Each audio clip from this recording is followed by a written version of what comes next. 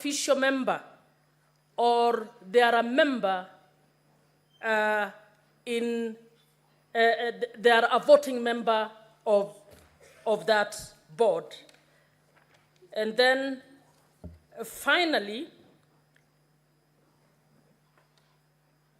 is it the practice that I can be a CEO of an institution and at the same time a holder of an office in the same institution? So I have taken leave of absence from being an officer in order to be a CEO in the same organization. Is that part of good governance practice in human resource? Thank you. Thank you, Mr. Speaker, honorable member. I start with the first question on revocation and dismissal. Those are, in my opinion, and which I believe is the opinion of the law, revocation is different from dismissal. An appointment is made pursuant to certain condition precedents of qualifications. And the moment the appointing authority realizes that those qualifications have not been met, they have that residual right to recall the appointment, which is technically revocation. It is recalling an appointment. Dismissal, it's a dismissal pursuant to Section 41 of the Employment Act. Thank you. The other question on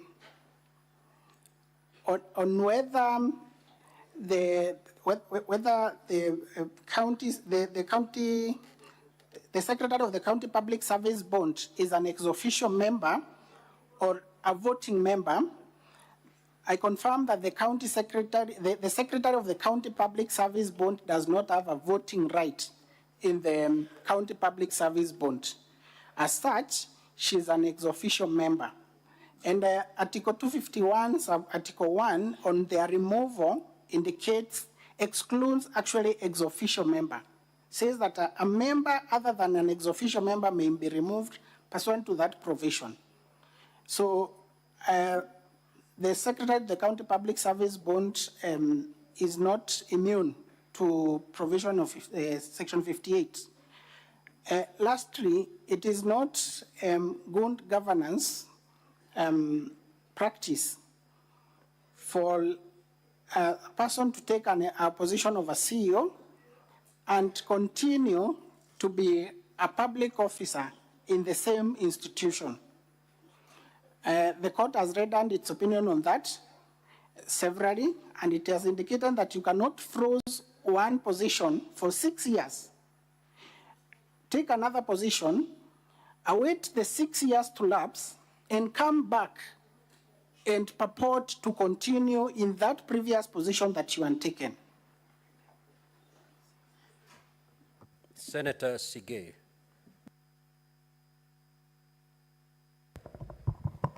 Thank you, Mr. Speaker. Mr. Munene, I derive my question from the two letters that you took us through in bundle 1B, that is the governor's evidence, appearing at page 170 and 175. The first one letter received on dated 5th of October 2023, received on the 12th of October 2023. And the second, which is of interest to me, is appearing at page 175, dated 6th of October 2023, received on 5th of December 2023. In that second memo, there is a gentleman, Gitobu Tunu, who is appointed to replace one Helen Bahati Matilu. Recall in your earlier letter, you indicated that the workforce within the office of the governor and the deputy governor comprised 29 employees. I can't see the name of Helen Bahati Matilu in that list of 29. Could you confirm that indeed that was the position, or the communication referred to a completely different person not within the employee of the deputy governor's personnel? You may proceed to respond, witness.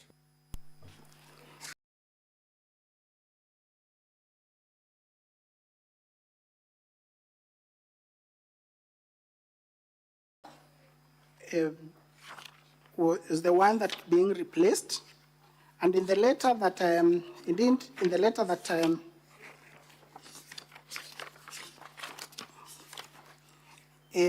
page that appears at page 173, it's of importance. The last paragraph indicates that whereas no request for appointment of an administrative officer was made from myself as the chief of staff under the governor and deputy governor, be advised that there is an administrative officer at the deputy governor's office who was deployed and has been there from 23rd February 2023. To put this in context is that the Saint Ellen Bahati Matilu her appointment had been revoked for having not genuine academic certificates. After the revocation, an administrative officer was deployed to that office of the deputy governor. And that is what it is confirming, that from 23rd February 2023, that administrative officer was in that office. Senator Mogeni.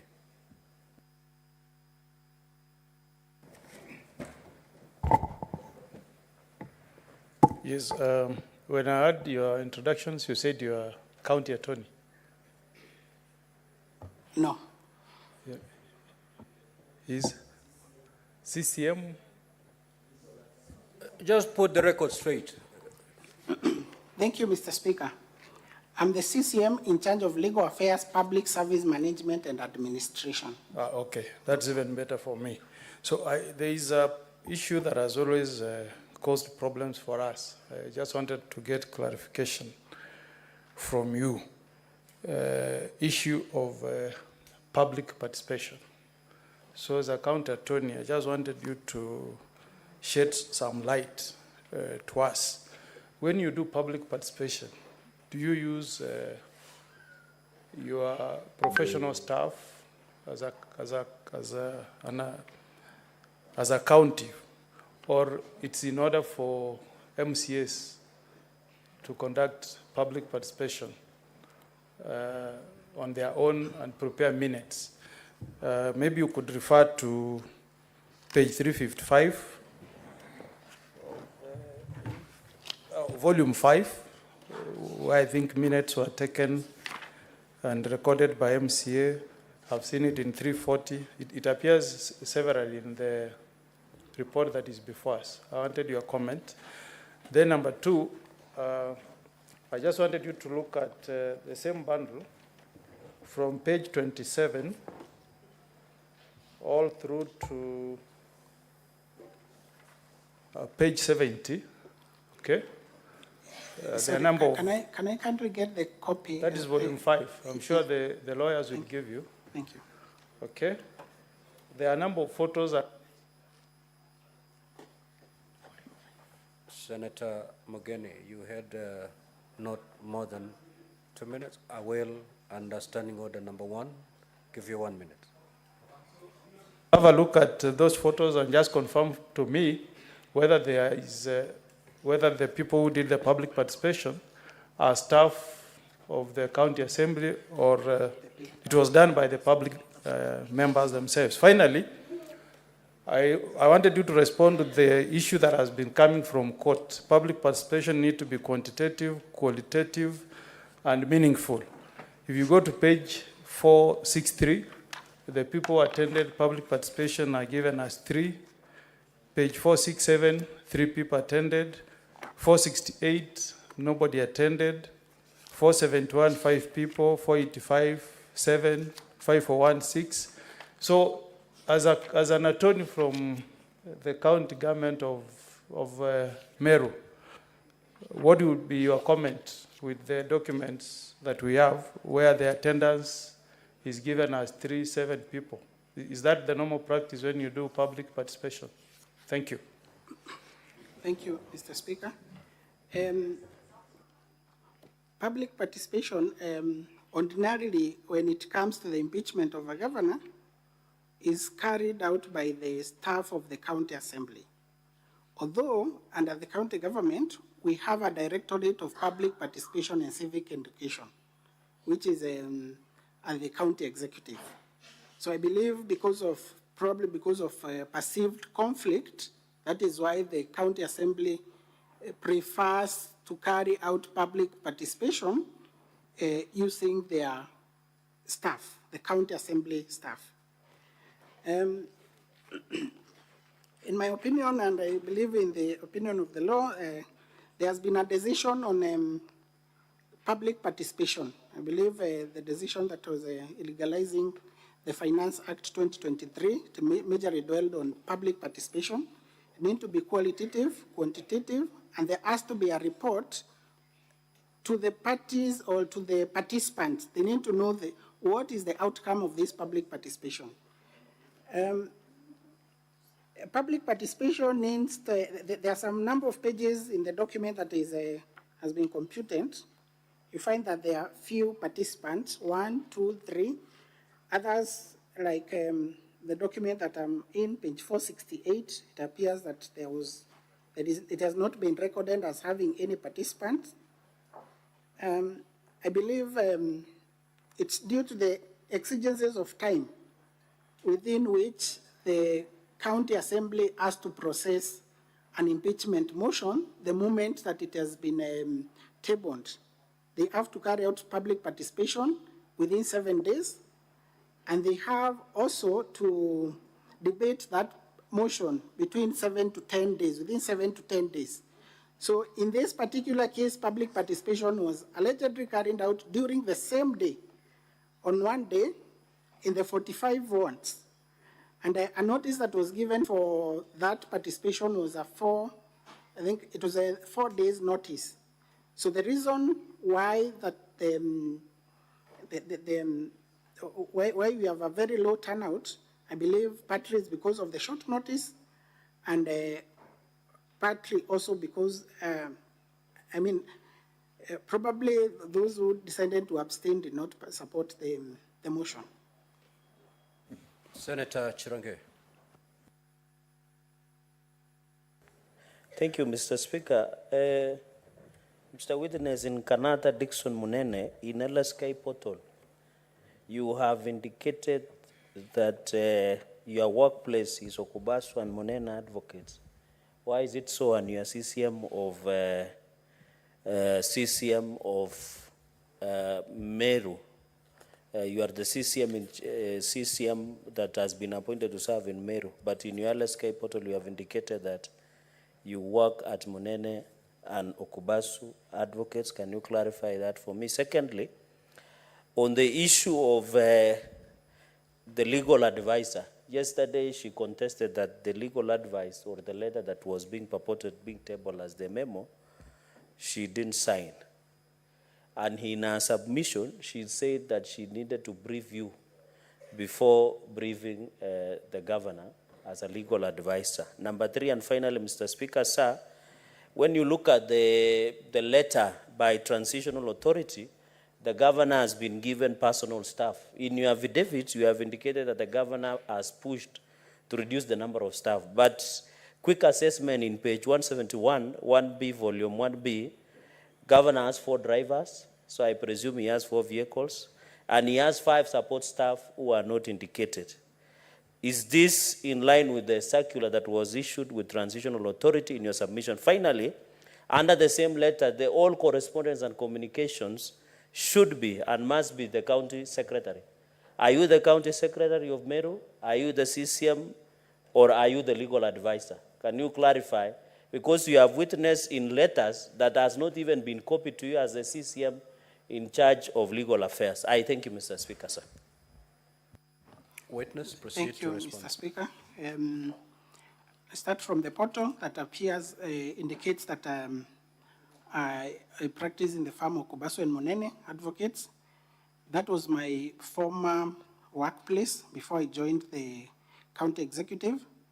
I need to follow up with the LSK to make the changes. I note that they have not been made there. 2, On the issue of, sorry, I seem to have lost the trail of that.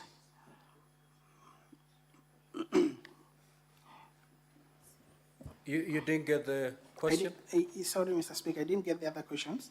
Can you give him a full scope and a pen so that we don't go back to it? Senator Chirange, just pose it again. Mine, Mr. Speaker, quickly, under page 171, volume 1B, the letter that has been part of the evidence, in the breakdown of governor's personal staff, there are 4 drivers, so I presume there are 4 vehicles, and there are 5 staff that their job description has not been indicated. So the question should be, in your affidavit, you have indicated the governor is trying to bring down the wage bill. And finally, the final question was, under the same letter by the Transitional Authority, all communications and correspondence should be and must be through the county secretary. So my question is, are you CCM in CCM? Are you county secretary or are you legal advisor? Who are you in Meru? It looks like you are the king of Meru, and we don't know. Thank you, Mr. Speaker. Under the same letter by the Transitional Authority, all communications and correspondence should be and must be through the county secretary. My question is, of the governor's documents, it indicates that the governor has 4 designated drivers.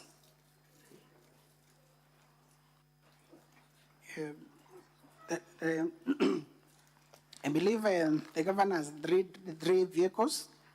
There has to be a reliever. There is also the issue of the support staff. That is as per the Transitional Authority advisory, where it talks of support, a few support staff. On the issue as to whether I am the CCM, the county secretary of the King, or Meru County, I confirm that I am the CCM. I'm not a county secretary. There is a county secretary by the name Dr. Kiambi Aderu.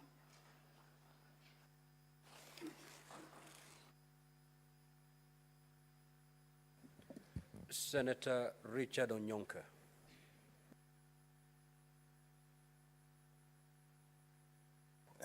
Thank you, Mr. Speaker. I just needed clarity on the charge of illegally dismissing Dr. Ntoire. I think you're aware of that case. That also includes Paul Mwaniki, Kenneth Kinuthi Mbaye, and Joseph Kithure. Right. I wanted to ask you, could you confirm to this House if indeed these officers were dismissed by the governor? And if so, what procedure did she use to dismiss them? If she's the one who did the dismissals, or was legal procedure followed? Thank you, Mr. Speaker. Thank you, Mr. Speaker. I can confirm that the officers were not dismissed by the governor. The gravamen of that dispute was that they were sent on compulsory leave by the county secretary, the former county secretary. They disputed that letter sending them on compulsory leave. They went to court. The court stayed the decision to send them on compulsory leave. They came back, served their term. Some of them resigned, like Dr. Ntoire resigned after the court stayed the decision sending them on compulsory leave. Another one did not resume. The other 2 served their term, the contract term, until it lapsed. So there is no instance or incidence of dismissal. They were never dismissed. Senator Mutinda.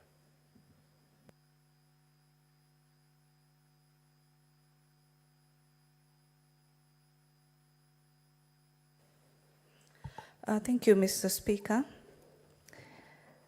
In regards to the letter by the legal counsel, Madam Linda, she was here yesterday.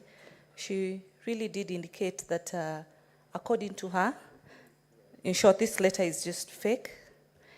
And in her qualifications, she cannot actually put the composition of the wordings.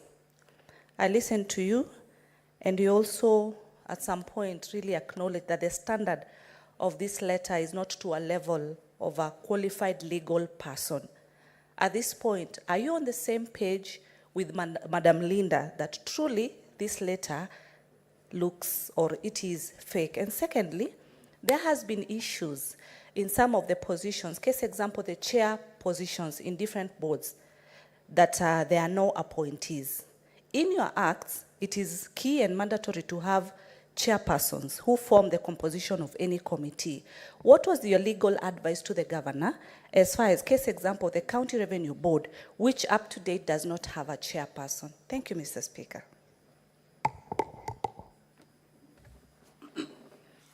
Thank you, Mr. Speaker.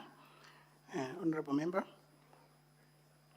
The letter by the legal advisor, let me make this categorical. I did not indicate that that letter is fake. As to the advice that is given there, I do not see any mediocrity or mediocre in the legal advice that is given there. This is an advice that was being given to a governor who does not have the background of legal knowledge. So it is a simplistic letter that is meant for the consumption of the governor. On composition of the appointment of the County Revenue Board chairperson, the advice that I gave the governor is that the law requires, Section 6 of the County Revenue Board Act requires that the governor should appoint the chairperson, who is supposed to be through the approval, upon the approval of the county assembly, and 2 other members. The same act indicates that in the absence of the chairperson, one of the members or the vice chairperson will take over the role of the chairperson. Indeed, the governor forwarded 3 names to the county assembly for approval. That is the chairperson and the 2 members. When this the delay in the approval persisted, and the 2 members that had been, the 3 members, that is the chairperson and 2 other members, served their term up to 14th December when it lapsed, I advised the governor, since the law does not strictly require the approval of these 2 members by the county assembly, my advice to the governor that she can proceed and appoint the 2 members and leave the position of the chairperson vacant until it has been approved by the assembly. And these 2 members, together with the CEO and the chief officer finance, would constitute the revenue board. And that way the bond will be able to run without any issues. Thank you. Senator Wambua. Thank you, Mr. Speaker. I've followed submissions by Munene and the other witnesses. There is a very simple way of settling this conflict on this legal advice. The Speaker, I would want the witness to tell the House or submit to the House who has custody of the original copy of the legal advice. Witness, proceed. Thank you, Mr. Speaker.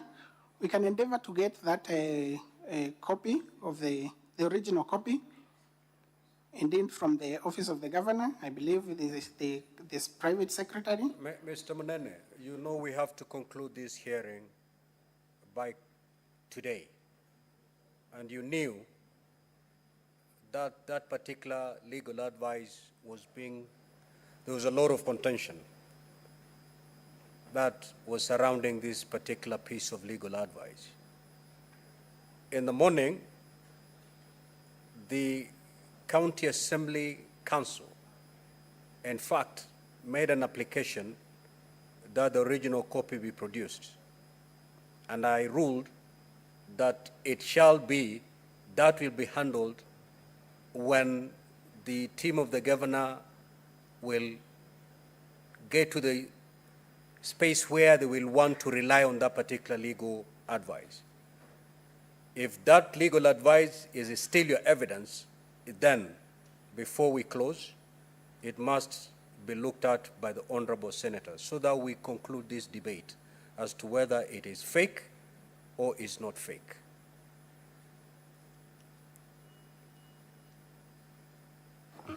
Thank you, Mr. Speaker. I believe that the legal team for the governor's hand. Because in the absence of the original oblige. copy, each side will basically settle for their own opinion. Thank you, Mr. Speaker. Yes, Senator Wambua. Mr. Speaker, I do not want to guide you on this, but I would request that you give that as a directive, that at a point that is appointed by you, that advice then should be made available to us so that it helps us to make a decision. I think. I will not direct the team of the governor on how best to present their case. If you feel withholding the original makes your case stronger, then so be it. If you feel by producing the original makes your case stronger, then so be it. It's really within your powers. Mr. Speaker, sir, I'm humbly guided by your directions and the discretion for the defense team to avail or not to avail. But I was making a humble request that in the event the same is availed, that you grant the County Assembly an opportunity to recall that particular witnesses for purpose of identification of that document. I am most humbled. Very well. Senator Mungatana.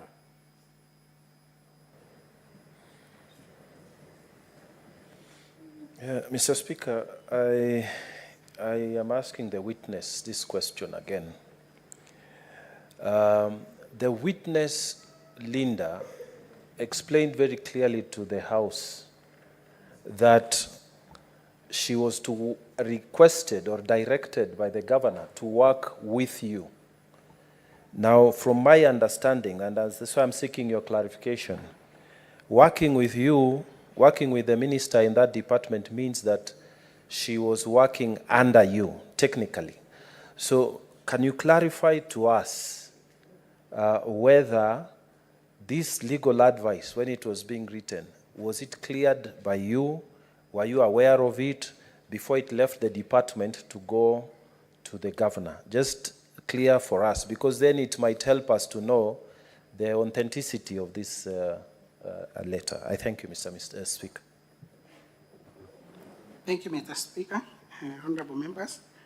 I was aware of this legal advice when it was sent to the governor. We discussed about this issue. Indeed, we used to work together as a team. We used to discuss issues together, especially on legal issues. We used to consult with the legal advisor severally. Most of the time, it would be when there's a legal issue that needs to be addressed, we won't work together. And I can confirm that when this legal advice was dispatched to the governor, I was aware. Now, honorable senators, due to the time factor, we will terminate this witness at that. And the team of the governor, do you still have more witnesses you want to call? You may now proceed to call them. Call the next witness. Thank you, Mr. Speaker, sir. Our next witness is Evans Mawera. Clerk, how many minutes do we have for the team of the governor so that they can prepare themselves accordingly on how to manage that time?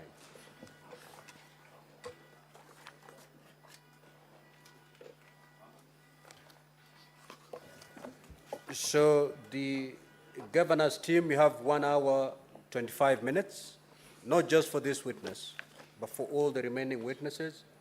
And the county assembly, you have 32 minutes to do your cross-examination on the remaining witnesses. Yes, Senator Fonandi. Mr. Speaker, just your indulgence and guidance. When just under 1 minute, when CPA Ibrahim Mutwiri Kirimi, who was the CCM of Finance, appeared, I asked a clarification question on his standing at the ISPAC, where the membership number was 10,955 and membership status is active and status is not in good standing. But in his submission, Mr. Speaker, mark you under Oaths and Statutory Declaration ACAP 15, Mr. Speaker, under section 11, when you don't follow the oath that you have given, the law is punishable at that. Mr. Speaker, I have gone ahead and obtained from the ISPAC website, and I want to table to the House and for the information to indicate that CPA Kirimi Ibrahim W. Mutwiri was not honest by saying that he's not is in good standing, yet from the ISPAC itself, it says not in good standing. Mr. Speaker, I beg to table and maybe... Senator Fernandez, I'm afraid I may not allow you to table that document unless you get it certified by ISPAC. Okay. You have just sought clarification from the witness who just been stood down. And from the website, it still indicates that he's an associate or a partner in a law firm, whereas indicated that he left a while ago. But it's only that the information had not been updated. So unless we get a certified copy of a document from ISPAC indicating that particular information, I'm afraid I will not allow you to table that document. You know what to do, so you don't need to seek my permission. Yeah. Yes. You know, Mr. Speaker, these are quasi-judicial proceedings. This is a professional. He's being condemned without being given a chance to say his side of the story. This document would have been introduced and given to the witness when he was on the witness box. But I think if we now produce it, table it, it becomes a public document without his side of the story, we would have condemned him and had, Mr. Speaker. Well, if it was satisfied, if it was certified, I wouldn't mind recalling the witness so that he has a chance to also explain his side. But downloading from the website isn't good enough. Counsel, you may proceed with your witness.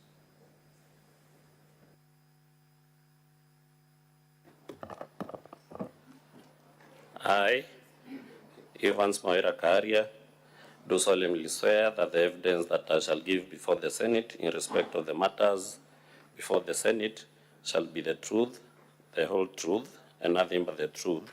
So help me God. Thank you, Mr. Witness.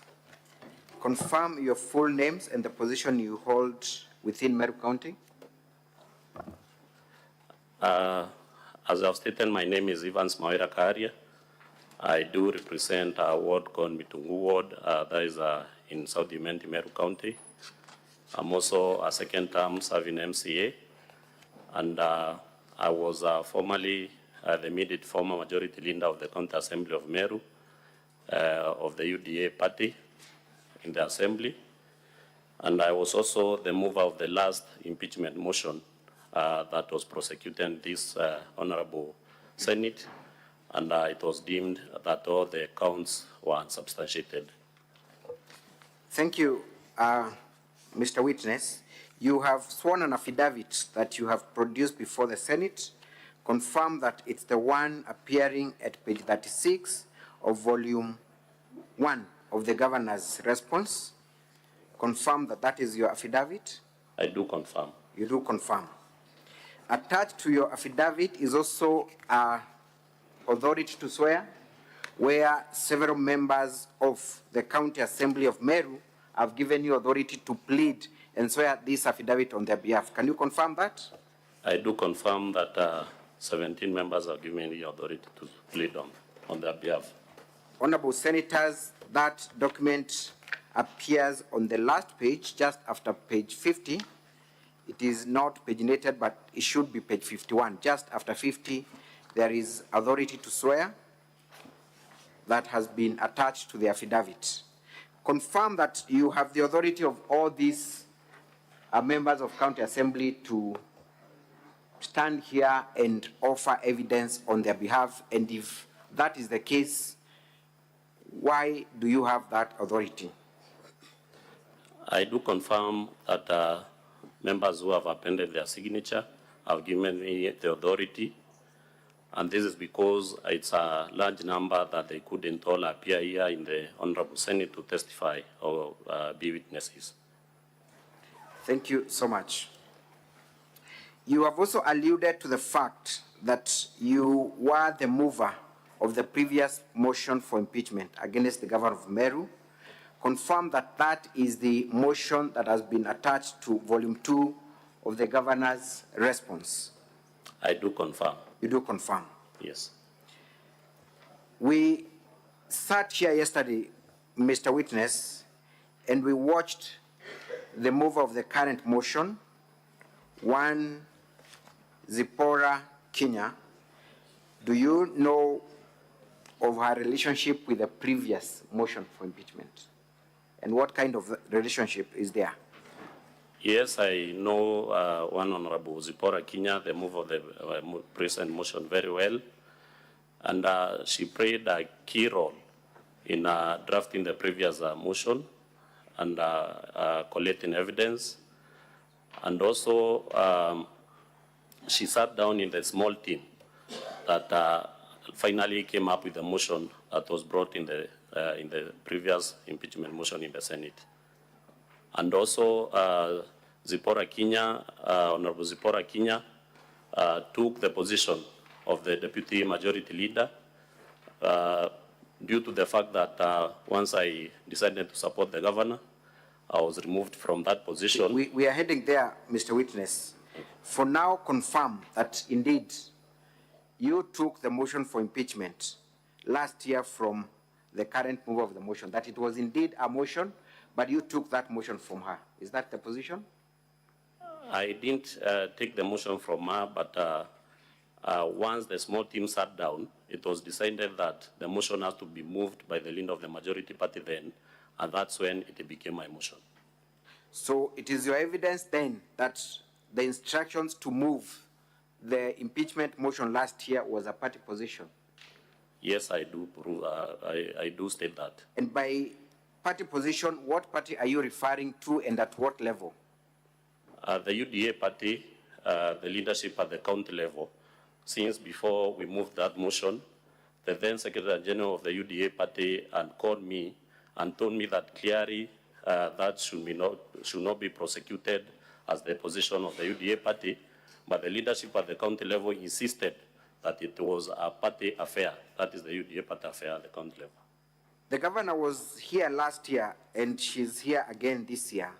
And her defense has always been that she's being targeted by the political leadership of Meru. Having participated in the impeachment process last year and now participating in this process again, but on her side, would you care to shed light on whether you are aware of any political influence from the political leadership of Meru, and if so, what kind of influence is there?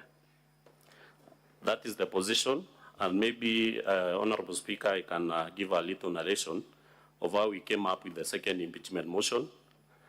After political leaders in Meru felt that the governor had gone rogue, members of the county assembly were mobilized upon party lines, and the first party to do that was the UDA party, where personally I was called by the UDA county coordinator then, and he called me for a meeting, and in that meeting that I attended with the majority whip of the UDA party in the assembly, we met with the chair of MP's caucus, one Honorable Rindikiri, who is also a UDA member, and also Honorable Kaduri Moronge, who is the Senator of Meru. And we made a decision that we have to communicate to other UDA members that it is the position of the party at that moment that we have to withdraw all the support for the governor within and without the assembly, and that we were to introduce a new impeachment motion that we call UDA party members or members of the county assembly belonging to the UDA party, and we communicated the same and issued a press conference to that effect. Other parties followed suit, that is Jubilee Party, No-PEO Party, Buzz Party, DP. So all the assembly parties issued the same directive that members were to support the impeachment of the governor that we brought to the Senate in the last impeachment motion. Thank you. Kindly give us the composition of party membership within the Meru County Assembly. How many members are there from each of the political parties? The Meru County Assembly is comprised of 69 members, that is 45 elected members and 24 nominated members, where the largest party is the UDA party, but with a small margin of the majority, that is 21 members. The next party with or the minority party is the Buzz Party, which has got 20 members. Then we have Jubilee, which has got 11 members. We have PNU, we have No-PEO, we have DP, and also we have independents. So is it your testimony that all these political parties were united in the quest to remove the governor of Meru? That is true. And we also watched the move of the current motion on TV, saying that it is the business of the Meru County Assembly to impeach the governor. And I was quick to translate the use of the word business into the Swahili language, biashara, connoting that there was monetary benefit by people who participate in the impeachment of the governor. Are you aware of any monetary incentives by people who either support the impeachment motion or any reprimand for any person that does not support the impeachment motion? Yes, it is true that members of the assembly do benefit financially during these impeachment processes. And because I'm on oath, I can only state that it was during the first impeachment motion that was defeated in this Honorable Senate that there was no inducement. The second one, there was a lot of inducement. And even this one, I believe there's a lot of inducement. And those who have not been in support of the impeachment motion have severely suffered on the hands of the assembly. Let us talk about the incentives that you're talking about. What nature are those incentives and where do they come from? For example, right now when we are here in this, during these proceedings, members have been facilitated for more than 5 days to be in Nairobi, where they draw per diems and DSAs. And also, I'm aware that during this process, members were also put into a common area where they were held. Before you proceed there, Honorable Zipporah was here yesterday, and I posed that question to her, and she denied categorically that any of the MCAs within Meru is earning allowances for this process. Are you saying that she lied, that you have yourself received these allowances during the last impeachment, and you received the same for this impeachment? Yes, because we were facilitated by the assembly to be in Nairobi for around five days, where we received DSAs and per diems. How much do you receive as members of county assembly whenever you appear at the Senate for the impeachment? According to the directions or guidance by the SRC, whenever members are out in a county headquarters, they draw 14,000, which is the DSA for all county headquarters. So even here in Nairobi, they draw 14,000. Then they also facilitate and are given transport back to and from Meru. Does the county assembly facilitate all the 69 members of county assembly? Not always. Unless there's a common cause, that's when maybe they can. I'm asking for the impeachment processes that you are aware of, the second and third, last November and this one. Does the county assembly facilitate all the members of the county assembly? The second impeachment motion, all members, only members who are in support of the impeachment motion were the ones who are facilitated. For this one, they sent out messages to everybody indicating that we should be in Nairobi for the Senate proceedings for about 5 days. My understanding of the workings of the county assembly is that you are only entitled to allowances if you are out on official duties and for a very specific purpose. Under what vote do you get these allowances? Sorry? Under what vote do you get these allowances? Under what? Under what vote? Under what? Domestic travel. Domestic travel. It's actually domestic travel and accommodation. For all the members of county assembly? Yes. I want to refer you to page 382, volume 2 of the county assembly's documents. Tell us the amount of expenses under domestic travels. 382 of volume 2 of the county assembly.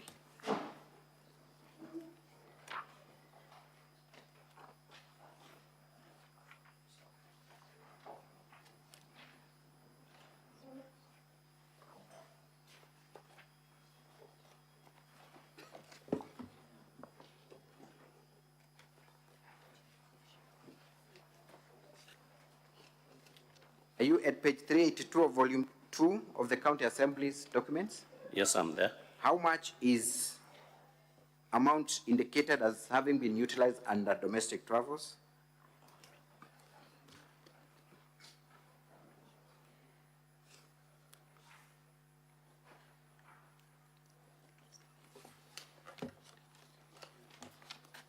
Have you identified that? Perhaps we can move, as we look for it, at page 272 of volume 1B. Tell us what was the Auditor General's comment on the county government's, county assembly's expense. Page 272, volume 1B.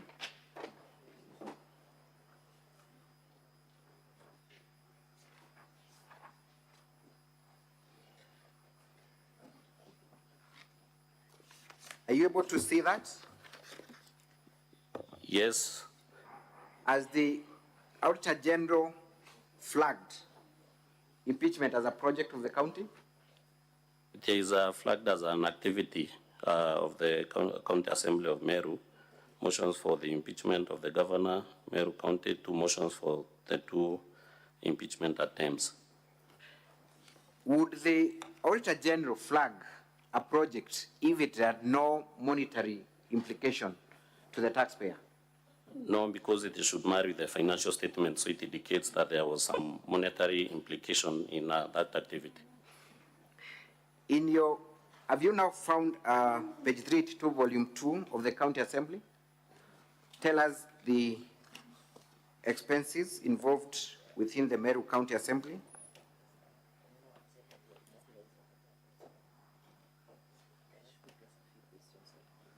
The County Assembly spent that 5.50 million on committee sitting allowances for the 68 MCAs against an annual budget allocation of 71.36. The average monthly sitting allowance was 57.63, and the County Assembly has established 27 committees. Thank you. As I move to the next issue, confirm that each MCA that were in support of the motion last year walked away with at least 80,000 as facilitation from taxpayer, and that they are likely to walk away with the same amount this year. That one I confirm because the DSA's paid was for 5 days and the transport allowance of 10,000. So if we were to look at the 49 MCAs that are in support of this motion, times 80, that would be around 4 million Kenya shillings? Yes, on average. Thank you. Let us proceed to the next issue. Well, we were in Senate last year, in November. You lost the impeachment motion, correct? Yes, all the counts were not substantiated. They were not substantiated. Tell us what transpired immediately when you lost the motion, were there any reconciliatory efforts from your side? And by your side, I mean the members of the county assembly that were in support of the impeachment motion. Were there any efforts to reconcile with the governor and have a working relationship with her? There were none, and immediately we lost the impeachment motion. The following day, we met in a hotel in Nairobi, where all the 59 members and the Speaker of the Assembly were in support of the impeachment motion, together with the Deputy Governor and Honorable Mporo Abori came together. And in that meeting, it was deliberated that members should be taken for a retreat to freshen up and maybe relax. Do you recall the name of the hotel where you attended and you had this meeting? Yes, Sunstar Hotel in Nairobi. Sunstar Hotel in Nairobi? Yes. You confirm that that meeting took place the following day after you lost the impeachment motion? That is true. What were the resolutions of that meeting? I was just stating that it was agreed that the Assembly facilitates members for a retreat, for members to go and relax and freshen up maybe after the vigorous impeachment process that they taken. And then immediately after that... The retreat was in addition to the 80,000 that each of you had pocketed? No, it was a new retreat that members... I'm saying it was in addition to what you had Yes, already in addition to. Okay, proceed. So we agreed that we'll be facilitating for a whole week, and we went to Mombasa for a whole week where we were facilitated along committee lines. Therefore, members who had been de-whipped earlier from committees were not participants, and we did committee work for 2 days. And for the rest of the days, we sat down to organize and plan on how to sabotage the government so that it doesn't work. And that is when the time it was agreed that a petition be introduced in the county assembly to try and impeach. Mr. Kawira, you are using very strong terms here. Is it your evidence that members of the county assembly at taxpayers' expense went to Mombasa and planned on how to sabotage the governor? And you're saying that on oath? That is my evidence, and I want to say to this Honorable Senate, that is when it was agreed that a petition be introduced in the Assembly, petitioning or praying that all CCs for the county government of Meru, chief officers, the county secretary, and chief of staff be impeached so that the government can be sabotaged and does not function, because we have already lost the impeachment motion. What petition is that you're talking about, and was that resolution ever acted upon, to the best of your knowledge? It was acted upon because immediately we went back to Meru.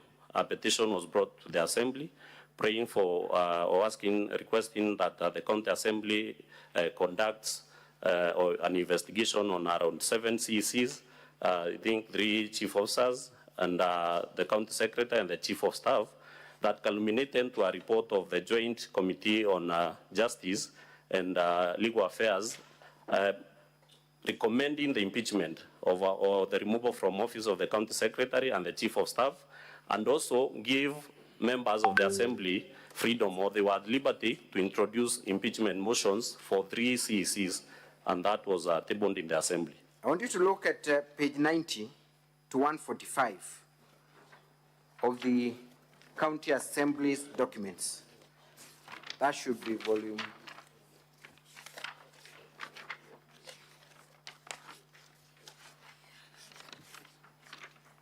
Page 92? Of volume 2 of the County Assembly's documents, page 90 to 145. Can you take us to the place where you now term as the evidence of the resolution that was arrived at in Mombasa of impeaching, or rather sabotaging, in your own words, the governor's government by impeaching the CECs? Page 90.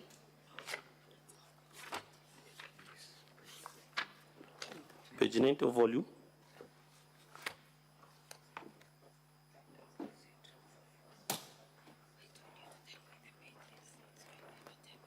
Of the county government's exhibits. This one exhibit for the governor. I'll retrieve it shortly. So, as we retrieve that, confirm what transpired in actuation of that resolution. I do confirm that the petition was brought to the Assembly, and it was committed to a joint committee of JLAC, or Justice and Legal Affairs, and also the Labour Committee. And the resolutions or the recommendations of the committee came back that 3 CCs. Before you proceed, Honorable Senators, I'm referring to Volume 4 of the County Assembly's bundle of documents at page 90 to 145. That's Volume 4, County Assembly's bundle of documents. But, Mr. Witness, when I look at that petition, it is signed by members of the public. What relationship is there between these members of public or petitioners and members of the County Assembly? That is on page 90 to 145, Volume 4.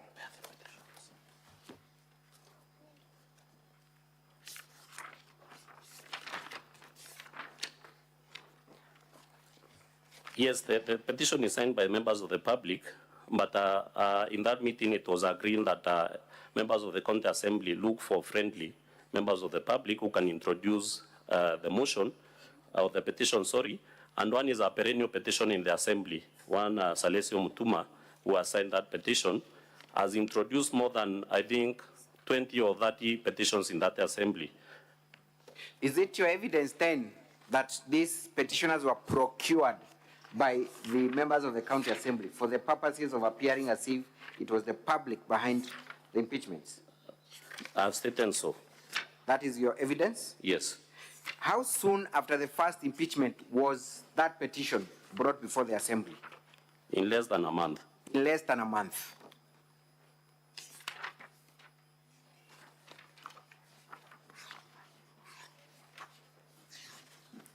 Was there any other resolution by members of the County Assembly to frustrate Her Excellency's government, and if so, in what way?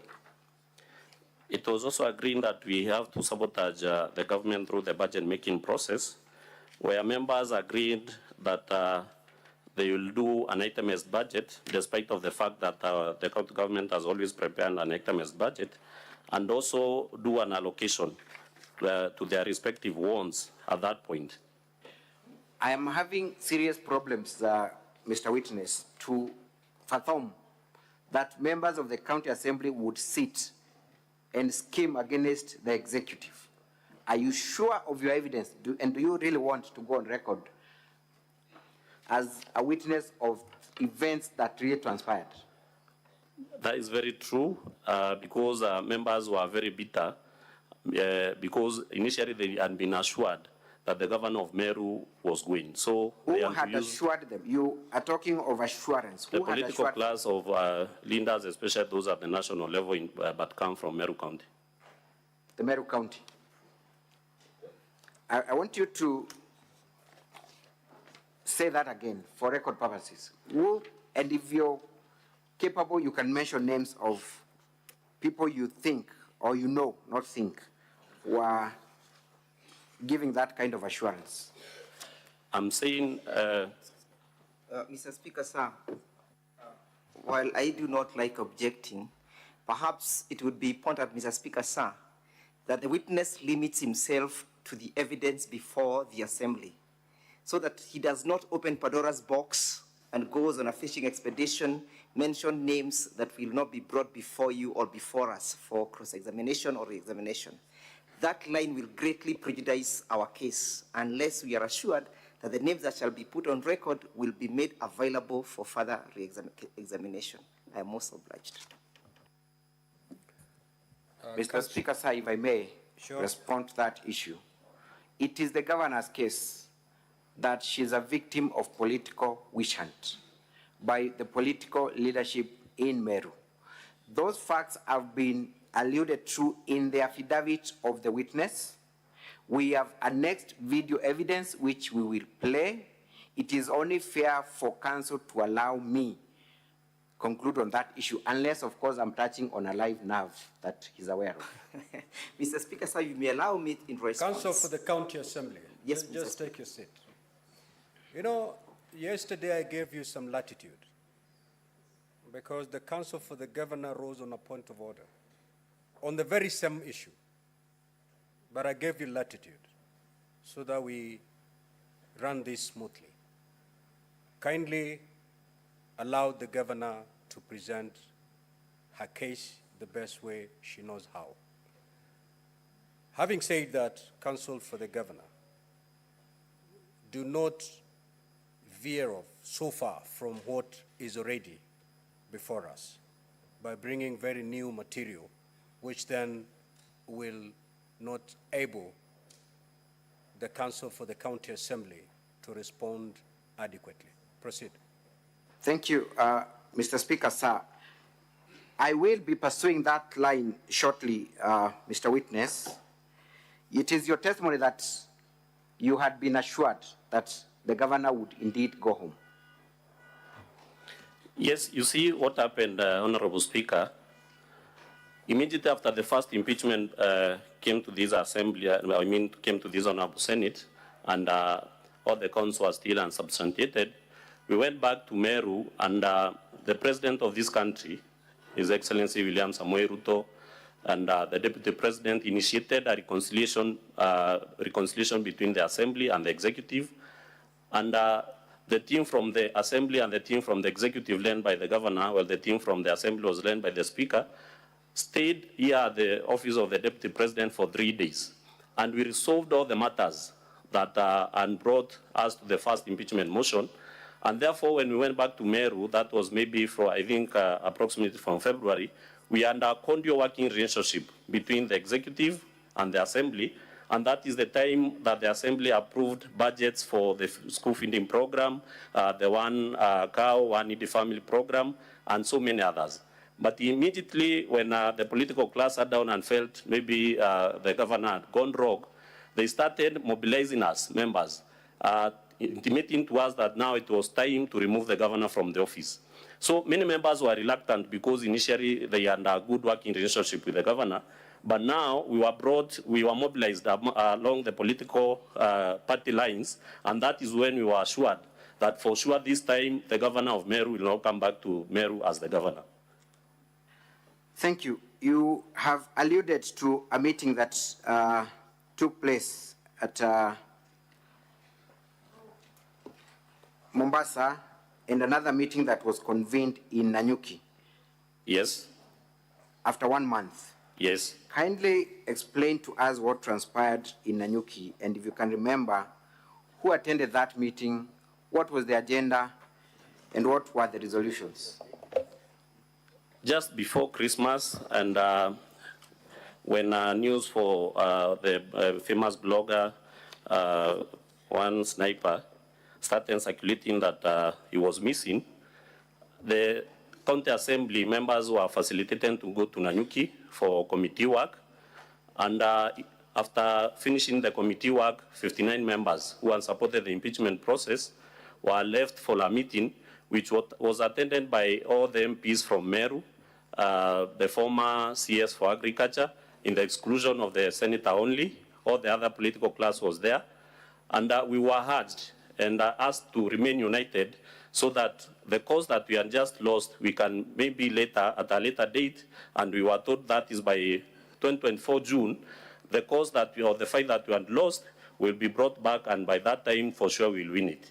The cause that you're talking about, what cause is this that you're being urged to continue pursuing? It was impeaching the governor of Meru. It was impeaching the governor of Meru. Did at any time the political class within Meru County preach peace, unity, you having a working relationship with the governor of Meru? Did they do that at any moment? At no point did anybody talk about reconciliation or peace. How was this meeting facilitated that took place in Nanyuki? It was facilitated by the assembly through committees. Then later, after the meeting ended, we were given cash of 20,000 each, and we were told it was for Christmas. Who gave you the 20,000? The Speaker shared it among his members, but of course, it was from the members who had attended that meeting, the political class that attended. By Speaker, you mean which Speaker? Of which Speaker of the County Assembly of Meru, sorry. Yes, we are in a Senate which has a Speaker. Certainly, it cannot be me, counsel for the government. I wanted to have that on record, Mr. Speaker, sir. Thank you for that clarification. It was the Speaker of County Assembly of Meru. Yes. Thank you. How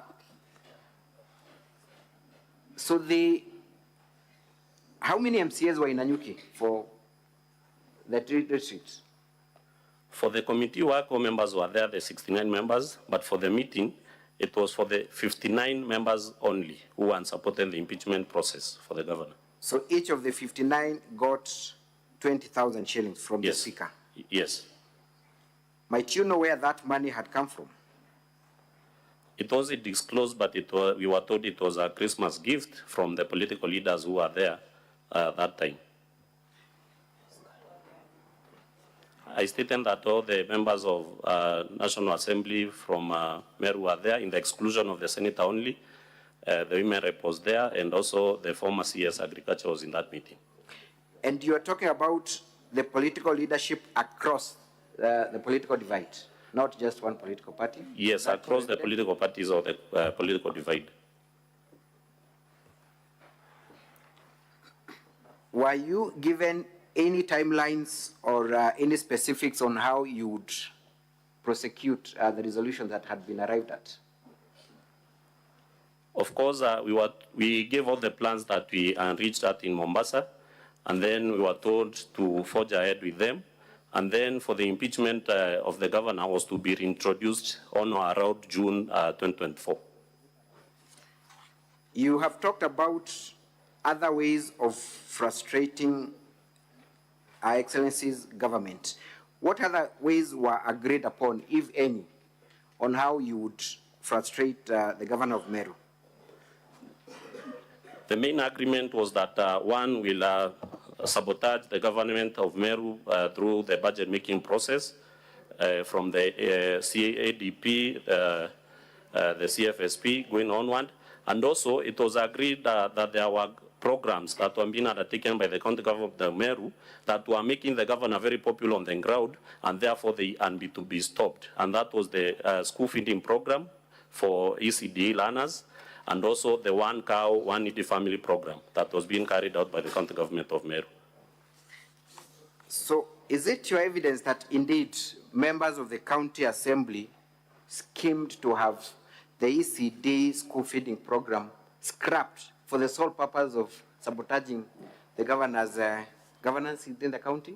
Yes, and indeed it happened in the assembly where the Committee on Agriculture tabled a report and declared that there was no policy for the school feeding program, and for the one cow, one needy family program, and it was halted, and also the school feeding program was halted by the same assembly. Mr. Kawira, the members of the County Assembly of Meru are public officers, yes, paid by taxpayers. Yes. How does it make you feel that you are part of a scheme to frustrate the very mwananchi that has elected you to public office, to the extent of scrapping the school feeding of the poor children for political gain? How does it make you feel? It is very and what unfortunate. does it say about the County Assembly of Meru? It is very unfortunate and regrettable that public servants can sit down and try to sabotage the same wananchi who have voted for them. And it also shows the level of desperation or the laws that the County Assembly of Meru can go so as to remove from office one Governor Kawira Mwangaza. Thank you. Yesterday, there was a clip that was played here at the Senate, and there was one gentleman who was very vocal, and the mover of the motion said that that gentleman is not a leader within Meru County. Do you recall that? Maybe the clip can be played so that I can. Can we watch VKM 13? VKM 13. We may, Mr. Speaker, sir, we may need an interpreter on standby.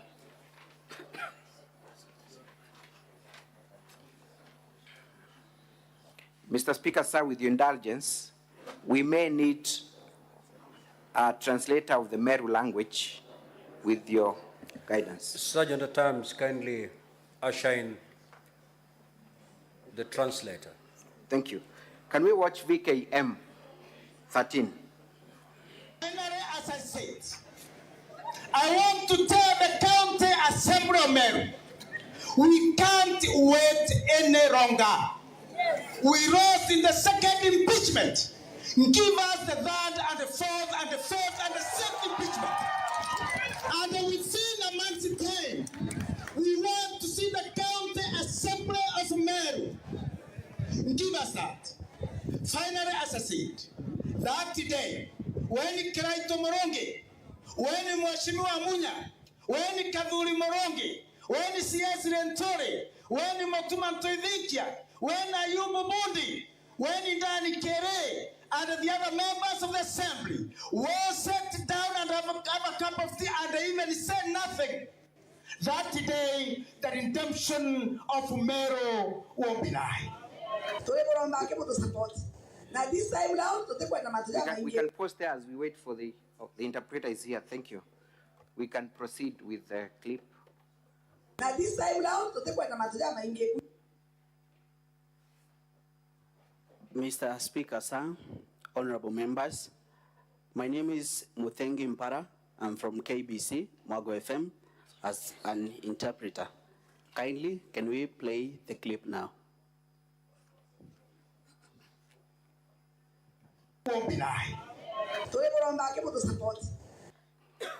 We are begging you to support us. And this time round, we don't want many stories. We want to be very simple.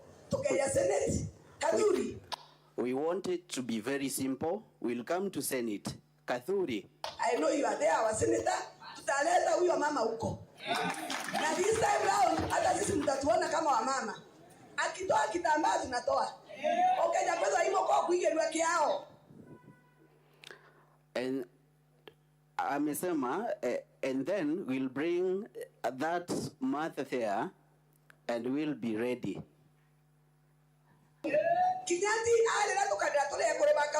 If she cries, we will also cry as the women from the county.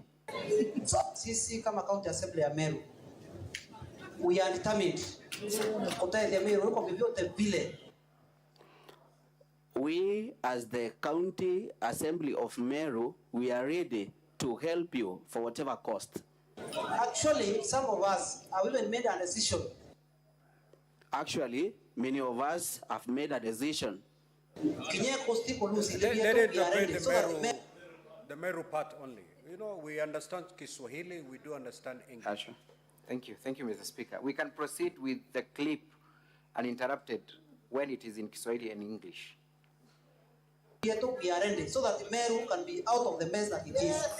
So ile kitu tunataka kuomba tu, naona tuko na wafoma waziri hapa, Mheshimiwa Munya, Mheshimiwa Kadhuri, Mheshimiwa Victoria and the Deputy Governor. Batu watawangaratania. We kindly, can we get back a little? Just that one. Batu watawangaratania. I can see we have honorables here, Honorable Munya and others. Kindly don't disrupt the process. And never take us around. Sorry, kindly, a little back. Mr. Interpreter, kindly be attentive. We are losing time.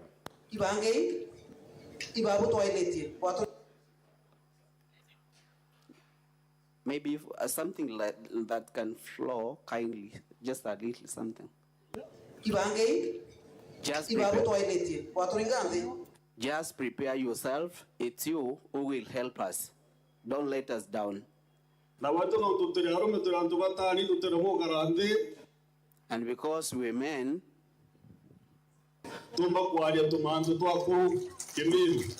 We can sit down and talk like elders. So we heard whatever you were saying with our ears. Niwaambie rais amesikia shinda zile tuliko nazo Meru. Thank you. Honorable witness, and I would request the translator to remain by, with your permission, Mr. Speaker.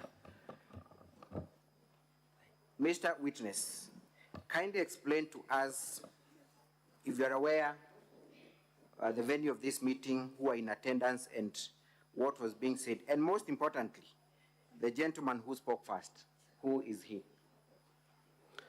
Yes, it was in Abario, in parts of the Gembe region, where all members of the, members of the county assembly, the majority who support the impeachment process were there. And also other leaders were there, the former governor, Honorable Vita Munya. We had the CS then for agriculture. Our beloved senator was there also. And the first gentleman who spoke is called Mwendia Muguna alias Alaji, who is the Secretary General for the Bas Party at the county level for the county of Meru. The mover of the motion was here yesterday, and she said that that gentleman is not a leader of any political party in Meru. What would your evidence be? He is the Secretary General for the Bas Party in Meru County, and previously he also served in the government of Governor Kerito as the Director of Events, and previously in 2013 he was a nominated councillor, a nominated MCA by the Bas Party in the County Assembly of Meru. Thank you. So briefly, what transpired in that meeting? What were the resolutions? What were the pleas by the various speakers? The plea from various speakers that we have seen from that video is for the continuation of the removal of the governor of Meru from office through impeachment. And did you get a response to the pleas? From who? Did you get any response from the attendees of the plea that you had made, that rather the people speaking had made? Yeah, the members of the county assembly at the crowd that was there applauded for those pleas.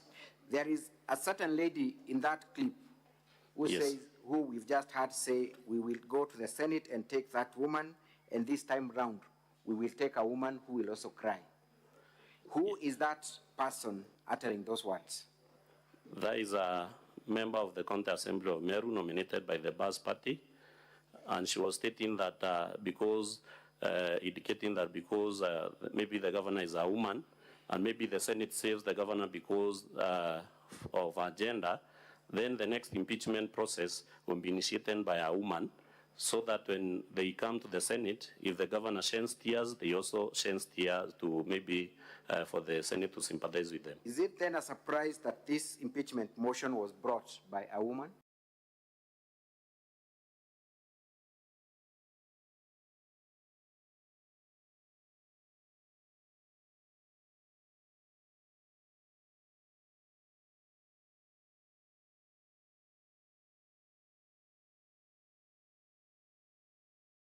And have the translator tell us what he has just said.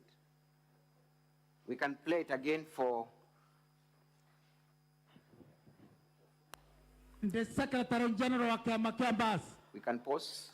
The Secretary General for the party of Bas. So that gentleman introduces himself in the capacity that he holds. Is that so, Mr. Witness? That is true. Thank you. Let us proceed. Nataka kusema hivi, na hii ni amri. Hii ni amri. Every MCA ambaye anasimama ama ameteuliwa na chama cha Bas,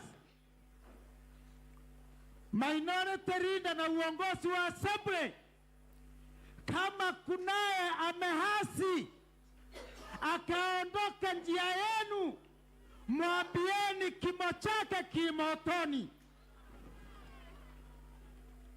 Huyu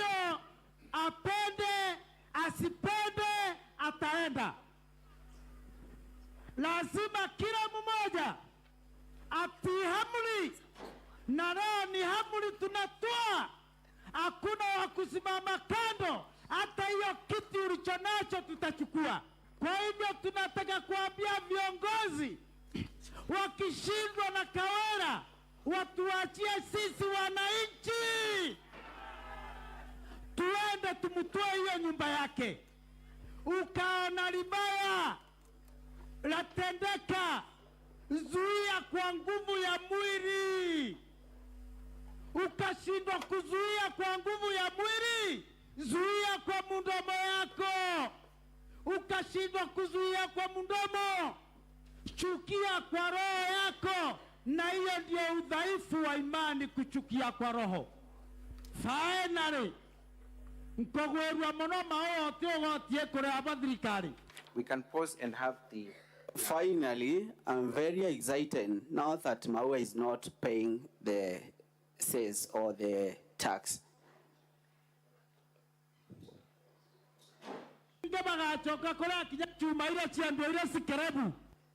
No one is going to pay anymore. Even those metals should be sold like scrap metals.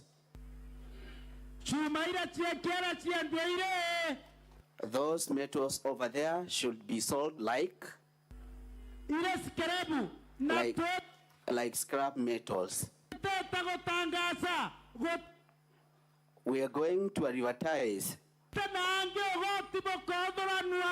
We're going to say that there is nowhere that tax will be collected anymore.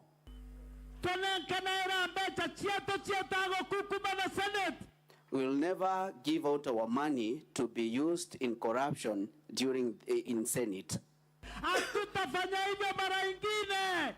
Tumekubaliana kwa mikono. Asanteni sana. The Secretary. Thank you. Mr. Witness, you have confirmed that this gentleman is the Secretary General of Bas Party at the county level. In fact, he stated the same himself in that clip. And where was this event? What was taking place and who were in attendance, if you are aware? It was held at Kinoru Stadium in Meru during requirements for the late sniper. Members of the county assembly were present. Other leaders from also the National Assembly were present, and members of the public. What is your intervention? Certainly, it cannot be a point of order. Mr. Speaker, there was an inconsistency between the interpretation, the verbal, and the whatever we saw written on the screen, particularly within that clip that relates to bribe of the Senate. The interpreter did not mention bribe, but the transcript on the screen mentioned bribe. Could that be made clear, Mr. Speaker? Can you play that clip again? And Mr. Interpreter. Yes, sir. You know the Meru language very well, yeah? Yes, Mr. Speaker, okay, sir. give us the true translation. All right, thank you. General You can play to the very end. The very end, I think the last few seconds.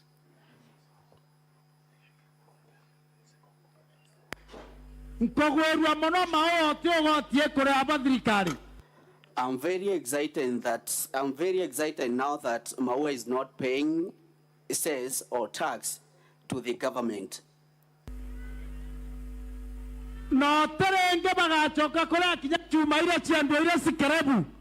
And they are not going to pay anymore. Even those metals should be sold like scrap metals.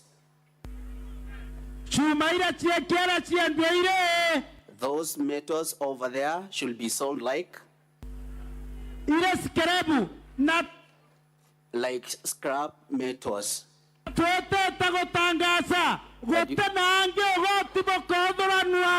And we are going to announce that there is nowhere that tax will be collected.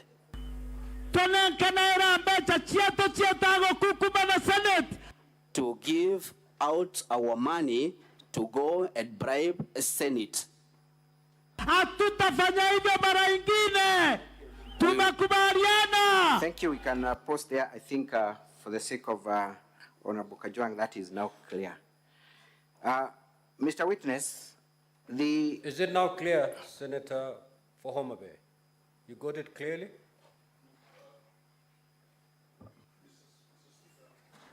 In the first instance, the translator used the word to corrupt the Senate. In the second instance, he's used the word to bribe the Senate.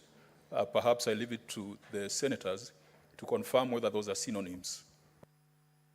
You know, English and Meru sometimes can vary drastically. Indeed, I can confirm that, my lord. Proceed. So, the gentleman is talking about selling some metals as scrap. What metals is he referring to? It is the cess stand, which is used to collect revenue for the Meru County government. So he's inciting members of the public, number one, not to pay revenue, and number two, to even destroy public property. That is true. That's true. And why is he telling them to do that? He is alluding to the fact that the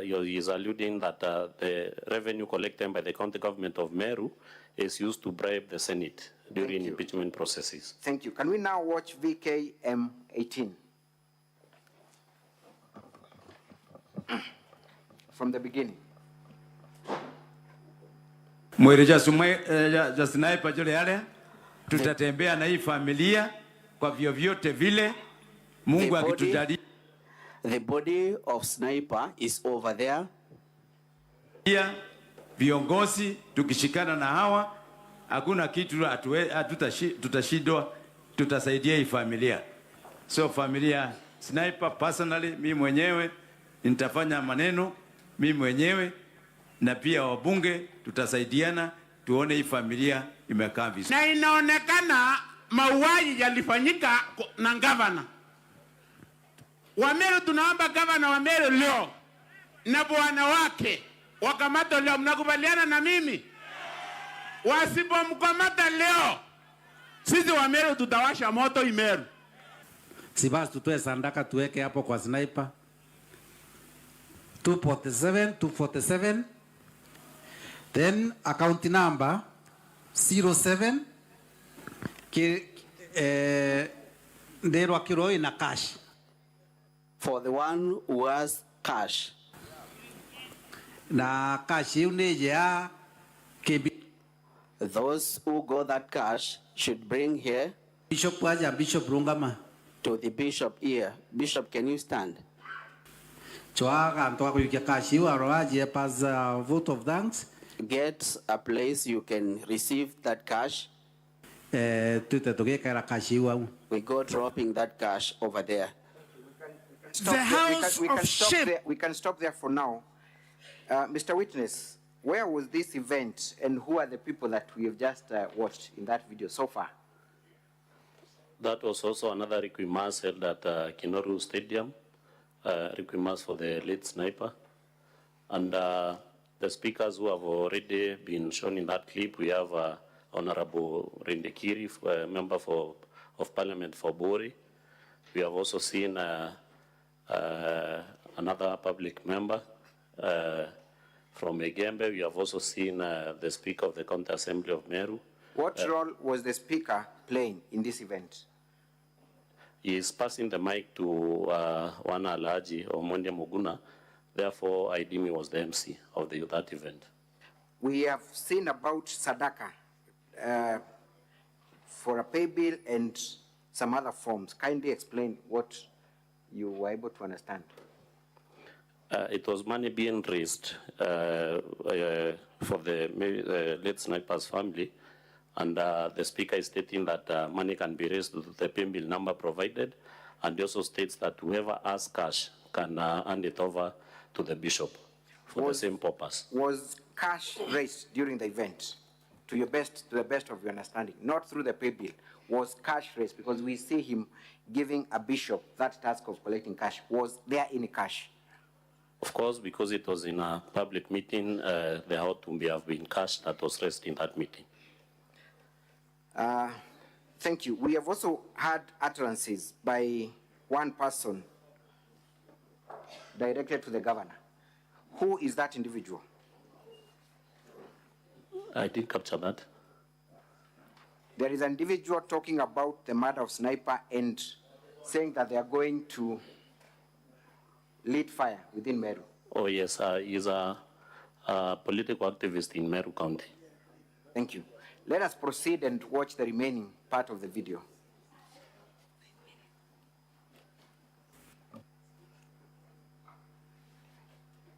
Ndero akiroi na cash. Na choaga antoa kuyukia cash wa roaji pa thanks tuta toge kara cash wa. The house of shame, that house of greed, called the Senate, a house of shame, a house of greed, aingeturundishia ugonjwa huu Meru, atunge kuwa hapa. Therefore, I am sounding people like Kimbone Garware na wale wengine, tumbo zenu zikaongoza nyinyi mpaka ugonjwa ulio Meru, mukafanya ugonjwa huo ukakita. Shame on you, house of shame. Shame on you, house of greed. And we are ashamed that institution in Kenya, which is supposed to safeguard the interests of the people of Kenya, succumbed to a few coins, a few cents. Shetani ashindwe. Hii ugonjwa atunge kuwa nao wakati huu. Kumbukeni, Mbone Arware, I want to remind you, ulisimama mbunge la Senate, ukaita watu wa Meru waenda wazimu. Siku ya leo nataka kutadharisha, wa Meru wamekuonyesha, sio wa Meru waenda wazimu ni nyinyi. Njumba la haibu, njumba la kulimia tumba zao, ni nyinyi waenda wazimu, sio sisi. Na ine. Thank you. I do not know whether you want to make any comments in respect to that video, but I felt that it is self-explanatory. I do not wish to comment because it is regrettable and the ones are self-explanatory. Now, Mr. Mawira, kindly, in very few minutes, talk about the governor's efforts. Thank you for the indication of time. Tell us any efforts that you are aware of that the governor of Meru made to reconcile with leaders, if any, and what role you played. Because the assumption has been that the governor is a lone ranger who does not work with any member of the county assembly and other political leaders within Meru. In fact, immediately after the second impeachment failed in the Senate, the governor of Meru went back to Meru and made a clarion call that let all leaders come together and unite. She made a call for reconciliation and also asked for forgiveness if she had wronged any leader in Meru. And thereafter, the governor of Meru went ahead and stopped Okolea programs, which had aggrieved members of the county assembly. Thereafter, the governor trying to reach out to me, myself as the leader of the majority party at that time, and I hidden to the call where I went and listened to her carefully, and she told me the plans that she had, that she was inviting all the members of the county assembly to come and work together with her. And at that moment, I asked her to give me time as the leader of the majority party to go and try reach out to other members so that maybe she can organize a meeting with them and try to forge or try to bring reconciliation. After I left, I went and reached out to the members of the county assembly, and they all declined, especially the leadership of the county assembly, declined to attend a meeting with the governor. And once I communicated that message back to the governor, she asked me if she can make our efforts about reaching out public and state that we had met, and I agreed because I was convinced about her genuineness that time. And she went ahead and made that remark that the majority leader of the government of the County Assembly of Meru, and agreed to reconcile and work with her. Immediately thereafter, a meeting was convened by the majority whip of the County Assembly of Meru together with the Speaker for the 59 members who were in support of the impeachment process, where during that meeting myself, I was tasked to explain if I was still for the cause of removing the governor from office because of the statement that the governor had made. And if so, I should apologize to the members because I intended to maybe bring disunity or disarray their cause. At that point, myself, I stood up and told them that it was the time. A time had come that every member of the County Assembly should be given freedom to exercise their democratic right of either to support Governor Kawira Mwangaza or to oppose her. What followed immediately, I walked out of that meeting because I declined to apologize or tell them if I was for that cause. Immediately after that, a press conference was issued, led by the majority whip, where they declared because of some they have to do some alignments in the leadership positions of the assembly, so that the business of the assembly cannot be disrupted by maybe leaders who abandoned that cause. At that point, Honorable Speaker, because that was a press conference that was covered nationally, the then Secretary General of the UDA party nationally, one Honorable Cleophas Malala, wrote a letter to myself and to the whip indicating that there should be no leadership changes in the positions of the majority party, and invited us for a meeting that we attended in Nairobi. And during that meeting, the majority of members saying that the problem of Meru County was the majority leader, and it is at that point that I was removed as the majority leader of the majority party in the assembly. And also other changes were made where the deputy majority whip was also removed because we were all in support of the governor of Meru County. Thank you. Have you adduced any evidence to support that you involved your party leadership at the national level and that they gave a clear directions which were ignored? Yes, I've adduced evidence. Honorable Senators, I want to refer you to pages 470 of volume that is 1B of the governor's case, all the way to page 473. Indeed, they run all the way to page 490.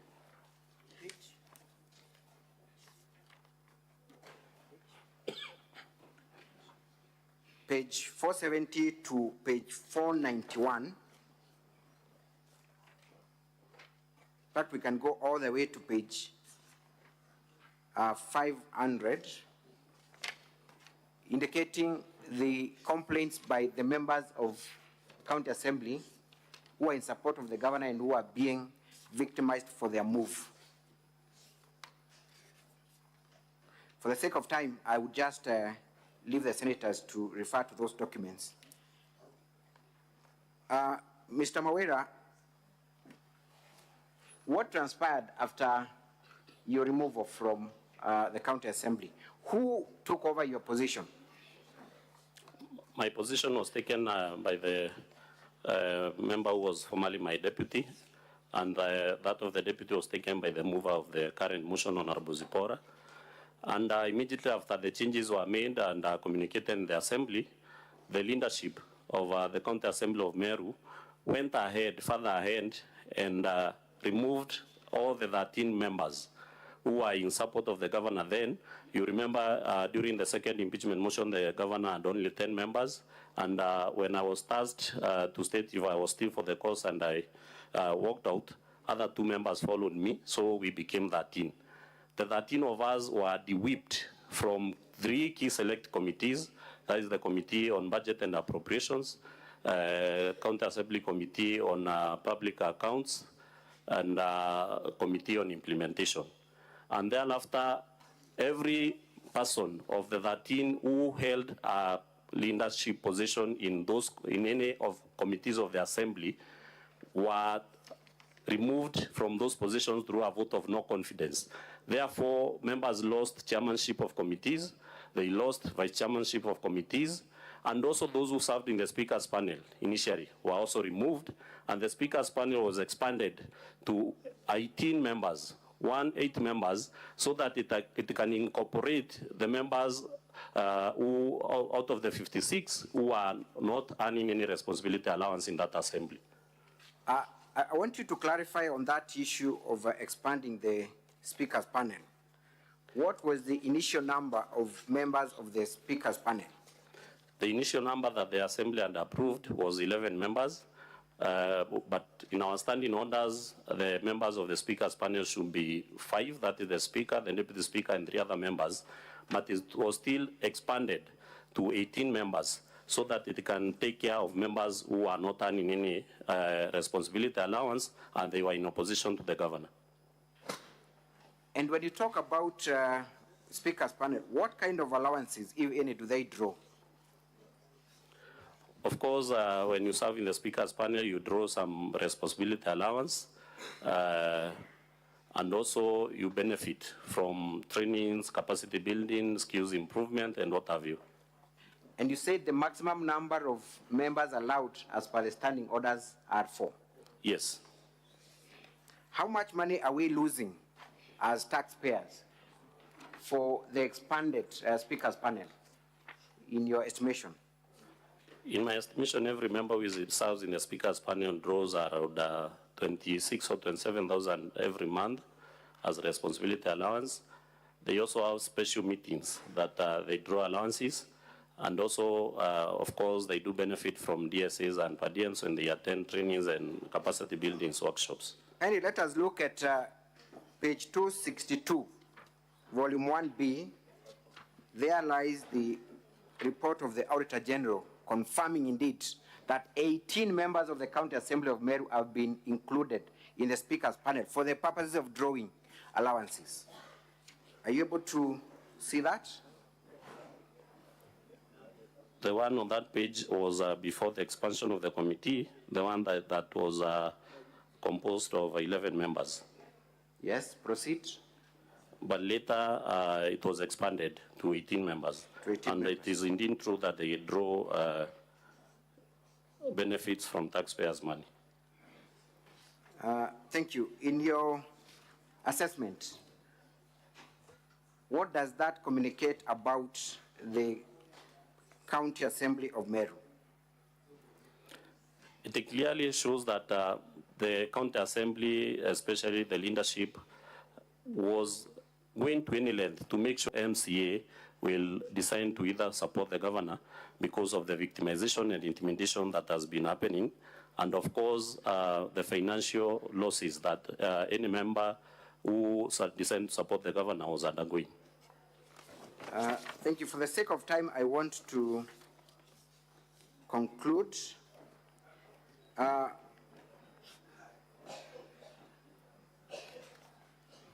You have alleged that you were not able to exercise your oversight role at the County Assembly during the impeachment process. Is that the case? And how many other members of the County Assembly were not allowed to exercise their mandate?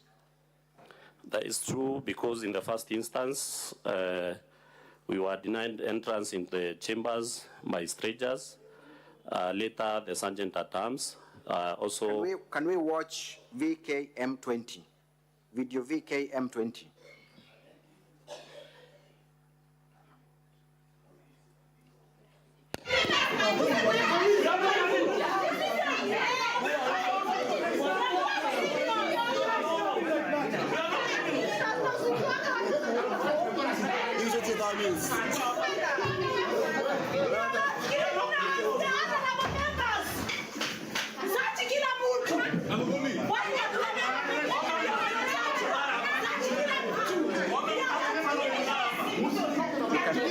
There. Thank you. So would you explain to us what is happening and which day was that? That was the day when the impeachment motion was being prosecuted. And when the first impeachment, the third impeachment motion was introduced in the Assembly, 10 members out of the 56 who were left opposing the governor felt that it was not right for us to continue fighting the infights between the Assembly and the Executive. And 10 of the members joined the 13 of us who were in support of the governor. But later, 3 members were intimidated and left the cause, so we were left with a number of 20 members. So during that day, when the impeachment motion was being prosecuted in the Assembly, we came in as a team, and there was an attempt to deny us entry to the chambers so that we cannot prosecute that motion. And also during the process was rushed, and most of us who are in support of the governor, especially me, was denied a chance to contribute to that motion. Thank you. Previously, you had, through your video, VKM10, we may not have time to play it, you had alleged that you are also excluded from crucial meetings of the county where MCA are taken for retreats and other meetings, and you're not involved. It's true, and I wish maybe that clip can be played. VKM10, kindly. Request.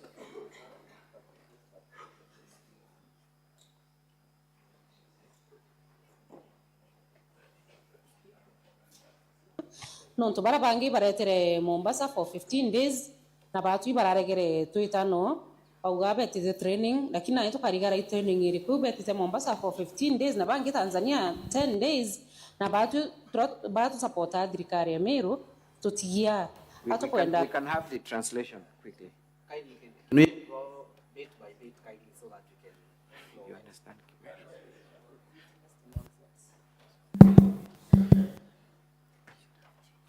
Right.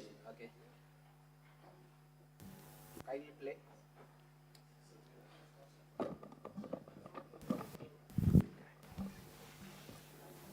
Kindly, can we play now?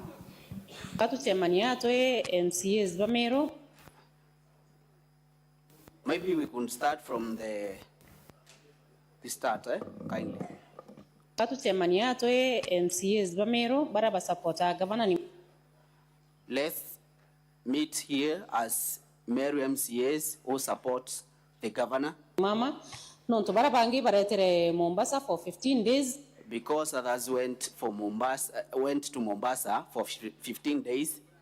Na batu bararegere tuitano. And we were denying to go with them.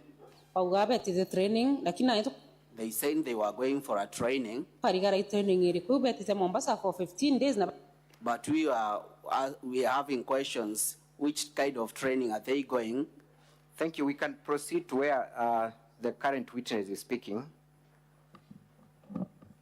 for the sake of time.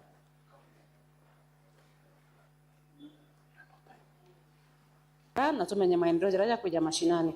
Tote kumanyorera abanga bangi nonto watu gitrain MCAs bonde. We don't know how it was planned, because if it was about all MCAs, MCA makwiri. There are no MCAs who are two signs. MCA ore ingeri kura no ore nominated. There is no difference between MCA who was elected and the one who was nominated.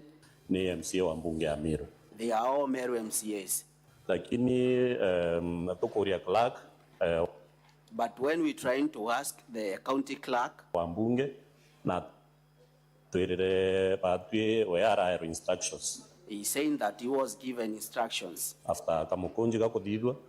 After a kind of a discussion was done. Majority leader, minority leader. He was advised. You can stop there. So, Mr. Witness, what had happened during this event? What had happened, members of the county assembly, the 56 at that time, who were in support or in opposition to the governor, had been facilitated for 15 days training in Mombasa, where they are going to be taken through the budget making process, and the 13 of us were left out without no single explanation, simply because you are supporting the governor of Meru. So, is it your evidence that you have been punished and targeted for supporting the governor? We have been punished, we have been ridiculed, we have been intimidated, we have been threatened just because we decided to support the governor of Meru. That is true. Does the governor have any working relationship with other groups within the county? Of course, it's true she has a working relationship with other groups, maybe religious leaders, women groups, faction of Jurin Cheke, so many other groups. Let us watch briefly VKM 14. Council, if I may interrupt you, you have less than 15 minutes. And I see on the list that you still needed to call 3 other witnesses, one including the governor. So will you be able to manage that within the 15 minutes? Thank you, Mr. Speaker, sir. This is a very crucial witness for us. I will only take the next 3 minutes with him. Then we reserve the remaining minute for one more witness, who is the governor. Very well. We will drop the others. Thank you. Mr. Kawira, can we watch VKM 14? Tuombe yule mama Meru. Yule mama ameumia, mimi hata mimi nilikuwa napinga mama.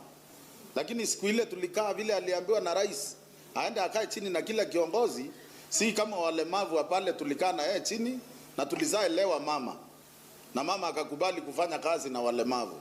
Kwa hivyo nataka kuomba walemavu wote Kenya na wale viongozi tuko nao hapa, hata hao wa Nairobi, mjaribu kutuombea Meru, watu wote waheshimu sheria na waheshimu katiba. Wajua hata kama kuna kimila Meru, kuna naye sheria ilipitizwa 2010 ya kusema mama uwe mwanaume uwe nani, sisi zote ni equal. Hakuna mchichana, hakuna kijana, hakuna mama, hakuna mwanaume. Lakini kwetu Meru ile kimila tu inaendelea pale. Wale viongozi wote Kawira alianguza wakati wa kuomba kura 2022. Hata mimi nikiwa mmoja wao. Hatusikiangi vizuri kama tunaongozwa na mama. Lakini mimi nimetii. Nimejua mama ndio kiongozi wa pale Meru na alichaguliwa na watu na alichaguliwa na independent. Kwa hivyo nataka kumuomba rais. Nataka kumuomba Raila. Nataka kumuomba Musalia. Nataka kuomba Gachagua. Mjue msiposikilia akina mama. Aswa Meru, msiposikilia huyo mama ataanguzwa. Watu wengi wanasema county to dissolve county. Utadissolve county aje na mama alichaguliwa na watu. Huyu mama alichaguliwa na independence. Ana chake, ana mtu wake. Wale matajiri akina Kiraito, akina Metheka Lentore, akina Munya, akina MP wote wanaume wanasikia ni aibu sana kuinamia mama. Lakini wacha niwape example. Mimi ni mlemavu. Mimi ndio nilikuwa mtu wa kwanza kupigana na mama ndio ya kimila. Lakini juzi tulienda kotini, tulisomewa sheria. Kwa sababu naamini sheria na naheshimu katiba ya Kenya. Mimi nakuinamia mama Kawira Mwangaza. Nimeserenda. Thank you. Nataka kuomba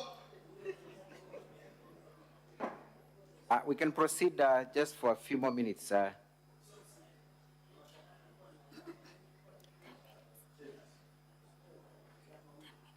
Viongozi. Wajua kwa nini nacheka wa Kenya? Wa Meru viongozi wetu hawajaamini kuita Kawira Mwangaza kama ni kazi rahisi, wanaona ni kazi ngumu. Wanafikiria wakimpiga through bunge. Kwa sababu MCA wetu wanachangiwa, hata mimi nilikuwa nachanga. Na niko na evidence. Tunawachangia MCA wao wanapewa pesa mpaka tutoe mama. Hatuwezi ongozwa na mama, ndivyo wanasema. Kwa hivyo nataka kuomba wa Kenya hivi na viongozi wetu, wacha tuheshimu huyu mama ndio alichaguliwa. Nyinyi mko na chama. Tuko na chama PNU imesimamiwa na Munya. Tuko na chama PNO inasimamiwa na Mporo wa Bori. Tuko na chama Mbasi inasimamiwa na Kiraito Murongi. Tuko na UDA inasimamiwa na Rigathi, inasimamiwa na Ruto, inasimamiwa na Kadhuri Murongi, inasimamiwa na Metheka Lentore. Tuko na chama inaitwa Azimio yenye iko na Jubilee, inasimamiwa na Jeremia Keoni. Mimi ile kitu naomba kwa hizi chama zote, muite watoto wenu wale mulipeleka mbunge ya Meru yenye haina mlemavu, muwaite muwaambie gavana ni mama. Kwa sababu tusiposema hivyo, Meru hata mkindissolve saa hii, mseme tumendissolve county ya Meru, vita itaisha. kwa sababu wa Meru, yule Mmeru kamili. Hata saa hii Mungu anajua, hata Kiraito anajua, Mithika anajua, Munya anajua. Hata tukirundi kwa ndebe saa hii, Kawira atapigwa 400,000 na Mmeru yule wa kawaida, kwa sababu watu wanaona kazi ya huyu mama, wanaona mama hana vita na mtu yoyote, lakini mara stop there now. We will play it shortly, but Mr. Witness, tell us your summary of the charges that are before the Senate. You have a time to go through the motion of impeachment now and back then in 2023 rather. What are the basis of these charges? Because I've been present in that assembly since the first impeachment process, what I would like to tell this Honorable Senate, Honorable Speaker, is that the impeachment process has been abused in Meru County Assembly, and it has been weaponized to fight political fights, whereas we know that impeachment should be used sparingly. It should be a measure of the last resort whenever that there are violations of the Constitution and other laws. And therefore, it's my humble submission that the Senate vindicates the governor of Meru from objectivity of the charges that are there, because according to me, the charges are malicious and they are also frivolous in nature. We have specific charges. One of the charges is employing a bloated workforce. Yes. Was that a charge that you brought before this Senate last impeachment? It was. You have a charge that accuses the governor of dismissing certain employees of boards, one of them being Mr. Mwaki. Is that a charge that you brought and prosecuted before this Senate during the last motion? It was. It was part of the motion. There is a specific charge where the governor is accused of misconduct by stating that 86 million shillings was raised in support of the burial of the blogger, Mr. Sniper. What would you say about that specific charge? Because I was privy to the happenings behind the whatever was happening during the demise of one blogger, Mudiani, I think the governor didn't allude to a specific collection of money because there were several fundraisers that were held in support of that family. Are you aware of any other forms of fundraising that were done? Did you participate in any yourself? Yes, personally I participated in the one that was conducted by members of the county assembly, where initially we contributed 1,000 each member, the 59 members who were then opposing the governor, and later we contributed 10,000 each for the same. And also other political leaders contributed to that cause. By political leaders, who are you referring to? And in your estimation, how much money was raised? And I'm also sorry to ask this, what is the status of that kitty, if you're aware of, and how was it utilized? The one for the assembly was utilized in conducting the road shows across crisscross in Meru, and other monies were used to hold prayers in various stadiums, as we have seen, Kenoru, Maua, and others. And by the time I left that group where the fundraising was being held, we had not been accounted for the remainder of the money. So when the governor states that to the tune of 86 million might have been raised, is it anywhere near the truth in your estimation, having participated in the fundraisings in various modes? It will be the truth. Thank you. I think I will rest this witness and hand him over to cross-examination. Thank you.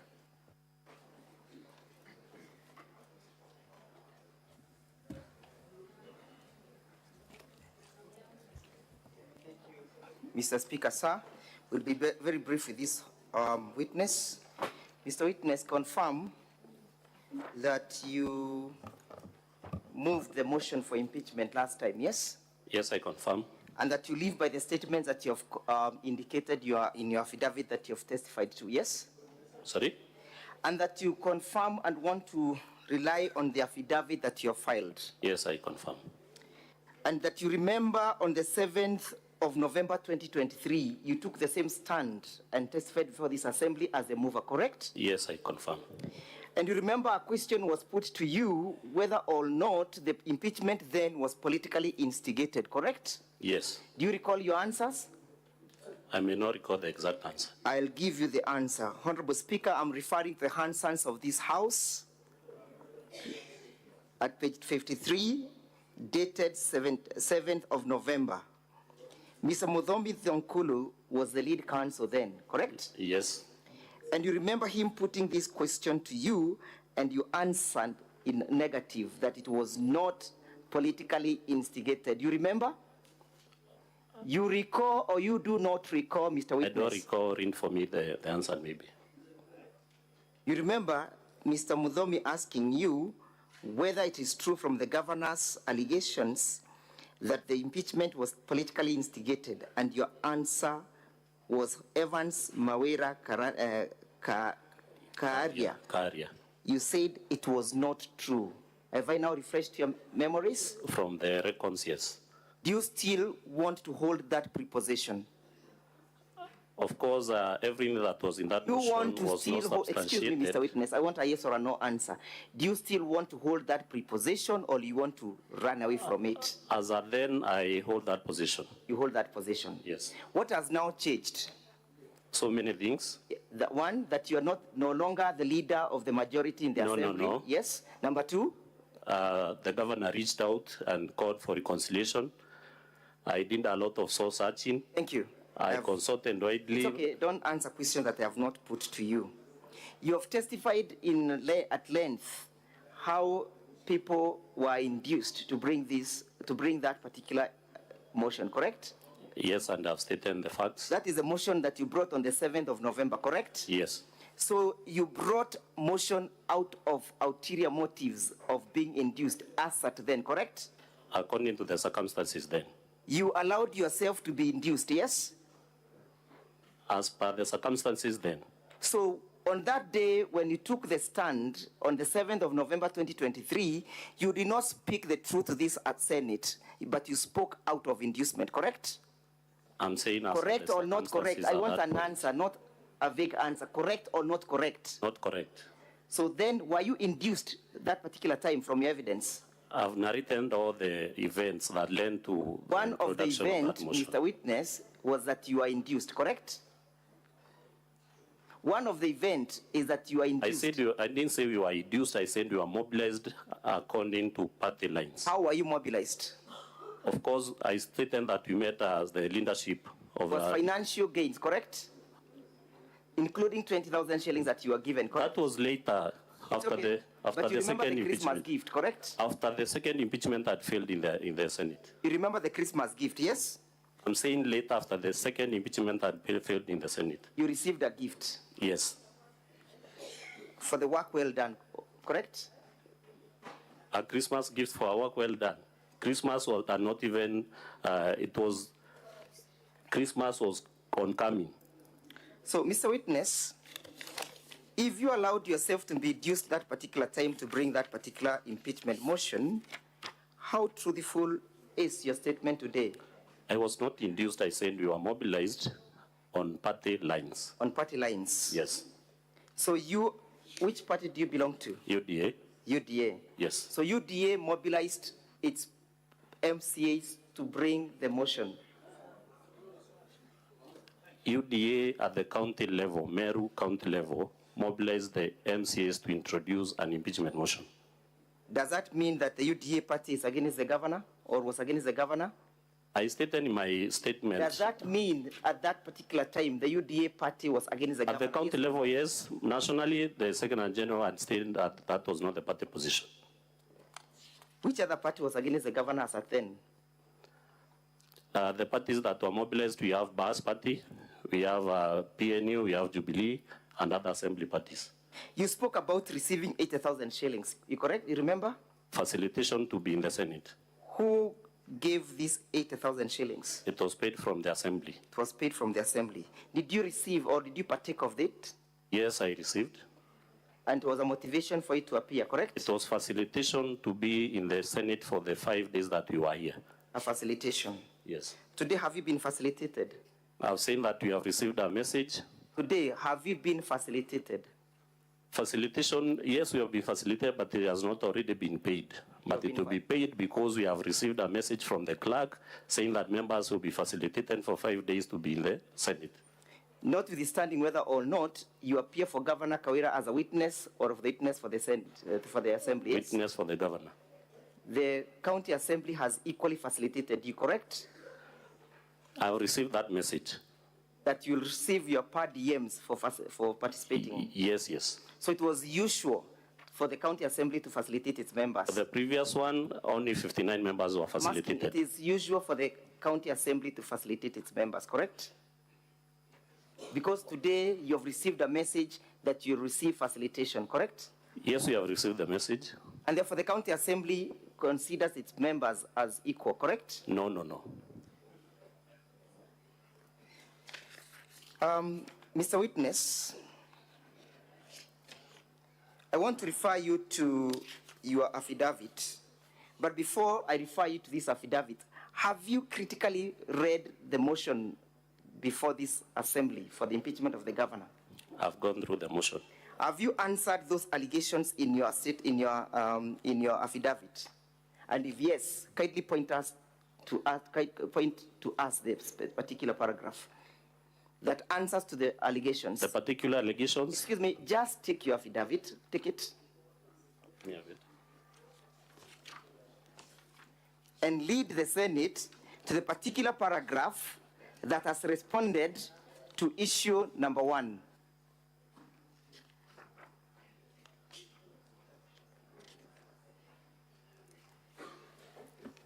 Issue number 1, where have you responded? Just a minute.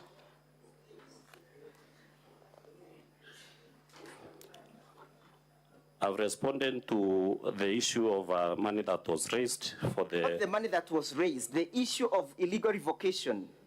Where have you responded to it in your affidavit? I've not responded to it in that affidavit. You have not responded to it. Issue number 2, where have you responded to it?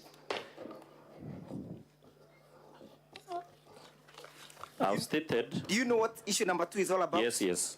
Show us the particular paragraph that responds to those allegations. Number 23. Paragraph 23. Yes, paragraph Read 23. It out. That the clerk of the assembly, under the instructions of the speaker, has been writing several letters to frustrate the approval of the governor's nominees for the bonds of various semi-autonomous government agencies. The clerk has no role. Do you have evidence in that respect? It is in the governor's badul. Were you aware of this frustration by the clerk before you came to this assembly? Yes, I was aware because when those... You are aware, thank you. Yes. Did you take any actions to curtail these frustrations? Yes, I did. What did you do? When these letters came... Where is the evidence in your affidavit? It is not in the affidavit, but personally I gave my opinion in a meeting discussing these nominees. Mr. Witness, please listen.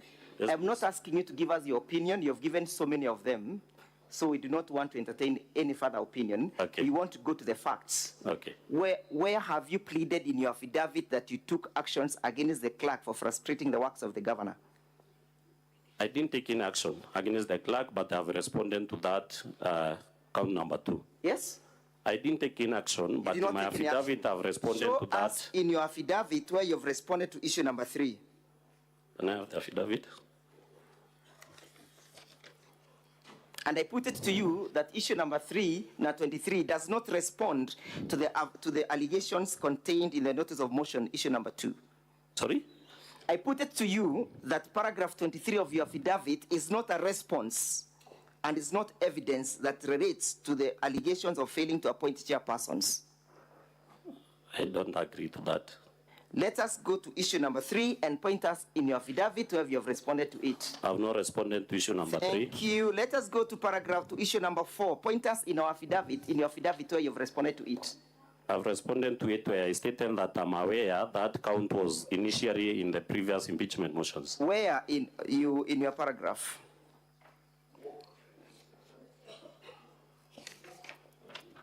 And is the issue in illegal dismissing about the issue of dismissing or the issue of the expenditure of county money? The governor dismissing individuals and making the county accrue unnecessary resources paid to the litigants. Did you understand? If I can read the crowd, it's illegally dismissing in bold. Yes. In bold. And illegally dismissing. Yes. And then narration continues. As a consequence of? Illegally dismissing. And as a consequence thereof, what happened? A loss. A loss of how much? 4 million. Where is that in your affidavit? I've said I responded. It's not in my affidavit. It's not in your affidavit. Yes. Let us go to issue number, count number 2, gross misconduct. Yes? Deliberately misleading the county, the members of the public. Yes? That's in the barrier of Sniper, 86 million was raised, correct? Yes. You are aware of those utterances, correct? Yes, I'm aware. That the same were done by the governor, yes? Yes, I'm aware. And that it was done in public, correct? Yes. And that there was a pay bill that was generated for that purposes, yes? Yes. And that in the said pay bill, it's only 516,000 that was donated, correct? According to the Assembly's evidence. According to the Assembly's evidence. Yes. Do you have any contra-evidence to that averment? Yes, in my statement I've stated. Please lead us to that paragraph.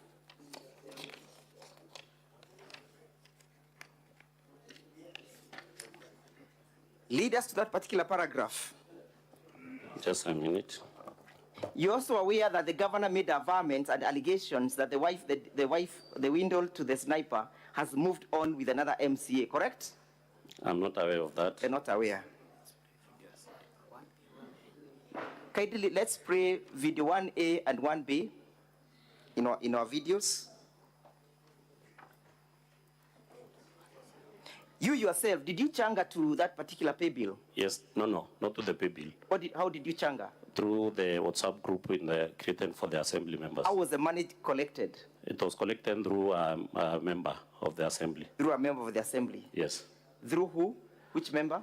Member of a county assembly known as Sarah Gaki, Honorable Sarah Gaki. Is it true that the wife of the deceased sniper moved on with an MCA? I'm not aware. Did you see her testifying yesterday? I didn't watch the... Are you aware that she was a witness? Sorry? Are you aware that she was a witness? Yes, I'm aware she was a witness. Did you follow through her evidence? I didn't follow. All right. As we wait for the playing of those videos, you have indicated before this assembly that one of the frustration that you colluded to undertake was to make sure that the governor was frustrated in the feeding program, correct? Yes. And that frustration was actualized according to your evidence, correct? Yes. How was it actualized? Through a motion in the assembly, a report of a committee. Through a motion, correct? Yes. So it is in your evidence that that program is no longer running, correct? It was stopped. It was stopped. Mr. Witness, I refer you and I refer the senators to our further bundle of volume 6 at page 83. At page 83. Yes. Kindly look at the entry where we have the votes, correct? Can you see them? Yes, I can see the votes. Vote 22-11-015. Can you see it?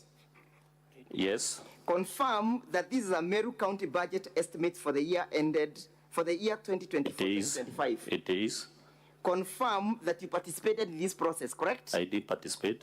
And that you are aware of the allocations and apportionments, correct? I'm aware. And therefore you want to read with us about that particular vote, yes? Yes. What does it provide? Food and rations feeding program. How much has been allocated? 54 million. 54 million, yes? Yes. For which financial year? 2023, 2024. What was the purpose of the allocation? The feeding program. Thank you. Was it approved? It was approved by the assembly. Has this year budget also been approved? This year's budget has been approved. Thank you. Let's go to the next one about the cows.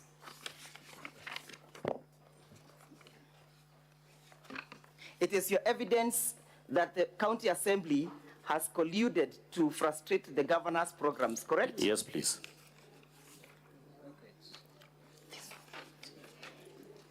Let us look at page 78, 79 of the same bundle. Honorable Senators, we look at the vote end written 31-11-302-00001. Can you see it? Sorry, come again. Can you see that vote end? The vote end?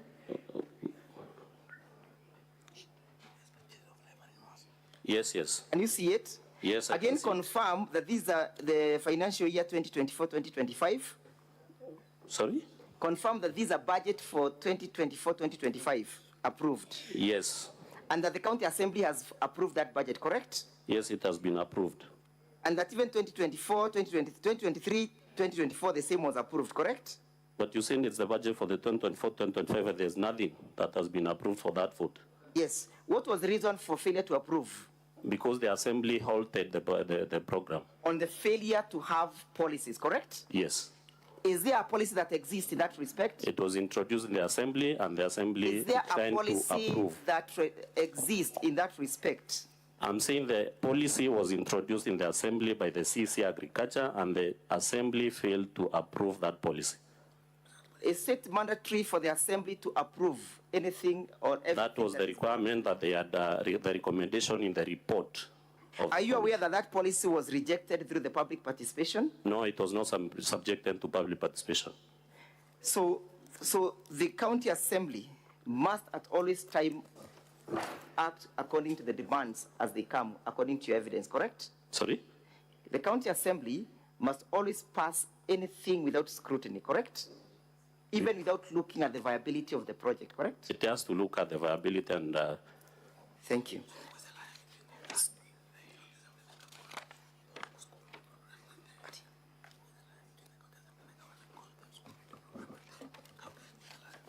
Confirm to us that you have responded to the issue count number 3 on abuse of office, have you?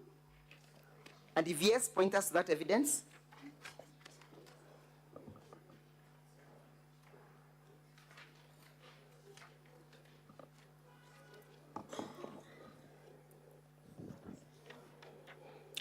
Under abuse of office, I've responded to count number, paragraph 10. Yes, paragraph 10. Employing a bloated workforce of at least 111 personal staff.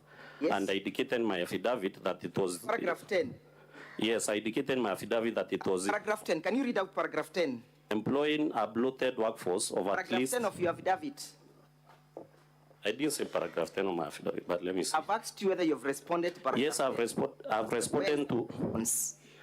I'm saying, Council, I've responded to count number 3 in paragraph 10, employment of a bloated workforce. Where is that in your affidavit? Just a minute. That's what I want you to show us. Paragraph 22 of my affidavit. Read it out. That I'm also aware that the current impeachment motion features some issues which were also in the previous motions in the Senate, and the Senate finding the allegations unsubstantiated and not meeting a threshold of impeaching a governor. The issue of bloated workforce and alleged illegal dismissal of Dr. Ntwiti and 3 others was in the failed motion. Do you work in the county executive? No. How did you conclude on the question of the bloated workforce? We brought it here and it was not substantiated. We couldn't prove it. Did you call out for any statement from the responsible organ of the county of the county government? My work ended when I brought it to the Senate and it was not substantiated. Did you not? Did you call for any oversight over that issue when you went back to the county assembly? I didn't. You didn't. You have alleged that individuals were called somewhere in Mombasa. Were you in attendance? I've alluded to 2 meetings in Mombasa. One I was in attendance, the other one I was not. Which one were you in attendance? Immediately after the second impeachment. Immediately after the second impeachment? Yes. Who was paying for your allowances? County Assembly of Meru. Is it unusual or usual for the county assembly to do that? It is not unusual. Thank you. Finally, Mr. What was Witness, unusual was the activities. I am satisfied with your answer.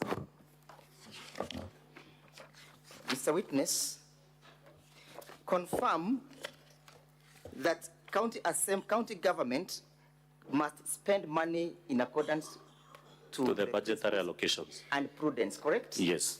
Have you looked at issue number 11 in our motion? And to that effect, do you want Kiambi Christus Manyara? I'm there. You know Kiambi Christus Manyara? He's not personally known to me. He's not personally known to you. Have you ever heard of him? I think that I have the name being mentioned during the case for hearing case for one. In what circumstances was the name being mentioned? That he was an accused person. He was an accused person. In which matter? Involved in that matter. In that matter. Do you know of somebody called Supu? Yes, Supu is well known to me. How do you know him? He's a personal friend. Do you know where? And we come from the same locality. Do you know where he was working or where he works? According to my knowledge, I'm not aware of where he works because he has always told me that he's not employed. You are aware that he works in the office of the governor, yes? I'm not aware. I therefore put it to you that he does work in the office of the governor. I can't accept that one. Equally, have you seen that from that allegation that this one Crispus Kiambi Manyara, sorry, while he was in custody, he was being paid his full salary? I'm not aware if he's in custody. Read the allegations. Read them out. Paying Kiambi Crispus Manyara, a public communication officer in the office of the governor, his full salary and benefits while in remand and despite being accused of murder, contrary to section 4.2 of the Public Service Commission Discipline Manual for the Public Service. You're aware that he was arrested pursuant to that murder, correct? Yes. And that he was remanded, correct? I'm not aware of that. I therefore put it to you that he was remanded, and that while in remand, he was accruing all his full salary. That is your evidence, counsel. That's our evidence. Have you Yes. controverted it in your affidavit? I've not controverted it You in have any not way. controverted it? Yes. You therefore cannot doubt what I am telling you this afternoon, correct? I can doubt because there's Cannot no... doubt what I am telling you unless you have a contra Is your word against mine, counsel? Where is your word? It's not in the affidavit, but I'm stating it now. It's nowhere in your affidavit. Yes. I told you, or I put to you, or I asked you whether you know one Supu. Yes, I said I know one Supu. Have a look at this document, Honorable Senators. We are looking at volume 2 of our evidence.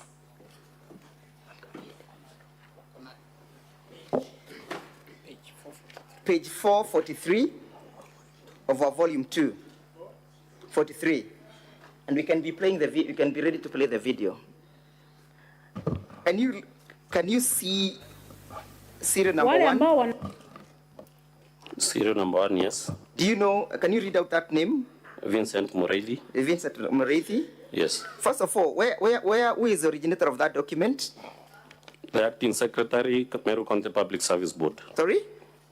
The acting secretary, Meru County Public Service Board, 1 Virginia Kawira. And it's an internal memo, correct? Yes.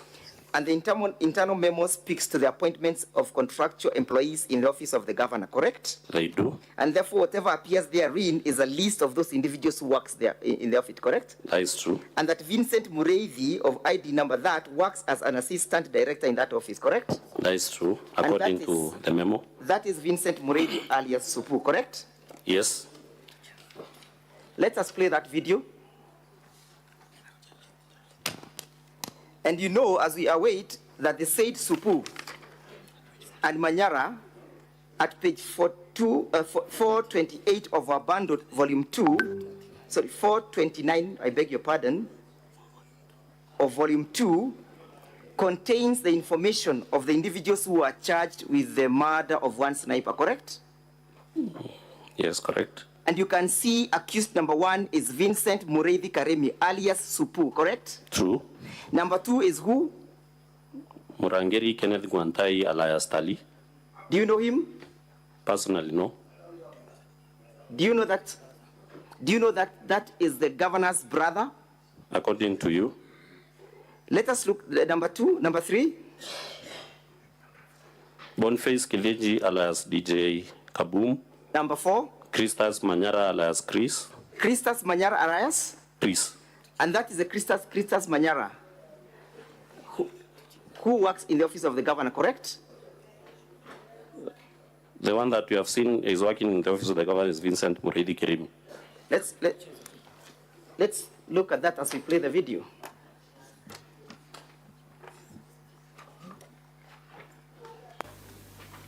Wale ambao wanazunguka na mwili wakisema haki ipatikane, si haki ipatikane, wako katika siasa na biashara. Ile ni biashara yao.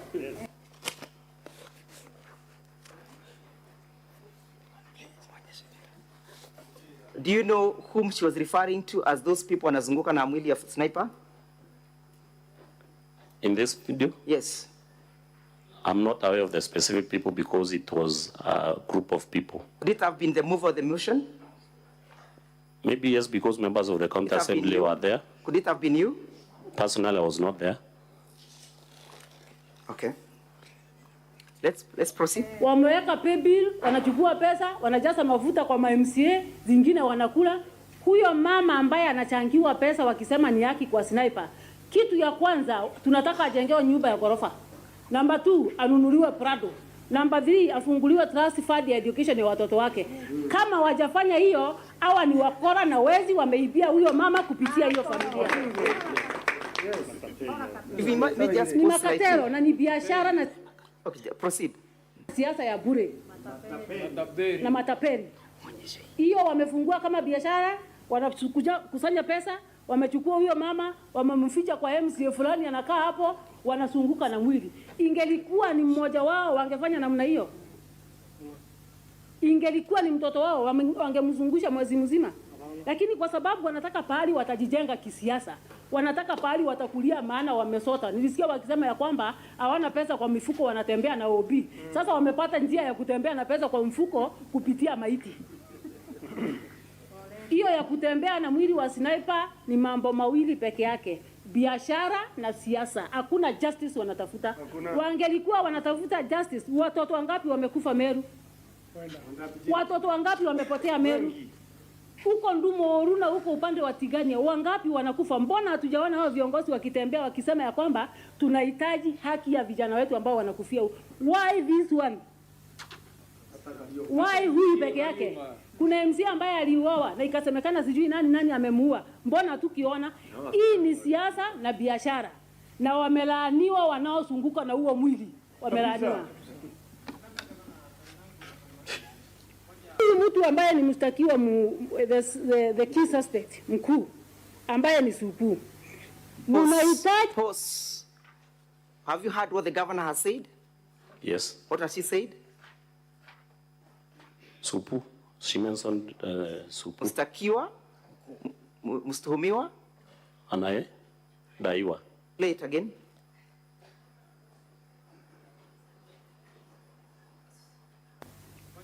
Mtu ambaye ni mshtakiwa the key suspect mkuu. The chief suspect. Who is the chief suspect? Supu. Has that Supu been charged before the court of law? Yes. Proceed. Ambaye ni Supu. Mnahitaji kuangalia mtu mmoja tu wa governor mwenye alipigia simu ama wengine wengi ambaye pia aliwapigia. Have you heard her owning up that mnafaa mtafute mtu mmoja wa governor? Have you heard that statement? Listen carefully. Play it again. Just play it again for him and please listen carefully. The key suspect mkuu ambaye ni Supu. Mnahitaji kuangalia mtu mmoja. Just the time. No, one moment. Senator Mtata, what is your point of order?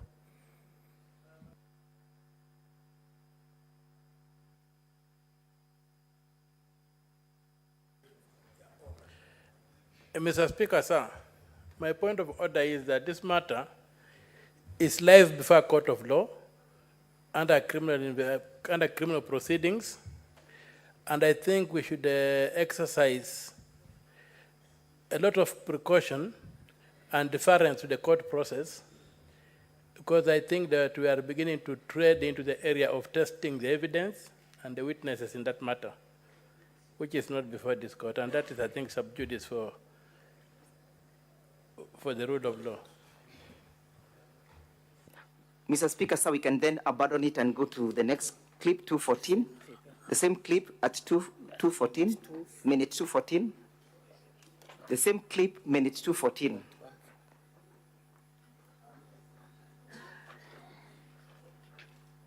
simu. Hakuna mtu mwingine alipigia simu siku hiyo.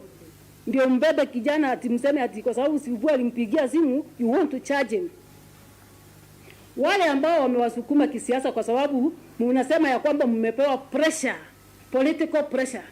Wenye wamepatia nyinyi political pressure, wapatie nyinyi ushahidi. Sure. Maana tutahitaji haki kwa kijana wetu, ninahitaji haki kama familia yangu. Ningependa kusema You've heard the governor stating wanataka haki kama familia. Yes. I have put to you that his brother has been charged in his proceedings. Well and good. Thank you. No further questions in that respect. I want to invite my learned friend, Mr. Muriuki, to proceed from there, but kindly confirm that you have no evidence that controverts all the averments contained in the motion, and that you have not tabled it before this assembly. It is in my affidavit, and there are supporting documents in the governor's. That the account that you have given is just your frustrations and your bitterness for having been removed as a leader of majority. That is not true, Council. You have seen the last video that was played, and there was an issue of gender card being played. Yes? Which video? You have seen the governor played the last video where there was one person seated. Yeah. Yes, I've seen it. And started saying that this is all about women leadership and the people of Meru must accept it, correct? Yes, that is his opinion. Is there contention that she's a governor? None. Yes? None whatsoever, but he is facing an impeachment motion. Are you a man who is supporting the governor? I'm supporting the governor. Are you a Marian? Yes, I am. Supporting a governor, correct? Yes. And therefore there is no question, when it comes to questions of accountability, there is no defense of being a gender person, correct? That depends. There is no defense. Gender is not a defense. Of course it is not a defense. Finally, when she was asked the last time, she said it wasn't me. Today, you have played clips blaming the senators. Do you associate yourself with the statements that were made by Al-Haji? I don't associate myself with those senators. Do you have confidence with this Senate that it can dispense with substantive justice? A lot of confidence. And that is why we are here, correct? True. Do you attribute that statement to any member of the Assembly? It was used to reduce members of the Assembly. Associated with any member of the Assembly? Yes, because they were there nodding and applauding when Alhaji was speaking those words. Let me ask you, is it wrong for somebody to hold an opinion? It's not wrong. Thank you, Mr. Muriuki. But before I go to Mr. Muriuki, you remember he claimed to be Secretary General of the Bas Party. Alhaji, yes, he claimed. And he said he's a Secretary General, and he never defined where he's a Secretary General. He gave a statement that I am the Secretary General. Yes. Thank you. Thank you. Council, you have 3 minutes. Thank you, Honorable Speaker. Mr. Mawira. Yes, Council. Today you have taken an oath when you stood here. True. Just like you did the last time you were here on 7th of November. True. And in that oath, you said that you're going to tell this House the truth, the whole truth, and nothing but the truth. True. Now, you have come here today saying that last time your impeachment motion was politically instigated. Yes. Did you tell the Senate that last time when you were here? At that point, did you make any such statement last time when you were here, yes or no? I didn't make such a statement last time. You did not tell the whole truth to the Senate. I told the truth. You did not tell the whole truth. I told the truth. Mr. Mawira, you have said, to me. I don't have time, so please don't argue with me, just answer yes or no. You have said that party formations were used to whip you into moving an impeachment motion. That is true. Have you adduced any document to that effect? None. Have you adduced any letter telling you to move the impeachment motion? None. Mr. Mawira, I put it to you that you do not have a mind of your own, that you are a gun for hire. That is our opinion, Council. Mr. Mawira, you stated that you are giving evidence on behalf of other people who are not here. That is true. Are you aware that there is no such thing as giving evidence on behalf of other witnesses? You can only give evidence on behalf of a party. They have given me the authority to plead on their behalf. Mr. Mawira, you have claimed that there were meetings organized that you took part to sabotage the executive. Yes, there are Have such you brought meetings. the minutes for those meetings? No minutes. But they Mr. were Mawira, informal meetings. you have stated in your affidavit that the people who are supporting the governor, the MCAs who are supporting the governor, that is page 13, paragraph 13 of your affidavit. Council, your time is up. I will allow you to just ask that last question and conclude. Thank you, Mr. Speaker. You have stated that on paragraph 13 of your affidavit, are you there? Supply me the affidavit kindly. Paragraph 13 of your affidavit. Yes. You have stated that the MCAs who support the governor were removed from committees, including the Budget Committee, the Public Accounts, and the Committee on Implementation. That is true.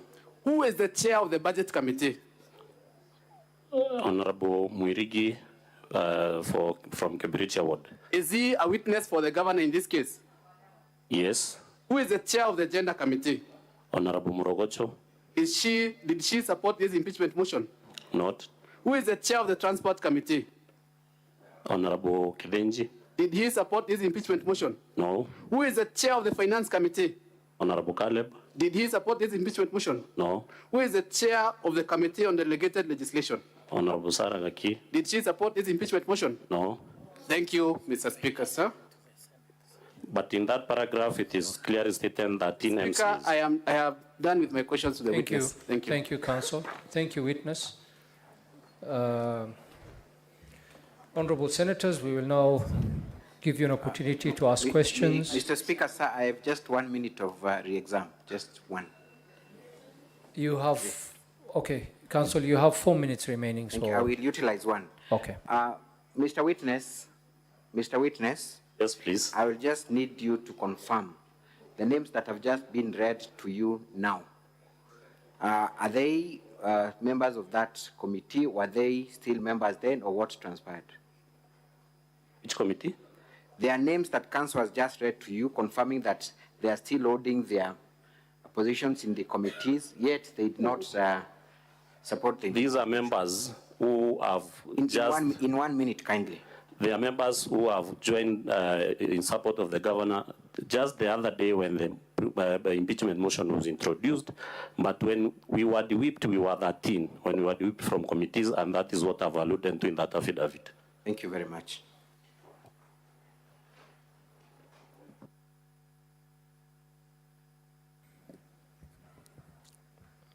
Legal counsel for the governor, have you concluded your questioning? Yes, Mr. Speaker, sir, I am done with the witness. And your time of 3 minutes? I have the governor as the last witness, Mr. Speaker, sir. So are you calling the governor? Yes, I am, but with your kind permission, Mr. Speaker, sir, I would be seeking your indulgence to engage the governor in under 20 minutes, with your kind permission.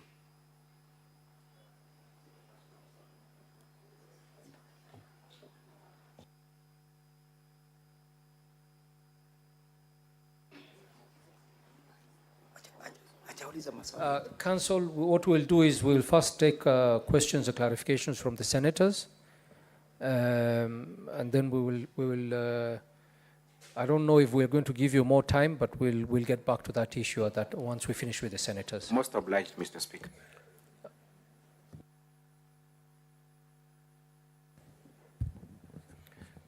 Honorable senators, we'll now be taking your questions, and we'll like to keep it within 30 minutes. So we'll be giving each senator 1 minute to ask a question, because there are several requests.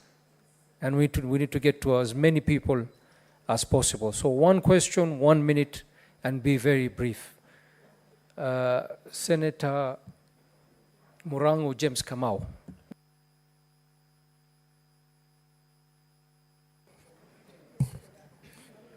Asante sana mstahiki Spika. Mstahiki Spika, mnamo tarehe 16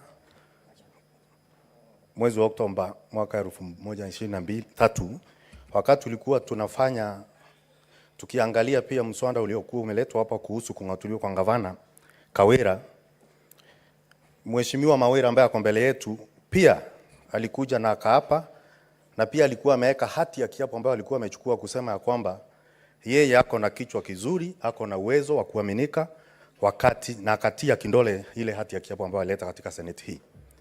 Leo chini ya kiapo ameleta pia hati ya kiapo ingine ambayo amebadilisha mawazo na kusema kwamba hii Senate ilikaa chini kuangalia nakala na makaratasi, tukapoteza pesa ya umma, na wakati kufuatilia stakabadhi ambazo zilikuwa hazina maana kwa sababu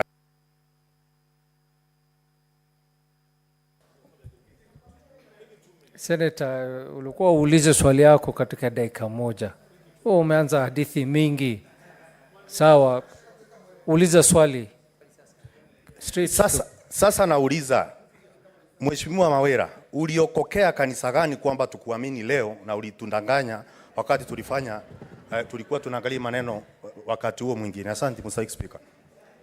Senator Wambua, alafu utajibu hiyo swali mbili. It's not possible. So, Mr. Witness, is it your evidence on record and under oath that last year you moved a motion for the impeachment of the governor of Meru under duress, and that what you said, the grounds that you adduced, you don't believe in those grounds? If that be the case, why should we believe that you have faith in what you're telling us today? You see, Wambua, you managed it within 1 minute. Witness, go ahead and answer those two questions. Thank you, Mr. Speaker, sir. It's true, I moved the previous impeachment motion. And whatever I stated then under the circumstances and the facts available to me, I believe to be the truth at that point. But later, looking at the sequence of events that led to that impeachment motion, I felt that we were misused at that point and lied to. And I believe also that would answer to the question by Honorable Senator Wambua. If I believed in the grounds then, yes, I didn't believe in them. I believe in what I've seen right now, what I've stated. Yes, I believe in it. Next questions by Senator Karen Nyamu and Senator Muma, in that order. Mr. Witness, you say that you were part of a scheme to impeach Mama, politically instigated, the governor, politically instigated, and you even were part of the team that went to Mombasa for a retreat. What changed your mind? What was the exodus moment that now you are supporting Mama? Governor, Mama Governor Kawira. The other question. Senator, just one question, please. Senator Catherine Muma. Thank you, Mr. Speaker. My question to the witness is, the governor is widely accused of not being a people person who brings people together. What efforts have been made to bring the governor and the county assembly to work together for the benefit of the people of Kenya, of Meru, I mean? Thank you, Honorable Speaker, Honorable Senator. To answer to the first question, what changed my mind? Immediately after the second impeachment motion failed in the Senate, Honorable Speaker, And immediately we left Mombasa and also the Nanyuki meeting. Personally, I suffered because I fell ill. I was admitted in current hospital here. My blood pressure levels had gone up, and that is a fact that I disclosed to the Speaker of the County Assembly who came visiting me. And thereafter, I felt that I need to take some time to chart a way forward on what was happening in Meru. So I did a lot of soul searching. I consulted my wife and family. I consulted my close confidants and electorates. Even my electorates and started saying that they didn't send me to fight the governor. And it is at that point now when the governor reached out herself to me, I felt that now I need to listen to her and see if she is genuine. And I could see her genuineness then. And that is the point when I decided to support the governor. About the governor not bringing the people together, I stated that immediately the governor left the Senate last impeachment motion, she went around the county making a call for peace and reconciliation amongst all leaders. And she also asked for forgiveness if at all she had wronged any leader in Meru. But on the side, and she went further even to reach out to me. And I know she has also tried to reach out to other leaders because there were reconciliation efforts brought by the president and the deputy president, where the governor sat down with all leaders from Meru County, including the deputy governor, which didn't culminate to any peace in that county. But from the side of the assembly, they have been going out, doing all that is possible to frustrate any reconciliation process. The next questions will be from Senator Samson Cherargei, followed by Senator Beatrice Ogola. Thank you, Mr. Speaker. Mr. Witness, Mheshimiwa, according to November 7 Senate answered, Dr. Mutomi Tiankulu asked you, since you are the mover of the motion, is this message consistent with the narrative of a peaceful governor who is a victim of some evil scheme to oust her out of office? And Honorable Evans Mawira Kaharia, you responded by saying it is inconsistent. Is this still your position or has it changed? And what will make you or make us believe that it might be out of inducement, that is why you are supporting the governor now? Thank you.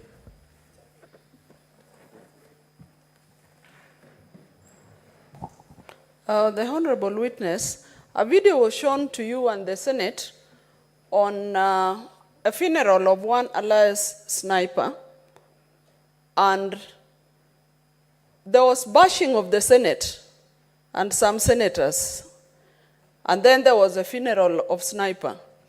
So between the two, the death and the loss of sniper and the bashing, which is most important to you and to the people of Meru? Sorry, come again. Honorable A video was shown to you and to the Senate of a burial of one alias sniper. On that video, there was the bashing of the Senate and some other senators.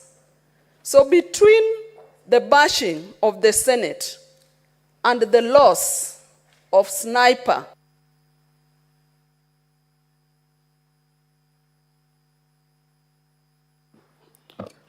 thank you, Honorable Speaker. The message that we passed during the second impeachment motion, that at that point the governor was not a peace-seeking person, was valid at that point, and during, depending on the activities that had happened previously. If it is still valid as at this point, it is invalid because we have seen efforts from the governor herself trying to bring peace and call for reconciliation in the county.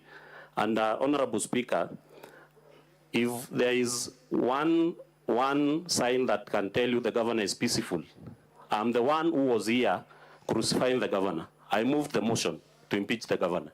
And if it went through, the governor could have been sent home packing. condemning her from serving in any public office in this country for the whole of her life. But when she reached out and we sat down and considered all the events and factors surrounding that position at that point, she told me she has no problem at all with me or with any other leader or with any other MCA. And if from that point up to now, we have been working together, I've been supporting her, and we have been trying to bring peace in that county, then I don't believe there would be any other sign to show that the governor has reformed and she's a peaceful person. About any inducement, I'm not aware of any honorable speaker, and if at all there's an inducement that would have led me to support the governor, is the service delivery for the people who elected me, that is the people of Mitungu Ward. According to the question number 2, bashing of the Senate and the senators and loss of sniper, I believe that the honorable senator was asking which is a more weighty issue in that matter. And I would say loss of life, unfortunate loss of life, is a more weighty issue than the bashing of the Senate. Next questions by Senator Hilary Wakili, followed by Senator Jones Mwashushe Mwaruma. Thank you, Mr. Speaker. Mr. Kawira, as a member of a political party, you've told this House that you're a member of UDA. Had you any meeting prior to the alleged meeting that you said you were caucused to bring out an impeachment motion against the governor, which you were a mover? And secondly, you told this House earlier on in that motion that you moved that the governor had gone rogue. At what point did you have your Damascus moment and that the governor could have changed? Thank you, Mr. Speaker.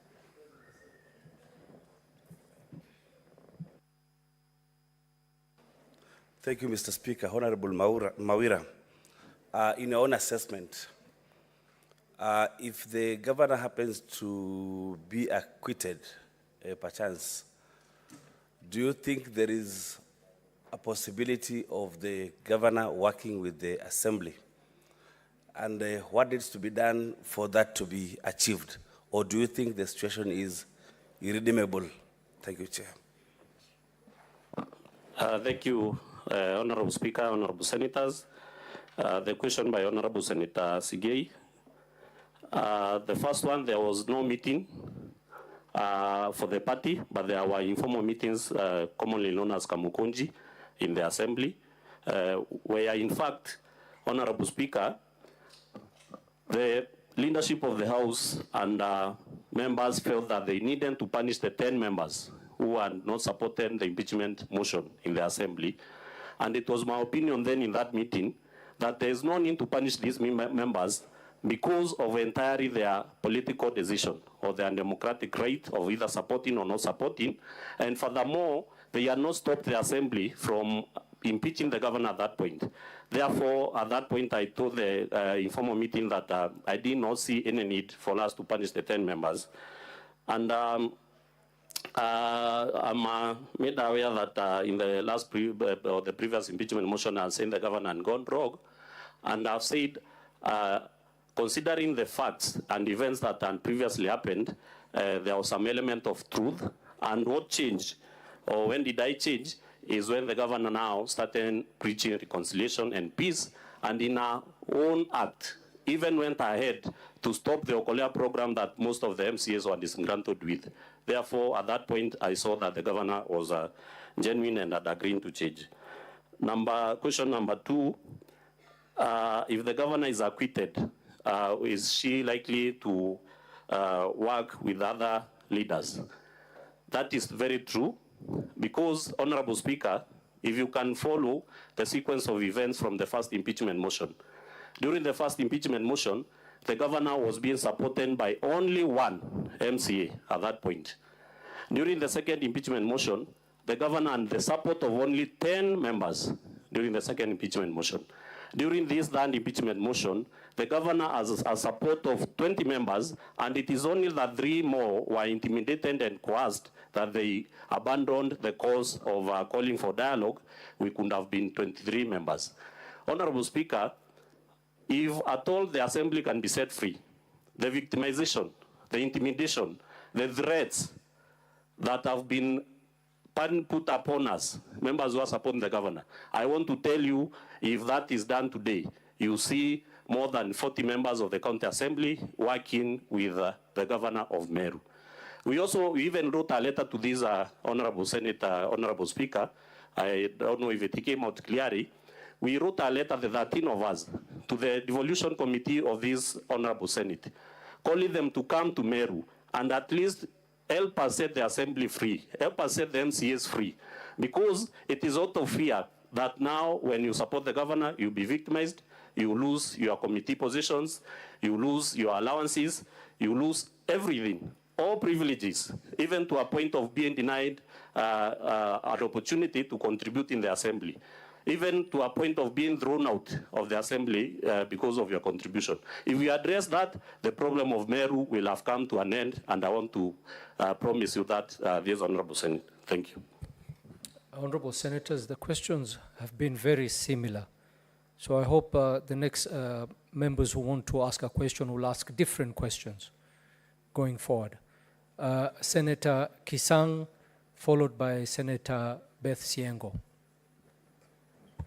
Thank you, Honorable Speaker. Honorable Speaker, I want to put the question to Honorable Mawira, that you've told us that immediately after the failed impeachment of November last year, you went to Mombasa and agreed to plan for another impeachment. So it means basically, it doesn't matter whatever the governor does, the county assembly will still continue to come up with impeachment motions against her.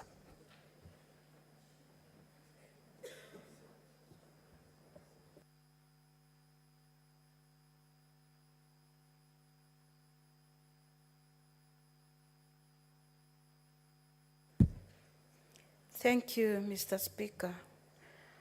Mr. Witness, the other time during the second impeachment motion, you were on the other side.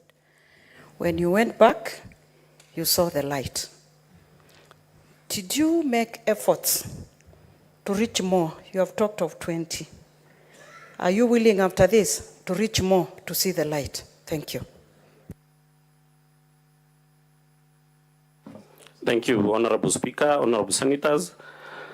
It's true, I stated that this impeachment motion that has been brought to this House started being planned immediately after the second one failed. And I've narrated what has happened, what has transpired previously. And Honorable Speaker, I think you have all seen clips, especially alluding to the mover, indicating that even if the Senate acquits the governor today, they are ready to bring more motions, up to a number of maybe 6 or 7. And it's a character of the Assembly of Meru, especially where I'm saying that MCAs are not being set free to exercise their democratic right. Unless that is reversed, you expect to see more impeachment motions in this Honorable Senate, just in case the governor is acquitted. But if that is addressed, Honorable Speaker, I want to assure you that this will be the last impeachment motion to come to this House, because the governor herself has proved that she is ready to work with other members. About my efforts to reach others, yes, I've severally done so. And when you approach anyone in that county assembly of Meru, and they tell you, we don't have any problem working with the governor. But now, when we come to support the governor, we lose the privileges of the assembly. So that single fact owns many members in abeyance of supporting the governor. And I believe if the governor is acquitted and this Honorable Senate helps us address these issues in Meru, you see that the governor will be ready and willing to work with each and every member of the county assembly.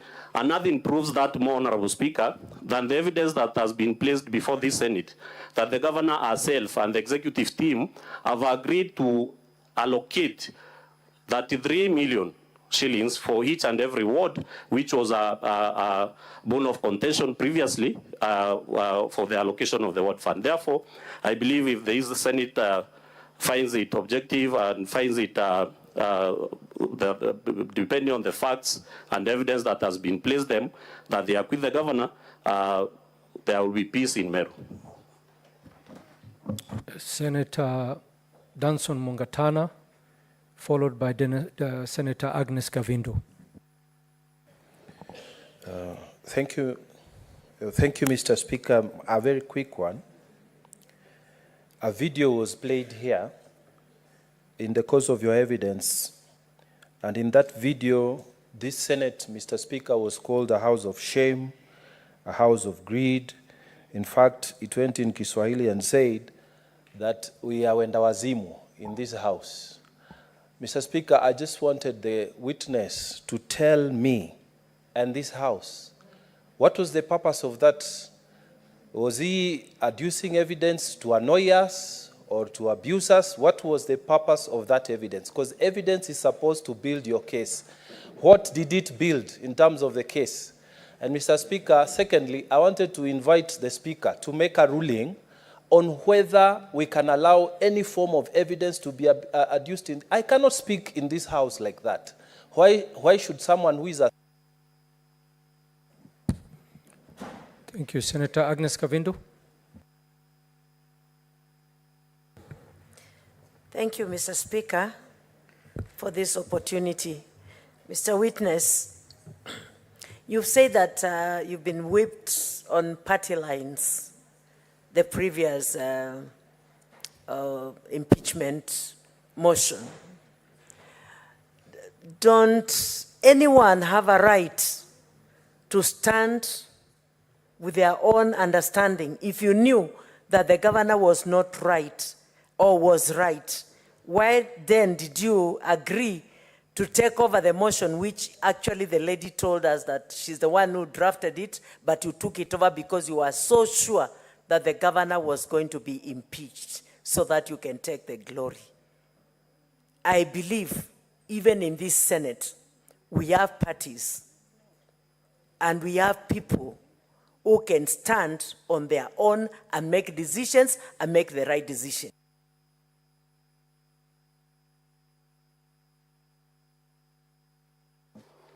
Thank you, Honorable Speaker. Honorable Speaker, I say first of all, I do regret the ones that were uttered in that video because it is not in my position that these are house of shame. I know the Senate is very credible and objective in undertaking its work. But, Honorable Speaker, that evidence was brought before you to illustrate how members of the County Assembly have been incited and induced by party leaders. Specifically, the video played, we have seen it was of the Secretary General of Bas Party at Meru County. And that maybe was the feeling of the MCAs at that point who are supporting the impeachment motion. Therefore, we are to play to show to you the level of the level that political players in the county of Meru can go, the law that they can go, so that they can make sure that the process of impeaching the governor doesn't stop even once the Senate acquits her. My question number 2, whipping on party line, and if anyone doesn't have a stand, I believe honorable senators in this house were elected on parties, and we have seen that parties can bite. The consequences of defying party orders are there, we can't deny that, and we have already seen it being effected on us by being removed from committees, denying to attending trainings, capacity building, denying even opportunities to contribute in the house. Therefore, at that point, because our sales we have sacrificed, Honorable Speaker, members who have been supporting the governor, the 13 members who have been supporting the governor, I want to tell you as a matter of fact, since February this year, no one has gotten a single dime from that assembly as a matter of being in support of the governor. Therefore, when it comes to that point, most members decide to weigh the consequences or the consequences of defying the party lines, and you find that most of them, since we are all human beings, decide to support the party line. Next question by Senator Veronica Nduati, followed by Senator Eric Okongo. Honorable Evans Mawira, you were in this house on 6th and 7th of November 2023 with an impeachment motion. And you say this was politically instigated by some political leaders. However, in your paragraph 4 of the affidavit, you did not disclose who are these political leaders. And I've seen a lot of meetings have been taking place, a lot of fights and squabbles in Meru County. In your opinion, do you think the residents of Meru County are being served by Meru County Assembly? Are you, honorable members of Meru County Assembly, serving the people, or a lot of time has been spent fighting, tossing the ball from this side to the other side? Are the Meru County getting any benefit from devolution with all these fights?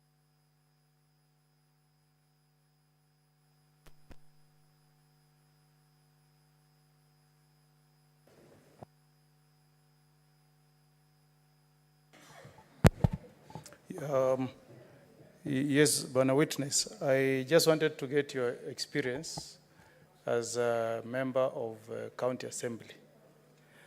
You seem to have conducted this public participation.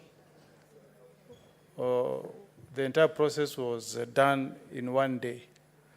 And I've seen the photos and the people who were in attendance. There seemed to have been a very low turnout. Have you done any previous public participation exercise? How was the attendance? And was the process carried out, chaired, and minutes recorded by MCAs, or minutes were captured by members of staff from the County Assembly? Just wanted to understand, because we have had issues with public participation before.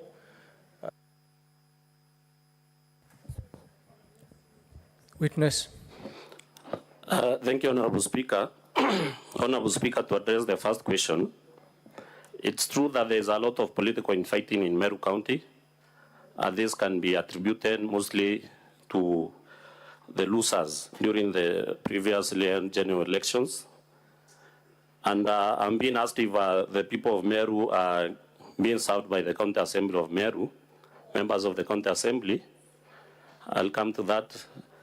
And Honorable Speaker, I will state that the people of Meru have not received the best from the County Assembly of Meru because they have been held captive or have been induced to participate in political infighting instead of focusing on serving the people of Meru.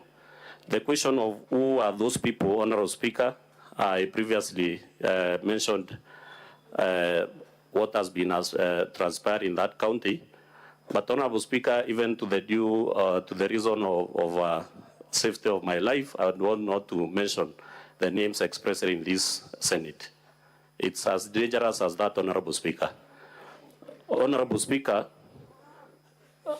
to my experience during or as a member of the County Assembly and during the public participation, I would say that during the first impeachment motion, the public participation was held at the County Assembly, where members of the County Assembly were present and members of staff, and the attendance was well. The second impeachment motion, the public participation was held at sub-county level, where members of the County Assembly were present as well, and participated and took minutes. And the attendance started to go down. During this impeachment motion, Honorable Speaker, the attendance was very poor. And also, in all venues, it is in very few venues where members of the County Assembly attended. Therefore, the public participation meetings were conducted by members of the Assembly. And what I can attribute to the low attendance during this impeachment motion is that the feeling of the people of Meru, they are really tired of these fights. And if you could listen to most of them, because personally I listen to my electorates, they would say, kindly cease of these fights. Let us give every elected leader a chance to serve. And when it comes to removing you from office, we'll do that during the general election because they are about 3 years away from now. Thank you. The next questions from Alexander Mwinyi and Senator Geoffrey Osotsi.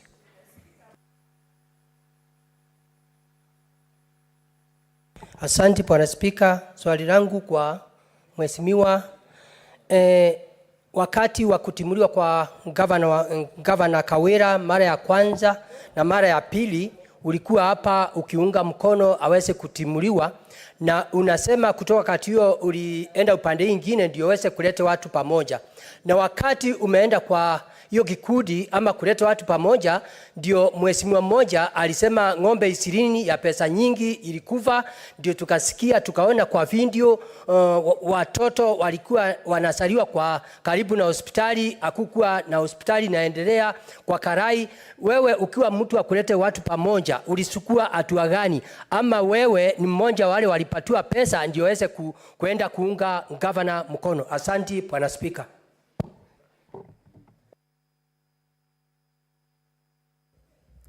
Mr.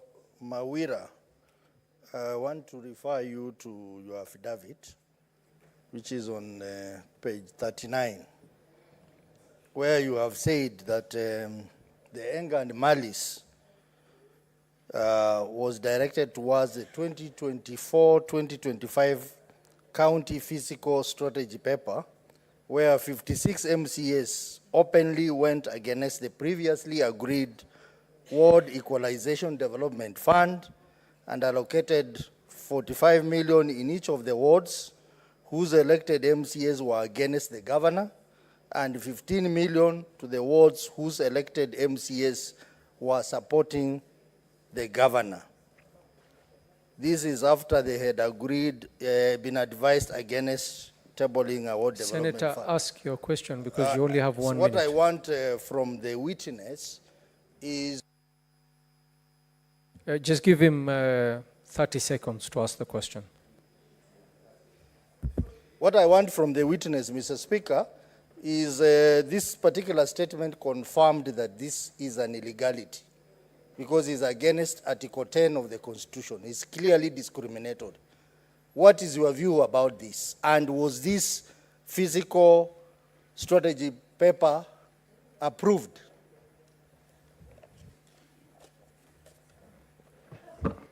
Thank you, Honorable Speaker. Honorable Speaker, nataka kueleza katika hii seneti kulingana na lile swali limeulizwa ya kwamba kama ni pesa inatupeleka kusupport governor, tungekaa katika wale wanaompinga, sababu bunge la Meru, la County Assembly ya Meru, ndilo lina uwezo wa kupea members of the County Assembly money, because I've said that since February, we have not received even a single dime from that assembly as a matter or as a consequence of supporting the governor. Therefore, it is unfortunate that we could be told that it's money that has lent us to support the governor. And also, I believe that as a peace-loving Senate and a peace-loving people, we should strive to preach more peace so that we bring the executive arm of the government and the county assembly together, regardless of what has happened in the past, and not mentioning that only you can support the governor because of money inducements, Honorable Speaker. Honorable Speaker, according to the CFSP that I've stated, that is true. The CFSP was approved by the county assembly members, whereas the 38 members, elected members who support or who opposes the governor, were allocated 45 million in their wards, whereas the 7 of us who are in support of the governor, our wards were allocated 15 million. Up and until when the county executive committee member for finance complained to the office of the control of budget and sought some advice, that is when that illegality was collected, and all ones, according to the agreement between the negotiation team, were allocated that is 6 million, Honorable Speaker. Thank you. Honorable Senators, because we are out of time, I will take the last 2 questions from Senator John Kinyua, followed by Senator Mofaya Kataya. Asante, Bwana Spika.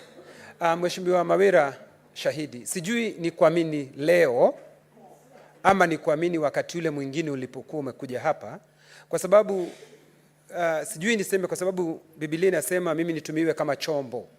Sijui kama wewe ni chombo, kwa sababu nashindwa ni kuamini leo ama wakati ule mwingine, kwa sababu unasema ulishurutishwa, wakati ule mwingine tena unaonekana ulitishwa. Sasa sijui leo ulipokuwa ukiongea ukaulizwa swali ukasema ya kwamba huwezi ukataja jina fulani kwa sababu unahofia maisha yako. Sasa sijui nitakuamini leo ama nikuamini wakati ule mwingine. Sijui mheshimiwa, nina ugumu, ninakanganyikiwa, ninachanganyikiwa kidogo.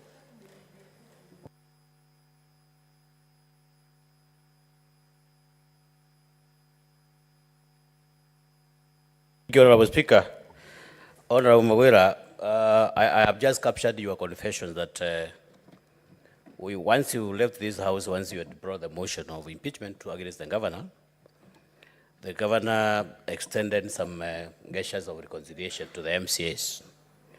So in your own view, why do you think other MCAs didn't listen to the reconciliation mood and gesture extended by the governor as you did? You know, I've been an MCA for a decade, and I know the workings and relationship between the governor and the MCAs. Why do you think other MCAs didn't listen to those reconciliation moves from the governor?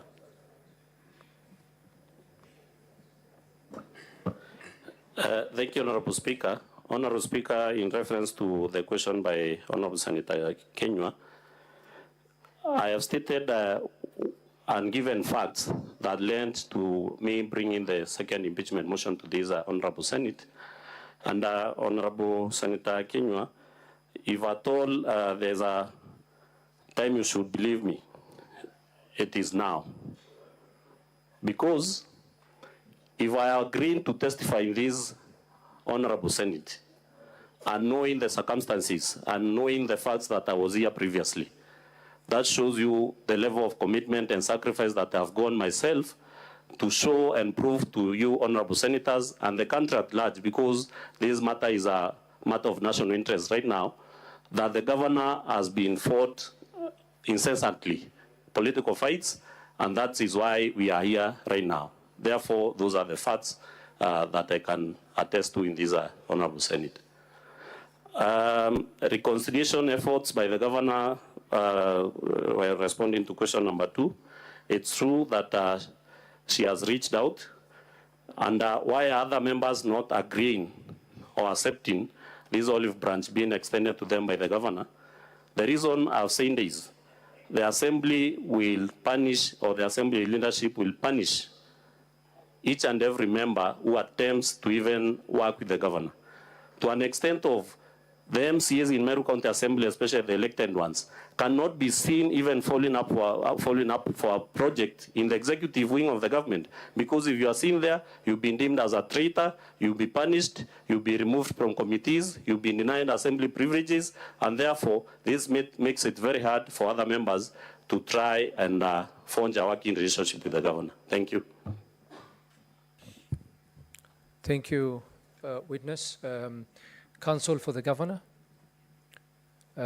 you had a remainder of 4 minutes. Which witness did you want to call next? Thank you, Mr. Speaker, sir. My next and last witness would be the governor of the county of Meru. I had made a request to be extended at least 15 minutes so that I will have a total of 20 minutes to be done with the governor in examination in chief. Counsel for the assembly. Thank you very kindly, Mr. Speaker, sir. In the morning, the assembly was moved with an application that was called the Doctrine of Equality of Arms by our teacher, Mr. Ongoya, our learned counsel. He indicated that there ought to have been equality of arms. I still invoke the same wisdom that there ought to be equality of arms, to which I am seeking indulgence that since this is a main character in this particular proceedings, and when they had the opportunity of dealing with our main witness, they had 1 hour, 30 minutes.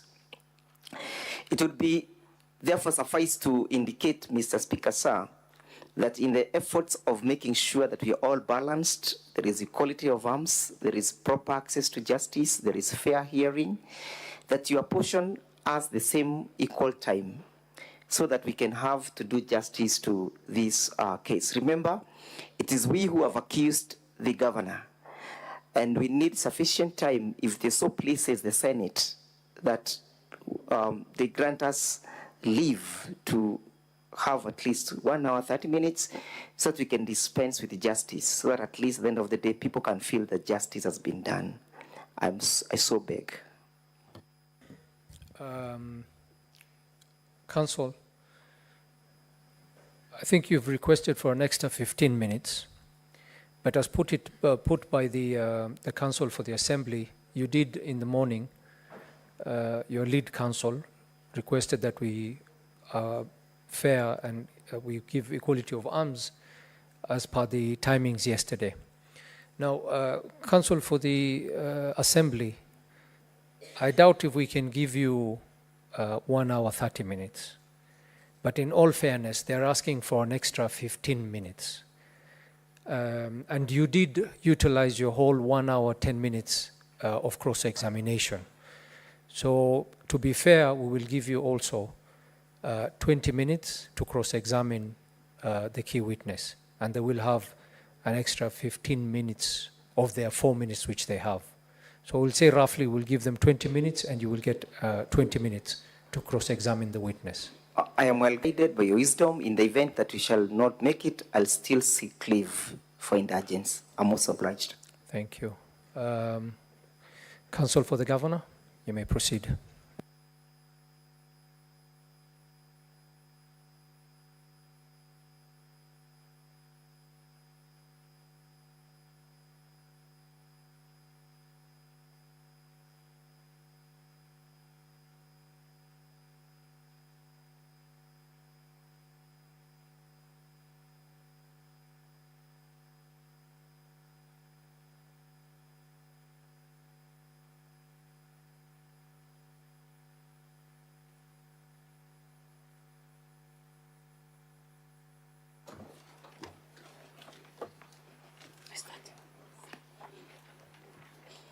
I, Bishop Kawira Mwangaza, do solemnly swear that the evidence that I shall give before the Senate in respect of the matters before the Senate shall be the truth, the whole truth, and nothing but the truth. So help me God.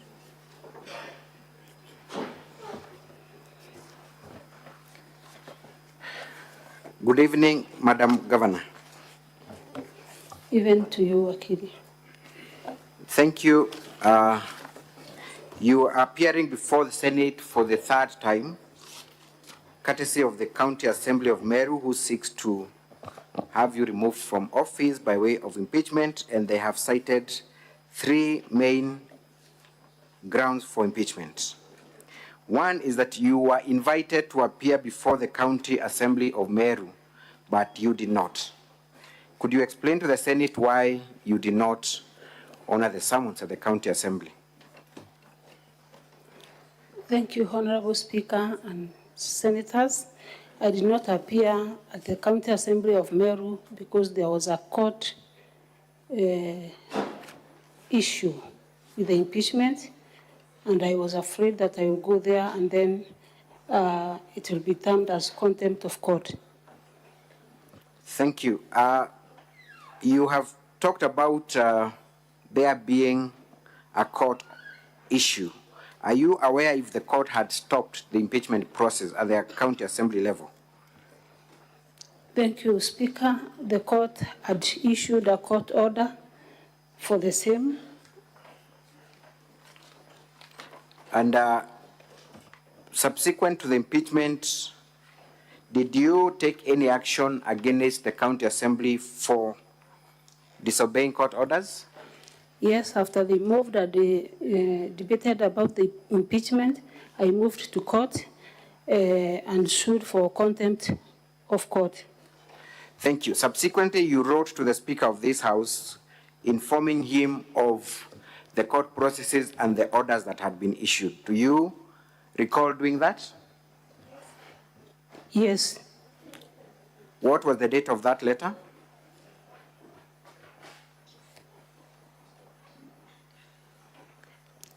August 2024. Thank you very much. Nevertheless, you're here today to answer to the charges. You have filed a response, the one that is dated 17th day of August 2024. Do you wish to stand by the response as adduced before the Senate? Yes. And all the affidavits attached therein? Yes. Thank you. I want to go specifically to the 3 charges,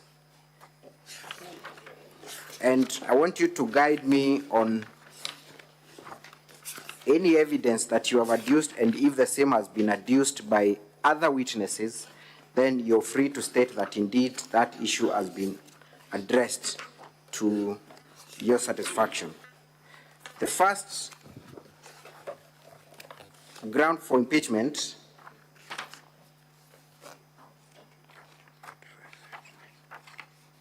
is the ground of illegally revoking the appointment of one Virginia Kawira. Have you made a response to that allegation? Yes. You brought witnesses here to testify on that fact, and there was a serious controversy as to a legal opinion that you allegedly received that informed your revocation. I want you to specifically address that issue because all the other issues had been addressed. And I'll be very specific. Did you or did you not receive any advisory from your legal advisor, one Linda Keome? Thank you, Speaker. I received advisory from the legal advisor. To be very specific, when we were here the last time, I was advised by this honorable house that they should go and do away with any, if there was any illegal appointment. And from that, I called my legal advisor and also the C. Waziri for Legal Affairs and Public Administration, and then I sought their advice about one Virginia Kawira. Who was your legal advisor that you sought advice from? Linda Keome. Linda Keome appeared here yesterday and said that you have lifted her signatures from other documents and or you have forged her signature or used it without her consent and termed that advisory as a mediocre. Why would Linda Keome, an advocate of the High Court of Kenya, appear before Senate and disown a document that you allege she had forwarded to you, in your own understanding? Maybe due to some political pressure or because there's a case in court that she has sued me because of terminating her as my legal advisor. Those are among the issues maybe that have rendered her to say that the letter did not originate from her. Madam Governor, are you familiar with technology to the extent of being able to lift a signature from another document? Are you that conversant with? I don't know how, no, I don't know any technology about lifting. Thank you. So your testimony in simple is that there is a personal vendetta between yourself and the advocate who disowned that document. Yes. Has the said legal advisor reached out to you personally or through other formal communications available to the county complaining about her use of that signature? Has she written any letter to you? Has anyone from your office been called? Has she called you personally to make that complaint? She has not called me. She has not written anything to me. I just saw her here yesterday. For the first time? Yes. Thank you. We move on to the next issue. And before I move on, it is your testimony before this Senate, because the actual charge is legally revoking the appointment, that you acted on that advisory to take the action that you took? Yes, I acted on advisory from the Rigo and the Waziri. In 2 minutes, Madam Governor. Excuse 1 minute. Mr. Speaker, sir, I am constrained to object to the leading question. We have my time frozen, Mr. Speaker, sir. I am seriously constrained to cancel leading the witness and putting leading questions, and is a seasoned advocate. Perhaps he needs to comply to the rules of examination in chief to avoid unnecessary intervention. I'm greatly humbled. Objection overruled. Proceed, Council. Thank you, Mr. Speaker, sir. So, Madam Governor, the issue is illegally revoking the appointment of CPA Virginia. Why did you find it necessary, even at the wake of that advisory, to take the action that you took? In your understanding, was the revocation illegal or not? Why did you take that action? In 2 minutes, kindly. The revocation was not illegal. I'm the one that appointed Leader Kiwame. I'm the one that appointed Virginia Kawira. And from the original agreement with her is that she would put away the first assignment that was given by the county government, that is financial officer in the county, and then get the new job. But after that, she did not honor the pledge that she promised.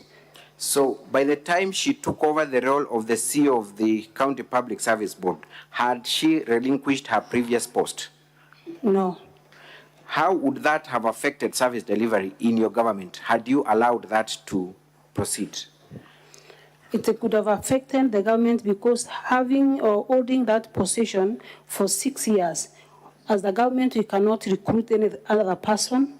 That's why I asked her respectfully to handle one line and leave the public county service officer as a financial officer. Thank you. Failing to appoint chairpersons of various boards, is it, or rather, what is your stand in respect to that accusation? Have you made any attempts to appoint the chairperson whose positions are vacant? We took several names for appointment for all the sagas that are in dispute, but to my astonishment that the Assembly have never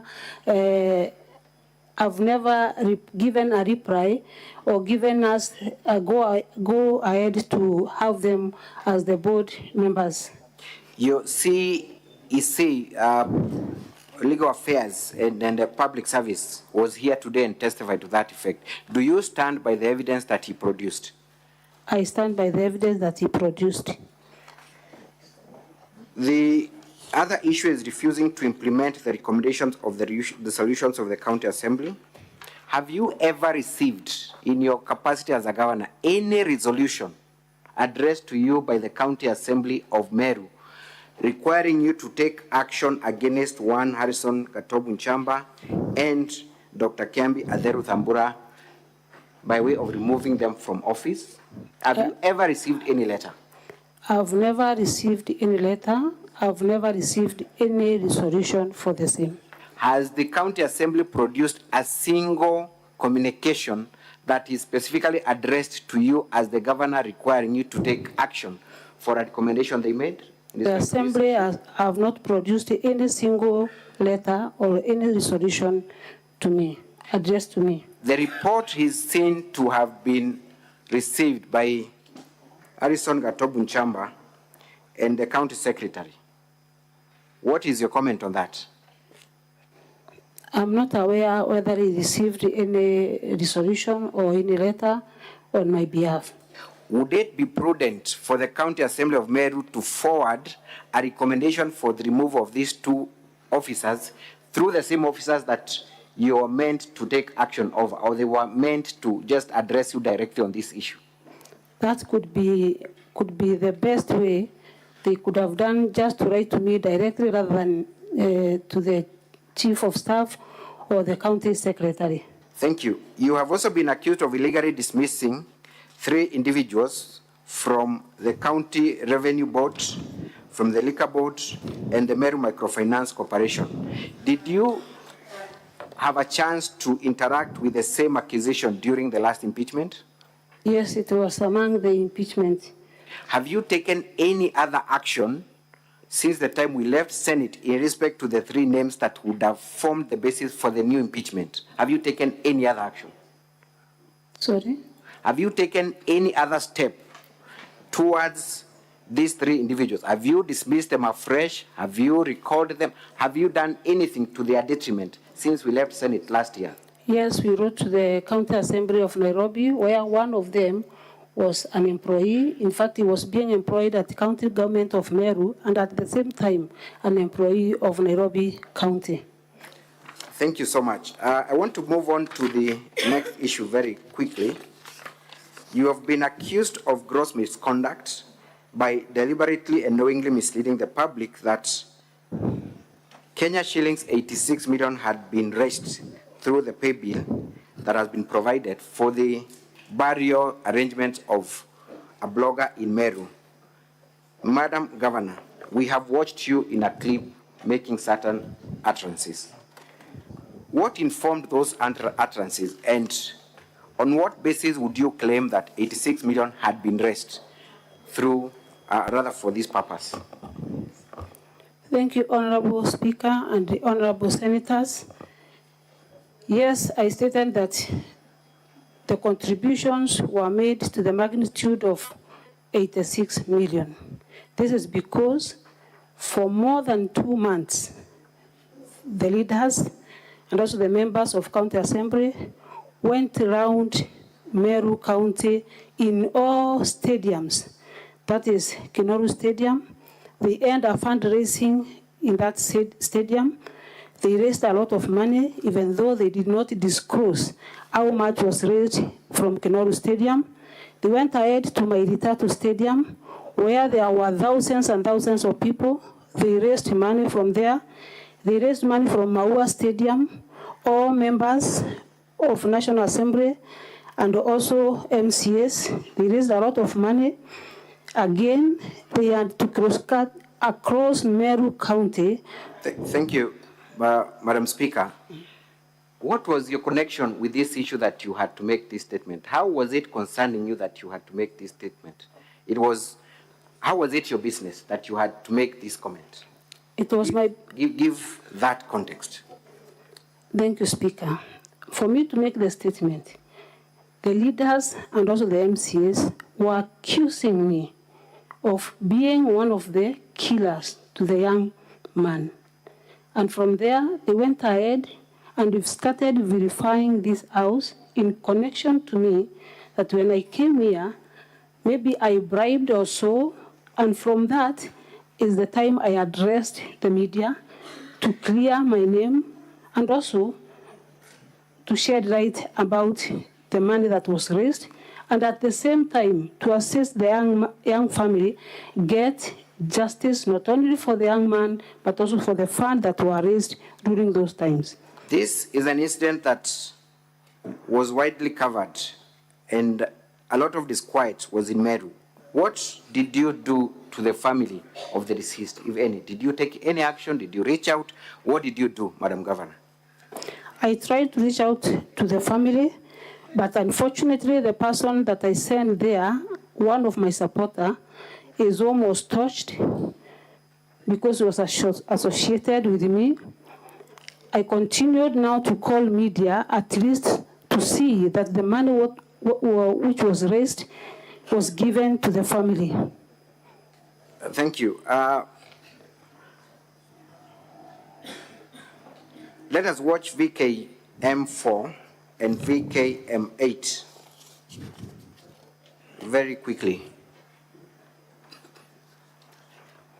We may need the help of the translator, Mr. Speaker, sir. The Sergeant at Arms, kindly usher in the translator.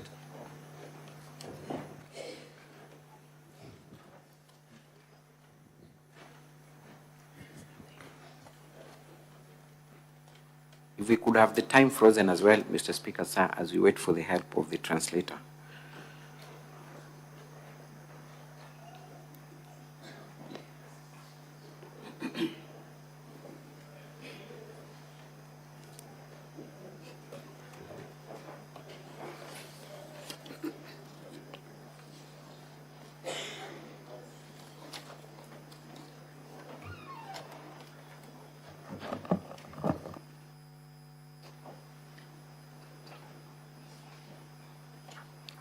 We can now play the video.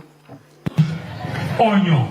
Mwere yo. Ukiadroya kiresidence governor. Tunapeana onyo, hiyo mwili tutaizika kwa mboma ya ungavana.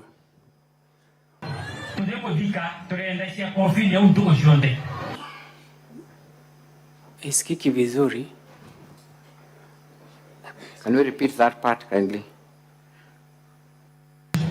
Onyo. Mwere yo. Ukiadroya kiresidence governor. Onyo, mwili huo tutaizika kwa mboma ya ngavana. Kila siku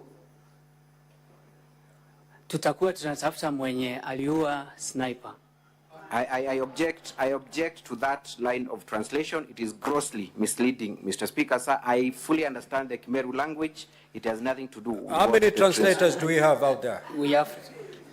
Wait. Is he the only translator we have? He's the only translator we have? There are two? We have two. Bring in the other one.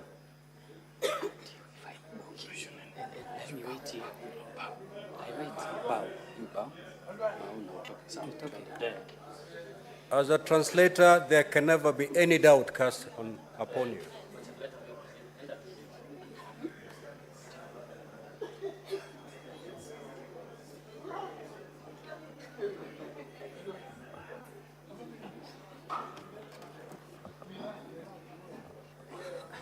Proceed. Onyo. Mwere yo. Ukiadroya kiresidence governor. A warning, if that body is found at the home of the governor, I think we have a serious problem, Mr. Speaker. Sir. Oh, kindly, can we, let's pray, kindly. Translator, do this. Face the other side, don't face the screen, because you're translating what is in English to Meru. Just face the other side and simply hear the Meru language and translate it. Yes. Onyo. Mwere yo. Ukiadroya kiresidence governor. A warning, if that body is found at the residence of the governor, well, I won't bury that body. There is the sound is not that good, kindly. We all can hear, Mr. Speaker, sir. Okay, just replay.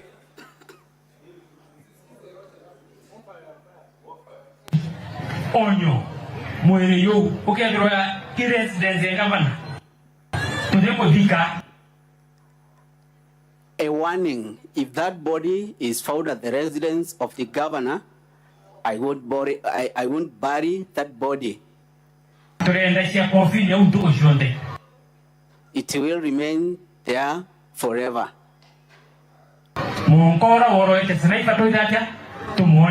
Until when we come to get the one who killed the sniper. And if it is not possible, we'll take it to Senate. Because those are the people who brought back that person who killed sniper. And we will fight and we don't fear. Play on. Mr. Speaker, sir, we can pause a bit. We had provided a transcript of those utterances. They are contained at volume 4, at page 6, because I am dissatisfied with that translation. Perhaps senators can retreat and look at it and compare with a more qualified translator. We can have the next clip. Mwere, you are sniper. The body of sniper.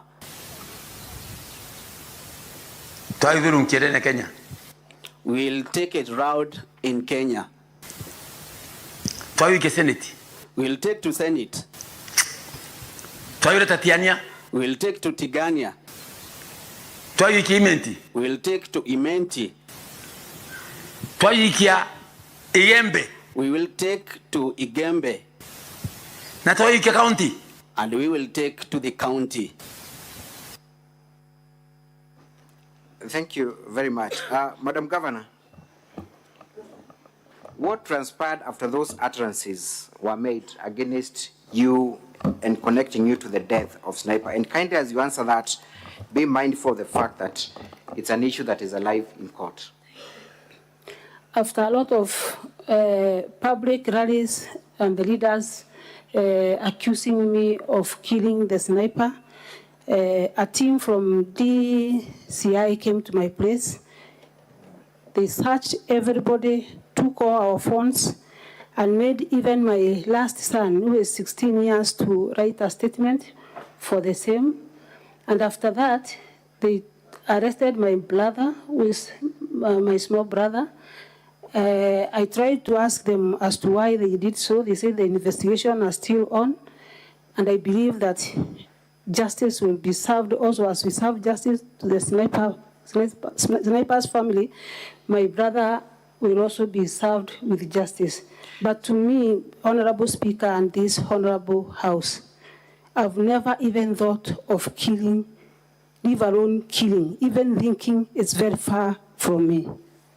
Thank you. So is it your evidence that you are thoroughly investigated and you have not personally been in any way connected to this murder and you have not faced any charges? I have not faced any charges. I did not even record a statement for the same. They came to our place, that is the governor's official residence, did the investigations and went away. Council for Governor, I'm informed your time is up. What do you say? Mr. Speaker, sir, I am truly saddened by that fact. I know we've had serious issues of mismanagement of time. That is a fault on our side. If I can have just 10 minutes with your kind permission. This is a very crucial witness. She's the governor who is facing the charges. 10 minutes, I believe, will do us justice in this matter. I will be done in 10 minutes. Because it's her career that is on the line, and she only has today to fight for her career, I'll give you 20 minutes. Thank you. Thank you so much, Mr. Speaker, sir. I am really obliged. Madam Governor, so you confirm that the criminal investigative agencies within the country were involved in this process? Yes, the criminal investigative agency were involved and they came to Meru for more than a month to do investigations. By the time those utterances were made by the people we have seen doing them, had investigations been concluded or begun? Not even begun. They had not begun? Yes. Did you make utterances during the course of the investigations? Did you make any public statements in respect to the issue during the course of investigations? The only public utterance that I made is about the amount that was raised during that time. During that time? Yes. Thank you. We have been told that you have caused a lot of problems to the widow of the deceased by claiming that she's cohabiting with an MCA. What do you say about that issue? That is very wrong. I've never uttered such. In fact, maybe they think by the time I said that the MCA is being hosted by the sniper's wife was being hosted by an MCA, thought that I was alleging a male MCA, which was not. Which was not the case. Yes. We have seen in the clips saying that they will take that body to various places. Have you witnessed them doing exactly that? And if they have done that, who has done that? And what is the target?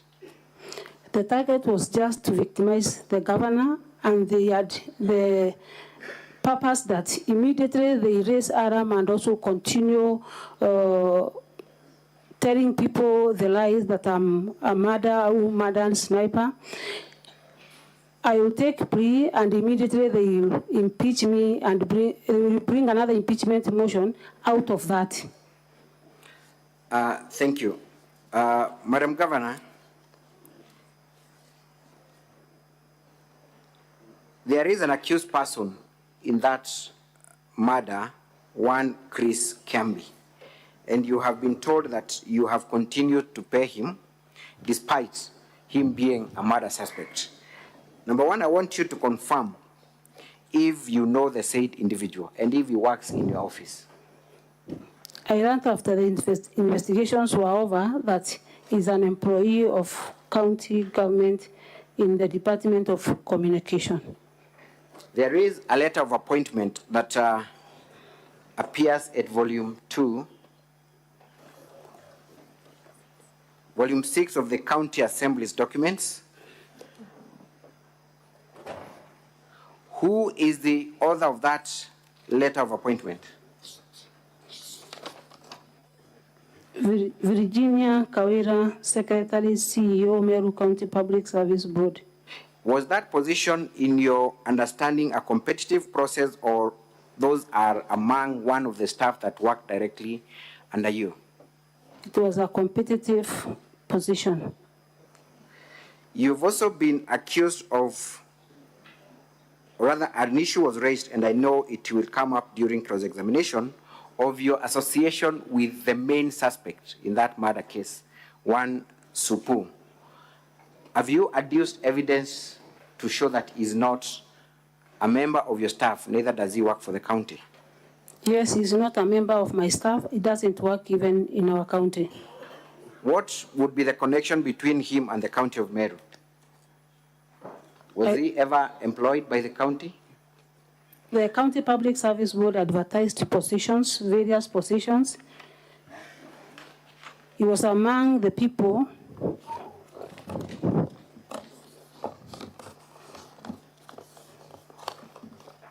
Thank you. The County Public Service position advertised positions, and he was among the people who were appointed by them. And immediately after they went to check on papers, his papers, according to the letter that I can see, and I also saw from the county secretary, that it was a fake degree. And for that reason, the county secretary service board revoked the appointment, immediately revoked the appointment. Where is that letter found? In volume?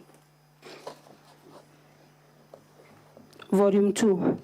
Of the county government's document at what page? At page 454. 454. So, would you be having any association with the same individual? Not at all. Not at all. Finally, on that issue, Madam Governor, what are your sentiments towards the family of the late sniper? Because it has been argued that you have not made any utterances or directed your feelings towards the family. What would you say? And have you even done that previously? I did it previously, and I also repeat them. I'm sorry about the family. And in fact, I'm the one that got out of my way to ask justice for the same family. This is a young family that maybe is not all that much able. And the reason as to why I went to media to give my stand is that I saw a lot of kind of mishandling the same family, stealing from the same family, doing it for politics and not to assist the same family. Your utterances in that press statement, were they directed at the family, or to whom were they directed? My utterances were directed to the general public of Meru. Thank you. Let us go to the last count of abuse of office. And you have been accused of employing a bloated workforce. Did you stand before the Senate last year and answer to the same charges? Yes, I was here for the same charges. Were you found guilty of those charges? Not guilty. A list was produced here of the names that you have purportedly employed. Was it the same list that was produced last year, purporting that you had a bloated workforce? It was the same list that was brought here. Thank you. You have also been Let me go back to the issue of paying Kiambi Christus Manyara. You have been accused of not taking any disciplinary action against the said individual despite him facing criminal charges. Do you have powers to take disciplinary action against an individual who has been accused of any criminal offense as a governor? I don't believe I have any powers to do that. Because Who should take disciplinary action in your understanding? Who should take disciplinary action in your understanding? I think the County Public Service Board. To the best of your knowledge, has that issue been brought to the attention of the County Public Service Board for their attention? The issue has not been brought to the County Public Service Board, and if there is any, maybe they could have informed me.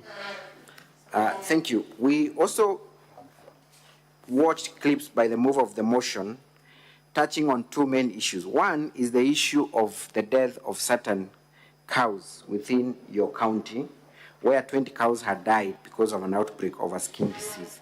Are you aware of that issue, and what have you done in respect to that issue?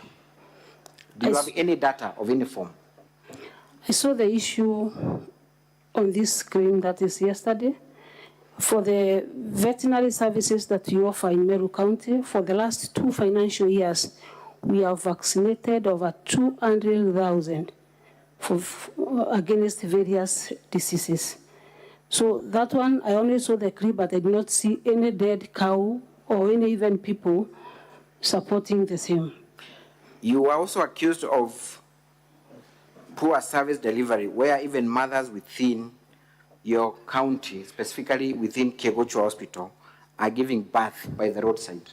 Are you aware of that incident, and what have you done about it? I also saw the incident yesterday, and Kegocho is not a level 4 or level 3 facility. It is just a dispensary. We are putting up a maternity facility, and there is no facility that is supposed, maybe the woman that went to that place, because I saw yesterday, was also assisted by the in charge of that facility, but it has no maternity wing. Thank you. Madam Governor, I have less than 10 minutes. You have brought several witnesses to testify in support of your case. One of those witnesses is Mheshimiwa Evans Mawira. It has been alleged by the County Assembly that you have procured this witness by way of buying his loyalty. What would you say about that specific allegation? The allegation is wrong because I don't see if I am able to buy any MCA.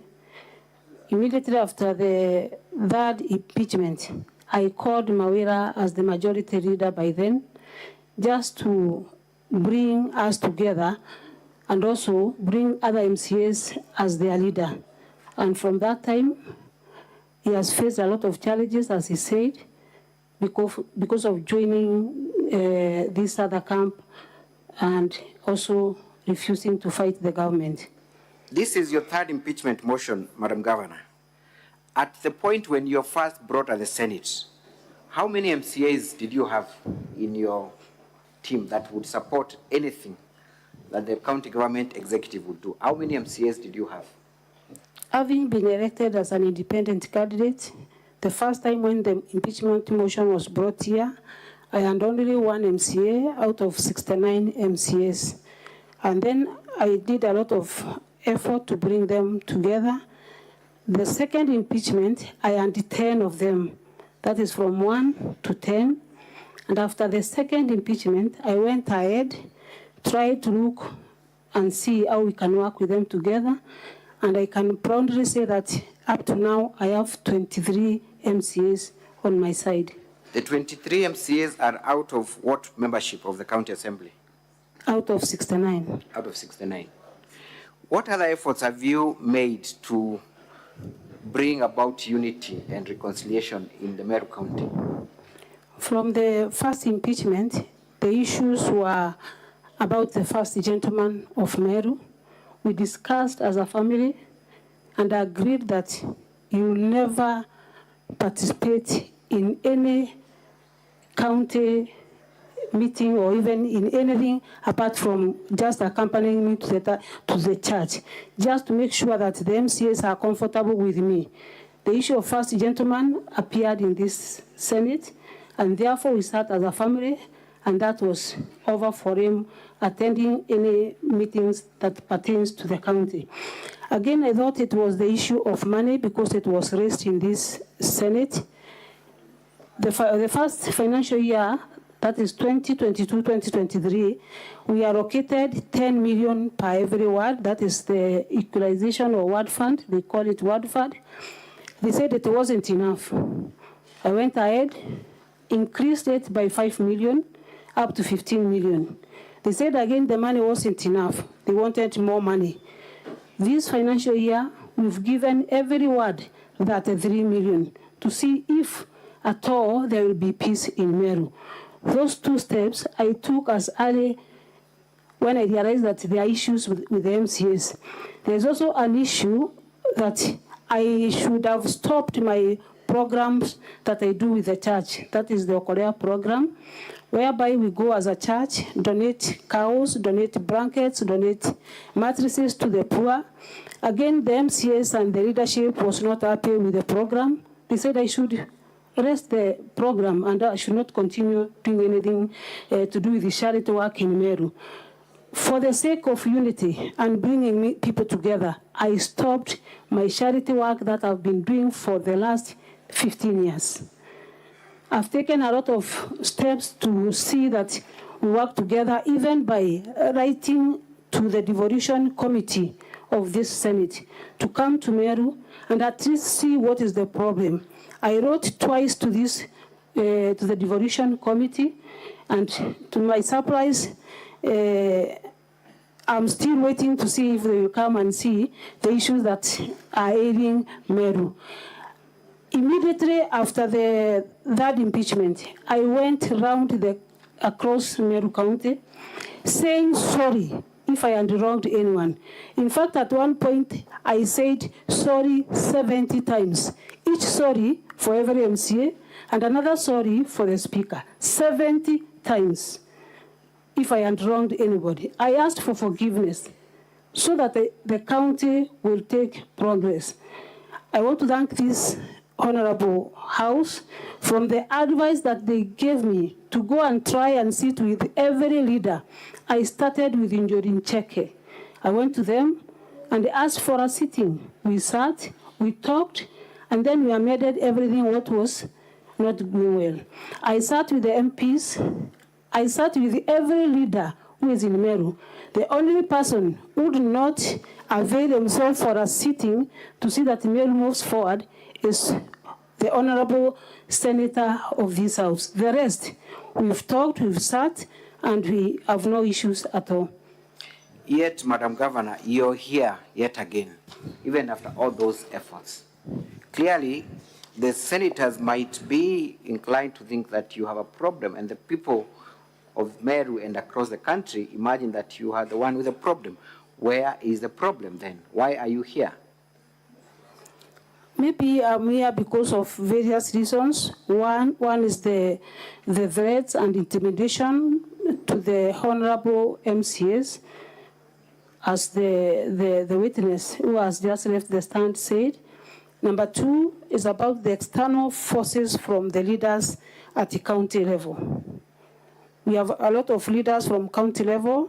You've seen them in the clips. And maybe you will play another clip that one of them is saying, the senator, but I need protection for this because I might land myself in problem.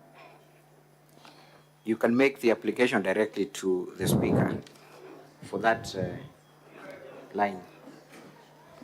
Honorable Governor, you shall not be victimized for whatever you say, as long as it's truthful and in line with the oath that you've just taken.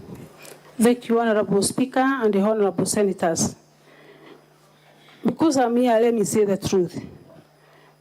The issue of MCAs in Meru, one of the person or leader who is trying to fuel and also to bring the ceremony in Meru is no one else but the Deputy Speaker of this House. Several times I've tried to reach him. He doesn't avail himself so that I can at least say sorry to him. I tried to reach the devolution committee of this House to come to Meru, but he said through his people that at no time the devolution committee will come to Meru until he gives a green light for the same. This honorable senator, Deputy Speaker of this House, is had in many meetings, like the one we've just seen the clip here. The MCAs are planning on how to impeach the governor immediately after we left here, and then they ask for comments from the Honorable Deputy Speaker of this House. He stands, and the video has been played here, and say, we as circumcised men, we will make sure that we assist you, honorable members, in whatever way. We will assist you, and the assistance that he gives to the MCAs is to make sure that they impeach me as many times as possible. In fact, he promises them immediately after they leave River Kadita to this end, he will take care of this house. I don't know how he will take care of this house, but honorable senators, the deputy, my senator, whom I give a lot of respect, has greatly interfered with the running of the county government of Meru. Are you saying that your senator, who also happens to be my senator, is behind your problems in Meru? I think we can play the clip. Kindly, let's play that clip. I think it's a yes or no. We don't need to go yes. back to the clip. Thank you, Madam Speaker. So, Madam Governor, do you think that devolution works in Meru with you as the governor, or the only problem, or not, rather the only solution is for you to vacate your seat and give it to someone else so that we can have peace in Meru? Do you think that there is a working relationship with, especially the County Assembly of Meru, because that is where your focus should be? Do you think there is that working relationship? Thank you, Honorable Speaker. The working relationship or the working progress in Meru with the MCAs, I've just said that I started with one MCA, then to 9 MCAs, and up to now I have 23 MCAs. Conclude, Council for Governor. Your time is up. Thank you. Actually, that was my last question, Mr. Speaker, sir. I thank you so very much. I yield the witness Council for cross-examination. for County Assembly, you may now proceed for cross-examination.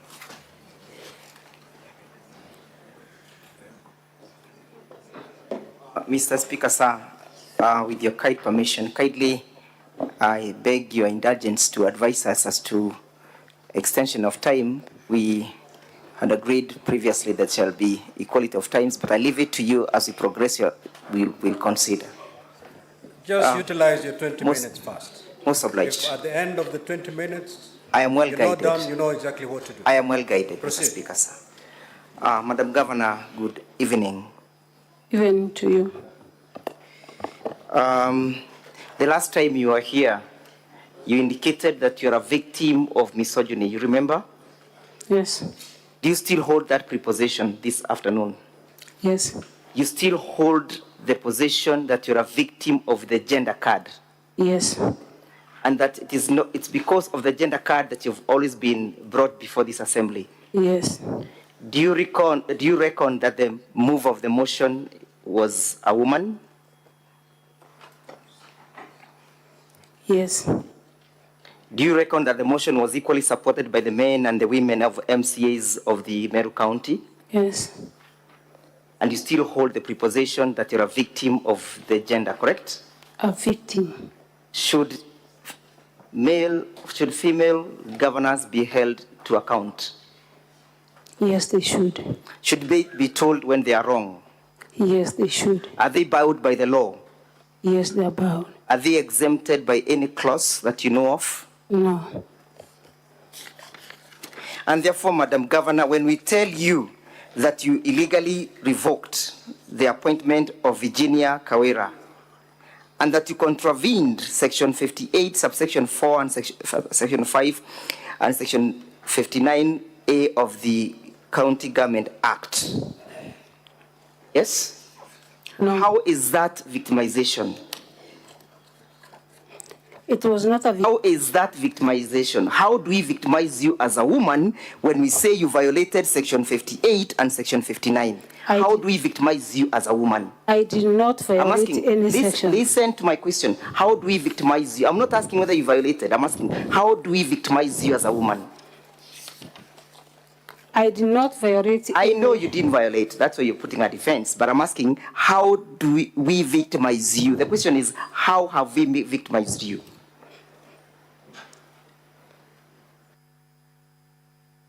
I did not violate. That you have said. But the question is, how did we victimize you? Tukisema kwamba umevunja hii sheria na umesema hujavunja, tumekuonea vipi ati kwa sababu wewe ni governor wa mwanamke? Na kwa sababu sijavunja hii sheria, amjanionea. Understanding my question? Yes, I'm understanding. The question is about victimization. How have we victimized you?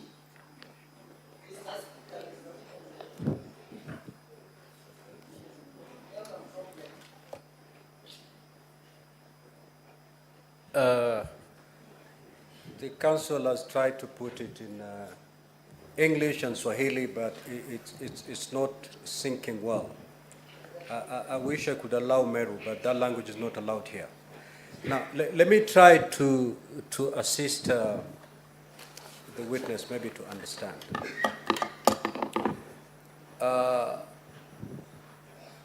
If a governor breaches the law, and is held to account, if it happens that that governor is a woman, is she being victimized? Because she's not. Thank you. Council, have I? Thank you for the indulgence. I enjoy from the wisdom of having practiced many years of law. Thank you, Senior Counsel. And therefore, you sat through the evidence of one Linda Kiome. Yes. You heard that she distanced herself from that particular letter. Yes. And you are given leave by the Senate to bring or to produce the original letter, correct? Yes. Have you produced it before the Senate this afternoon?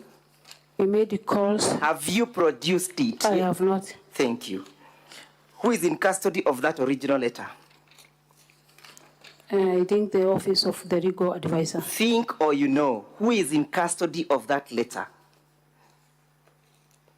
Our secretary. Your and she secretary. says yes. Is that secretary within your reach? She's in Meru. Is she within your reach? She's within my reach. Did you communicate to her that it was important to have that particular letter produced before the Senate? I communicated to her and she said that she had given the letter to the legal team that was preparing. Oh, so the letter was still within the custody of the legal team? So that they can have a copy. Thank you. Have they produced it? They have produced a copy. Have they produced the original letter? No, they have not. Thank you.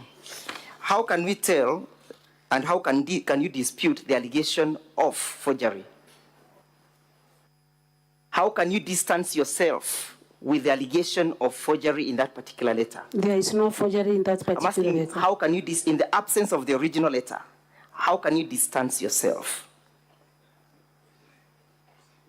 May I repeat the question? Yes. In the absence of the original letter, how can you distance yourself from that letter? It has been asked a few hours ago, so, and because it's in Meru, we need to do some arrangement. You cannot distance yourself from that letter in the absence of the original, correct?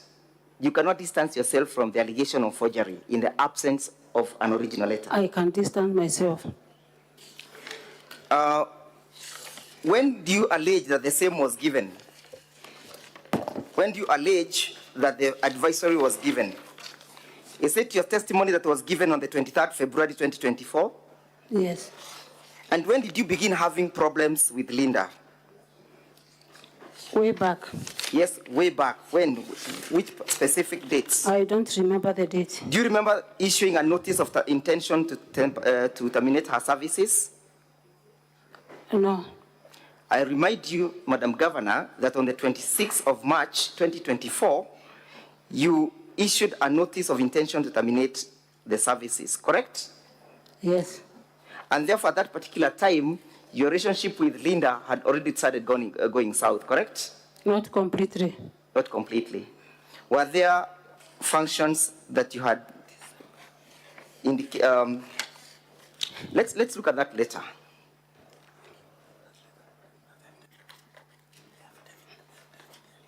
You indicate that the reason for the termination is due to her perennial unavailability to offer legal services or legal advice. Then you also say, when the governor raised this concern over the same issue in December,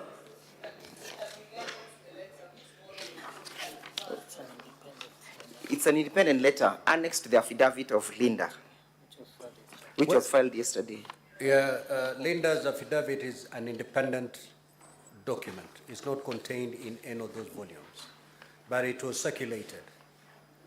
If you don't have a copy, kindly make available a copy to Honorable Oroba. Is there any other senator who doesn't have a copy of Linda's affidavit? May we freeze the time? Can you make available a copy to Senator Mogeni and Senator Oroba, please? Proceed.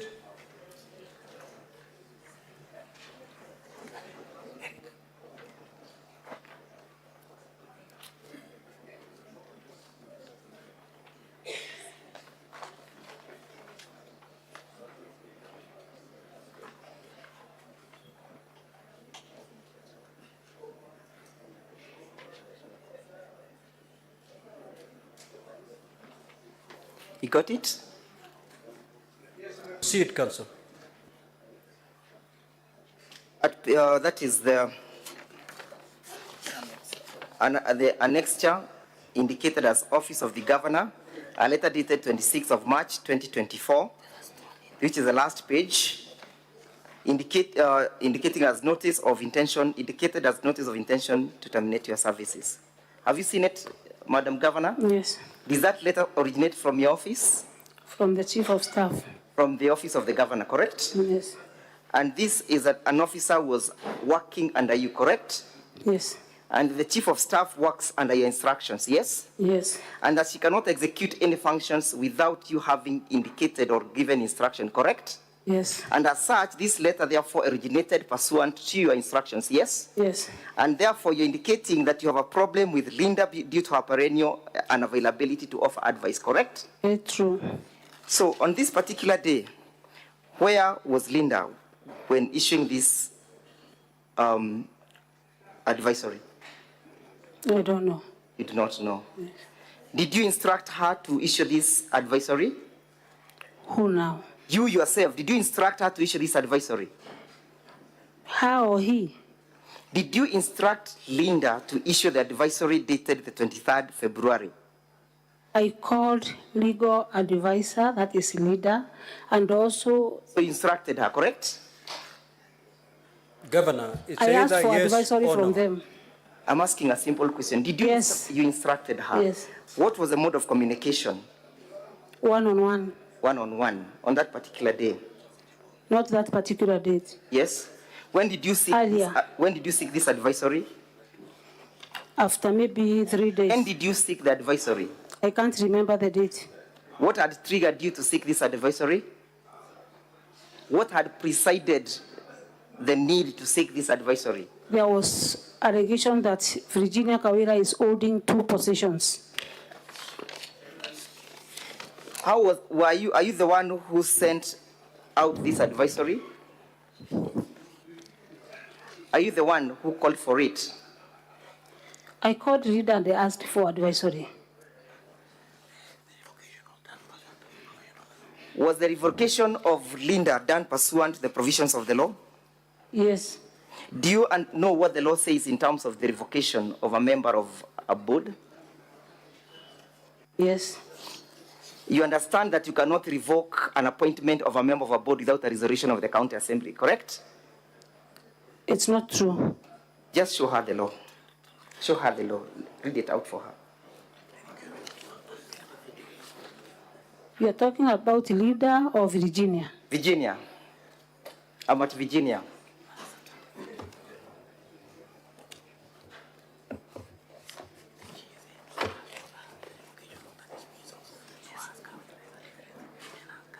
Would you read section 59A, 58? 58. 5.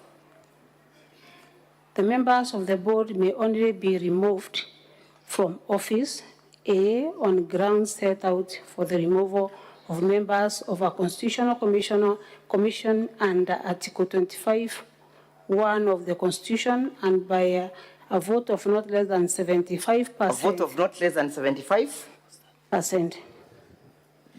We have two ways of removing person from an office, correct? I revoked, not removed. When you revoked, did she leave the office? She went to court. I'm asking, when you revoked, assuming that she did not go to court, was she to leave the office? After revoking, she was not to leave the office. Ulipo revoke hiyo barua yake, ulitarajia atarudi katika ofisi yake siku nyingine? Nilitarajia atachagua kazi moja kati ya kazi mbili ambazo alikuwa anashikilia. Kwa hivyo haukutarajia kwamba atarudi kwa ile ofisi yake siku nyingine. Kweli si kweli? Nilimpatia achagua anarudi kwa ofisi gani. Nijibu swali langu, nimekuuliza vizuri sana. Ulitarajia kwamba atarudi kwa ile ofisi yake awe CEO wa board tena? Yes. Ulitarajia vipi na usha revoke? Revoking is not dismissing. I understand English. My question is whether you dismiss, whether you revoke, the ultimate result is that she is going to leave that office. She is going to be removed from that office, correct? Angetoka kwa hiyo ofisi kama angeacha kazi ambayo alikuwa amenashikilia kwa miaka yote. The revocation was done pursuant to which law? Which law did you invoke when revoking that appointment? The law that makes me an appointee. The laws in Kenya are known. We know all the laws. Which law specifically did you invoke? And perhaps show us from that purported advisory which law was invoked while purporting to revoke. Have a look at that advisory and lead us to the law from that particular lawyer who advised you that a revocation can ensue. Which law did he invoke or did she invoke? The legal advisor that is leader knew the law that yes, I understand. She used. Which law did she invoke in her advisory?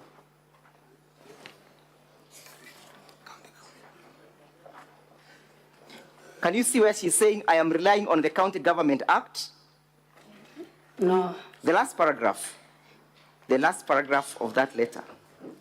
Kindly show the Madam Governor.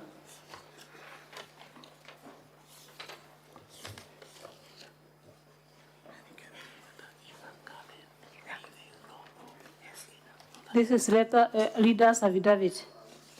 Madam Governor, be patient, be sure where to read.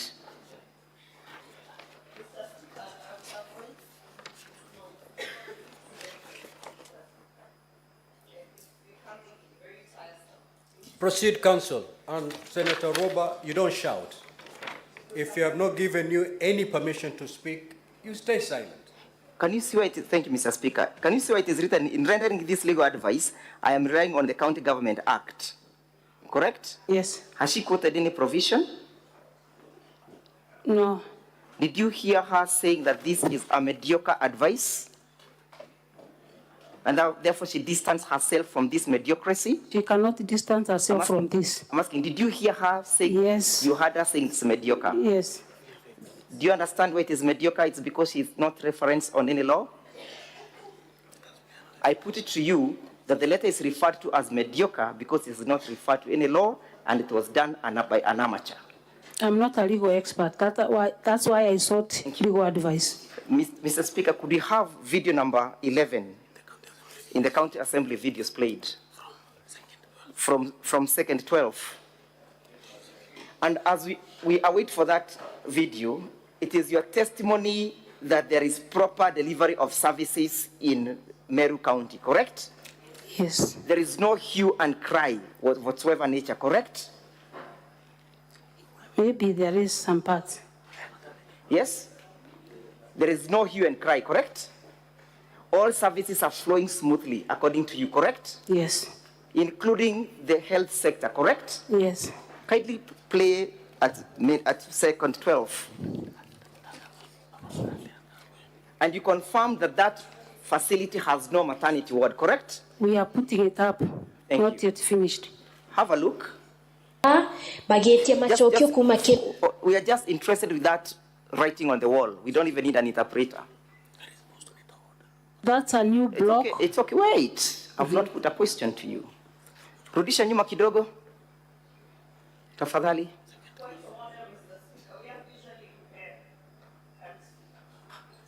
Can you see, sorry.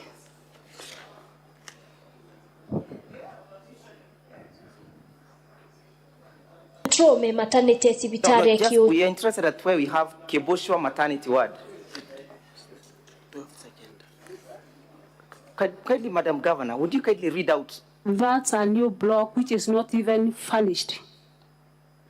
Can you see where it is written Keboshwa maternity ward? It was written 2 months ago. Yes, I can see. It's okay. Yes. When was this? Who opened this facility? It has not been opened yet because it has no furniture. Is this facility functional? It is functional as a dispensary. As a dispensary? Yes. A dispensary that can take any emergency of whatsoever nature, correct? No. Yes? Limited to services. Limited to services? Yes. Let's have where, and perhaps you need an interpreter now, let's have where the women are saying that a woman delivered on the road. Let the video be played. Chwa bagetia machokio kuma kemandaitare nara kinyaba kwenda kunenkerwa mwana ora inala simekire kwerwa mwana keni nekia sibitare. Mr. Speaker, sir, we need an interpreter. Can you bring the interpreter in the House?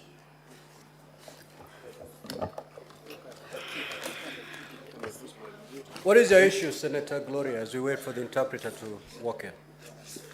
Keep it short.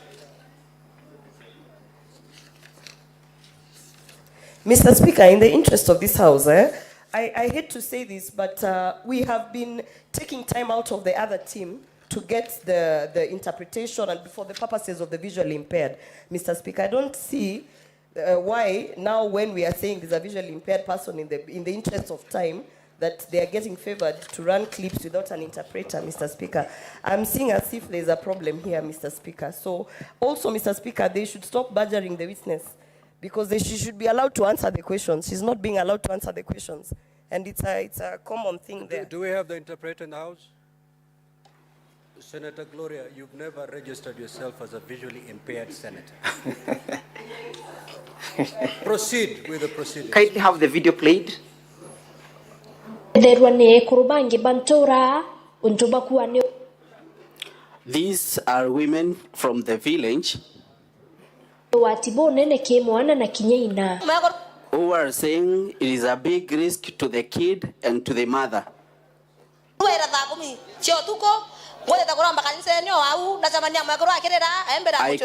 I came here early in the morning, that is 4 a.m., and I was going to pray, and I found women here. I think we can stop at that. Thank you, Honorable Speaker. You've heard what those women are saying, correct? What are they saying?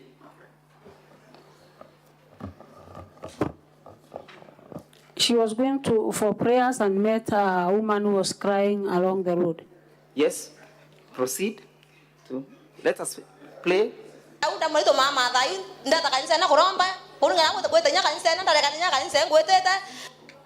As I was going to church, even the church I didn't have to attend,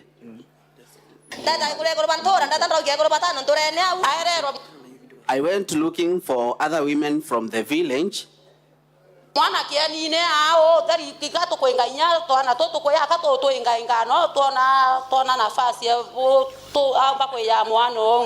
During delivery, the kids were all over, and we were chasing them so that they cannot join us in the process. Thank you. Heard what the women are saying, that they are complaining that one of them is delivering from along the roadside, correct? Yes. Did it surprise you or did it catch you by surprise? I was surprised also. You did not get to know about it, correct?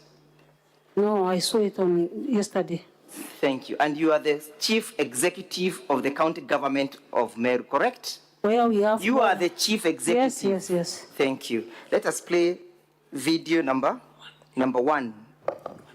1A at minute 2:42. Wale ambao wana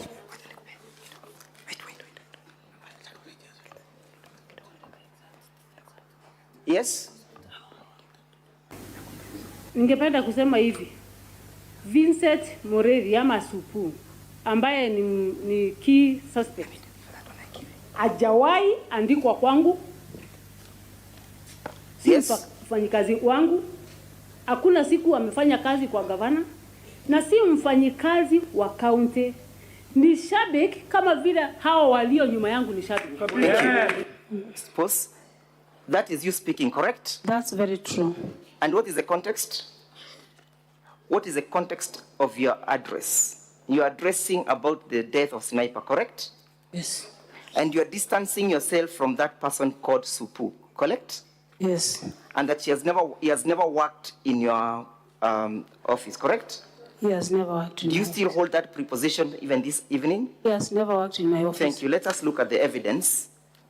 Volume 2 of the County Assembly bundle of documents at page 430. Yes, County Assembly. Your time is up. Council for the County Assembly, your time is up. Yeah, that has caught us by surprise, Mr. Speaker, sir. And because this is a crucial witness, we seek your indulgence and your favor that you may grant us at least 20 more minutes so that I can also yield to my learned friends to just carry on with the rest of the...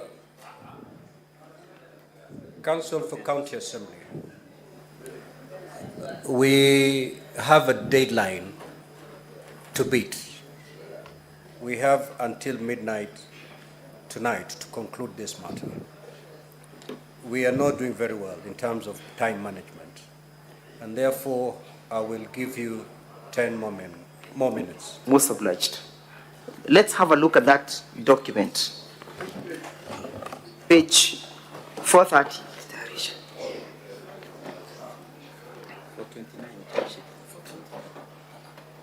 Are you at page 430, Madam Governor? That is, we can begin at page 429.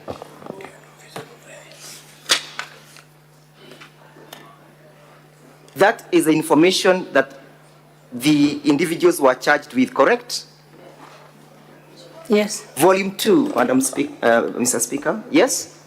And yes. Vincent Mureithi Karemi alias Supu is one of the accused person, number 1, correct? Yes, accused.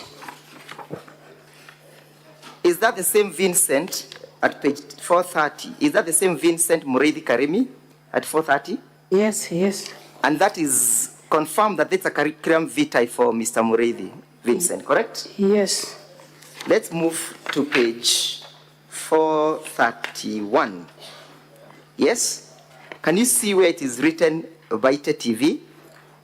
Yes. Yes? Yes. Do you know Vita TV? I know Vita TV. Where does it broadcast? From Meru. From Meru. Do you have any association with that particular TV? No. You don't have. I put it to you, and then look at where we have directors. Miriam, where we have the references. Can you see the references? Miriam Guantai. One of the references, correct? Yes. Reference to Vincent, correct? And Father Kaberia. And Father Kaberia. Do you know Miriam? I know Miriam. Who is Miriam? A close relative. Close relative. Relative to who? Relative to the governor. Relative to the governor. Yes. Who is she referring? From this document, she's referring with Vincent. Vincent. Yes. Yeah? Doesn't she work as your PA? Yes, she works. She works at as a PA, correct? Yes. Do you still maintain that you do not know Vincent and that Vincent does not work for you? She doesn't work for me. Let's go to, has she ever worked in the county government at any given time? He has never worked in the county government of Meru. Thank you. Let us go to page 443 of the same bundle of documents. that is a letter from the Public Service Board, correct? 443, Honorable Senators. Yes. And that the County Public Service Board is responsible of placement, correct? Yes. And that that letter is an internal memo, yes? It's an internal memo.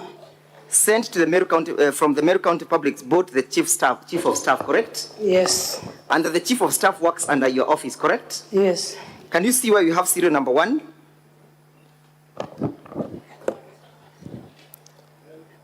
Yes, I can see. Who is that? The number 1 person? Yes. Vincent Muridi. Vincent Muridi. Yes. Can you see where it is written designation? Yes. What is she? Assistant Director. Assistant Director? Governor's Press. Governor's Press. Yes. Do you still maintain your preposition? Yes. That she doesn't work for you? It doesn't work for me. As I yield to my next counsel, I put it to you that you are capable and you have been a pathological lawyer who was a liar, who has always craved and hidden under the card of gender. And that you have come before this assembly to lie, and that your witnesses have always been lying, and that they have lied today. Yes? I will prove to you now. Did you listen to the submissions or the response of the CEC for ICT? No. Did you listen to that evidence? From who?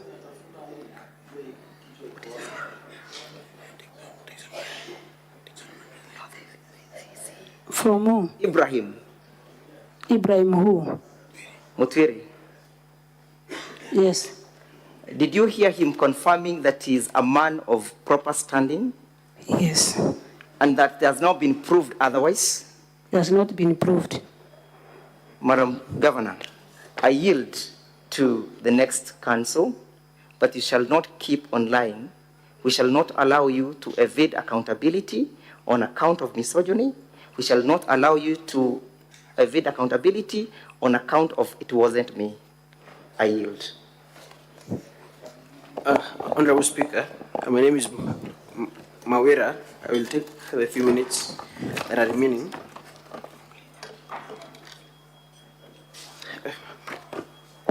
Madam Governor, in your opening statement, you said that the County Assembly defense consists of lies, correct? Yes. And you said that it is pure lies, correct? Yes. We have shown you evidence that the purported legal advice from the purported legal advisor is a lie. We have caught you lying. We have shown you further evidence that the letters that were purportedly written by the notorious County Secretary but never received by the Office of the Clerk, but which you purport in your evidence to have been received by the Office of the Clerk, are also outright forgeries. We have also shown you evidence, and contrary to what you say in that video, that you don't know Vincent Muridi, alias Supu, we've shown evidence that this person has actually worked under your office. I know Supu, but he has never worked in my office. Wait for the question, Madam Governor. Do you still maintain that despite all this evidence of lies and inconsistencies in your evidence, it is a county assembly that is lying? There are no lies. Okay. Madam Governor, there's a video, but for the benefit of time we won't play it. There's a video in your bundle of videos where you did a tour after the last impeachment proceedings. You went to Meru and you are addressing the rally from the rooftop, correct? Yes. Is that your best evidence of your reconciliation efforts? Is that your best available evidence? Among the best available evidence. Have you presented all the other evidences before this Senate? Yes. Where are they?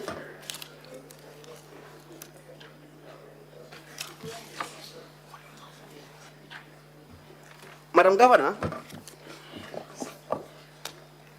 turn with me to page 394 of our volume 4, Honorable Speaker, volume 4. Page 394. And as you open it, open page 558 of the said volume, those two pages. Yes, show them to the Governor. And this is a recommendation, Madam Governor, I'll read and you will agree with me. On 15 and 16, this is a recommendation by the County Assembly that a sub-vote be established within the Office of the Governor to provide a budget for the Deputy Governor, correct? Yes. And this recommendation was made to the County Treasury, correct? Yes. And the head of the County Treasury is Mr. Ibrahim, who testified in the morning in your favor, correct? Yes. At page 558, this is now the report on the Meru County Budget Appropriation Bill for number 2 of 2024. You will agree with me that the committee notes that the CCM Finance did not adhere to that resolution at number 16. That is page 558, Honorable Speaker, correct? Yes. So, Madam Governor, if your evidence is that you are the foremost peacemaker, is that you have made all attempts at reconciliation, why would you allow your CEC to deny the Office of the Deputy Governor a budget? If indeed you want to reconcile with the Deputy Governor and you want to reconcile with all other leaders. The Deputy Governor doesn't have a vote, that is one. Number two, the amount allocated to the Governor is for both the Deputy Governor and the Governor. You did not get my question. Why would you deny that office within your office still? We've never denied that office budget. I think, Honorable Speaker, I leave it to interpretation by the Honorable House.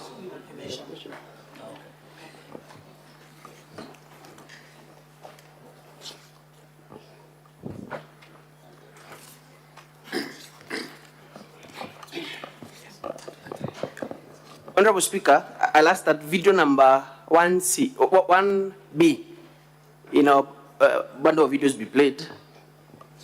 And that is my last question. 1B of the County Assembly bundle of videos.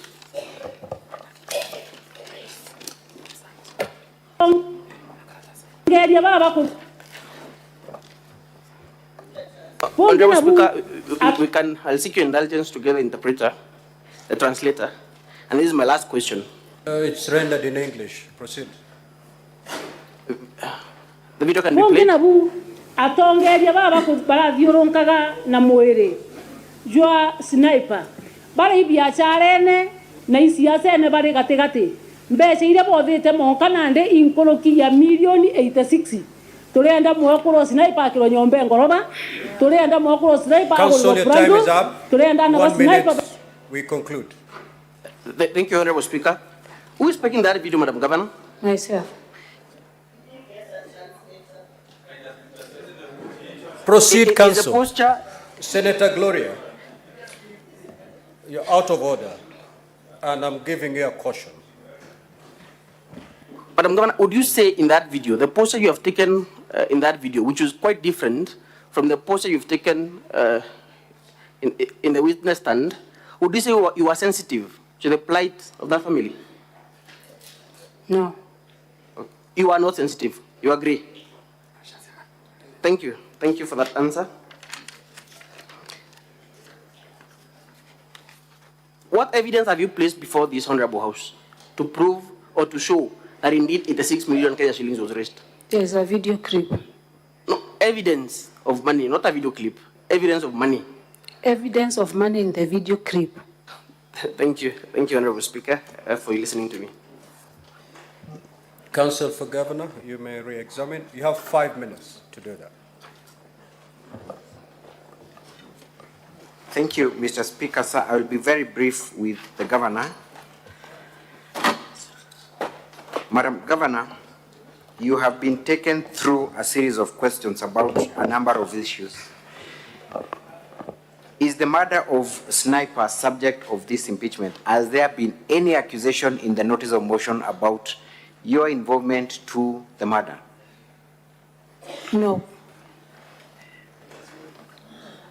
Secondly, you have been asked to, or rather you've been put to task about certain employees of the county government of Meru, one of them being Vincent Morethi. Again, in the impeachment motion, is the issue of the employment of Vincent Morethi featuring anywhere in the notice of motion? Is Not it an accusation anywhere. you're facing? Not. Does it have any relevance in these proceedings? It doesn't have any relevance. Do you confirm that there is a murder trial that is taking place as we speak in respect to the unfortunate murder? Very active one. Thank you. You have been told about a facility within Kigocho Ward. Kindly clarify what is the status of that ward. Is it an operational maternity wing or it's not an operational maternity wing? It is not operational. We just finished construction the other day and yet to have the furniture so that it can start being operational. Are you offering maternity facilities or rather maternity services at the facility? We are not offering maternity facilities there. Thank you. Again, back to the issue of the employees of the county. How many employees do you have at the Meru County government? 6,000, almost 6,000. Almost 6,000. Yes. Are you in charge of all these employees? No. Specifically, the issue of Vincent Moretti. Is he an employee of Meru County? He is not an employee of Meru County. Did he attempt to be an employee of Meru County? He attempted and then the letter was revoked just after 1 week. By the time you were making those comments, was he an employee of Meru County government? He was not an employee. He was not an employee. Thank you. Finally, you've been asked about the copy of the original of the legal advisory that was offered to you by one Linda Kiome.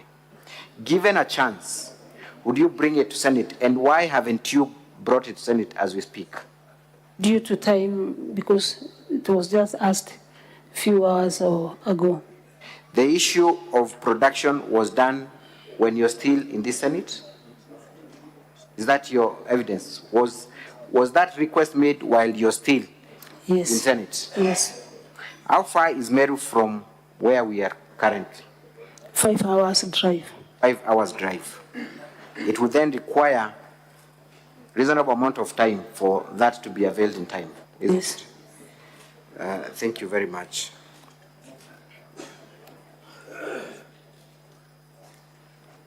Finally, have you made specific responses to all the allegations that have been brought against you in this house? Yes.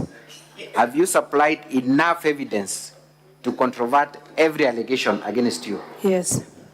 Have you brought witnesses before Senate who have talked on various issues? Yes. Do you stand by the evidences that they have adduced in court, in this Senate? Yes. Thank you. That is all for this witness, Mr. Speaker, sir, and I wish to close the governor's case at this juncture. Thank you.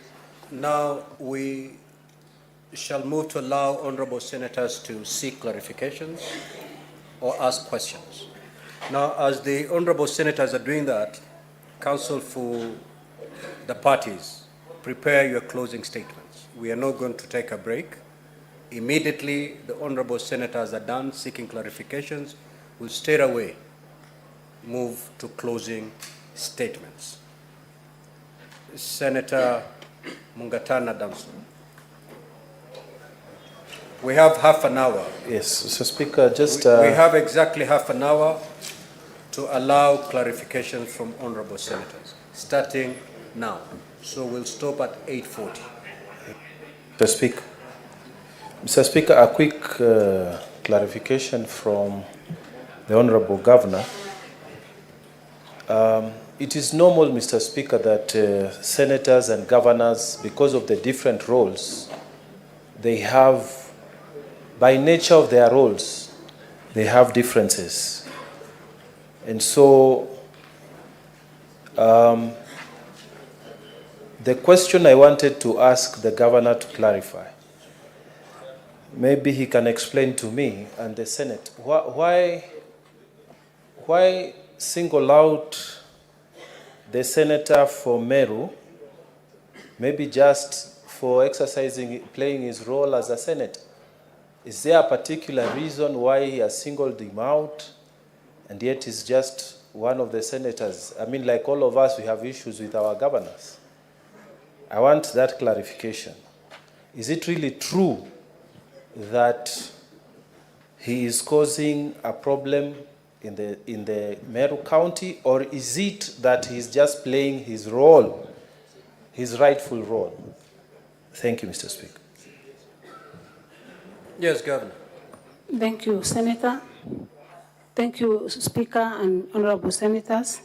In this case, my Senator, the Deputy Speaker of this House, I agree that he should do his oversight or any role that is given to him. But for this case, he has gone beyond in disrupting peace in Meru. One of the reasons is this. I wrote to Kadhuri Morongi requesting that the devolution committee come to Meru and try to solve our issues. And in fact, I'm not lying, but telling the truth, he denied me that chance for devolution committee to come to Meru and mend the issues in Meru. Number two, my dear Honorable Senator for Meru, as an ambition of becoming a governor, which is not wrong. It is right for him to dream to that position. But I believe that you cannot light your candle by putting off other people's candle. Senator Kajwang.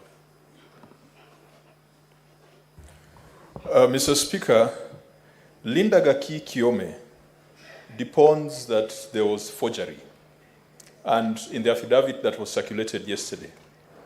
I've looked at the ruling of Justice Nzioka in civil suit number 551 of 2011, and Justice Nzioka ruled that for a signature to be deemed and certified as forged, a document examiner's report must be produced. End of quote. I want to ask the governor, in the case of allegations of forgery, who bears the burden of proof? Number two, a lot of HR issues have been brought up. Could the governor tell the Senate what measures she has undertaken since she took office? Can the governor tell us whether the 500 million expenditure or growth in expenditure in the 2022-2023 financial year that was cited by the Assembly was approved in the budget, and whether the Assembly approved it? And finally, Mr. Speaker, people are dancing on the grave of Sniper, and Mr. Speaker, it is unfortunate. Can the governor tell us whether she's a suspect, whether she's been taken to court, whether she's part of those who have been taken to court on suspicion or allegations of killing Sniper?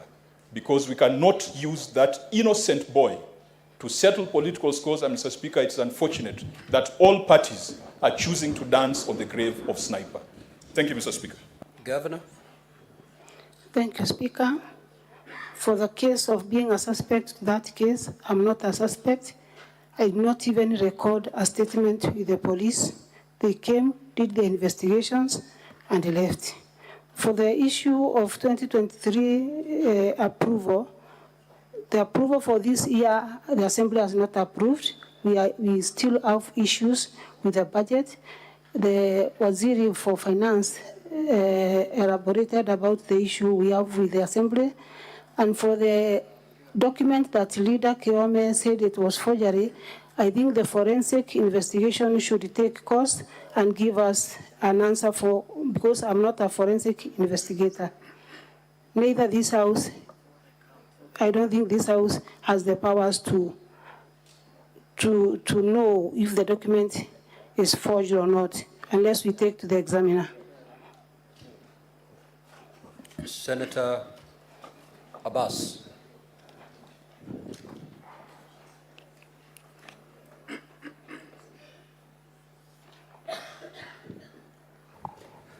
Thank you, Honorable Senator. Honorable Senator, I think Her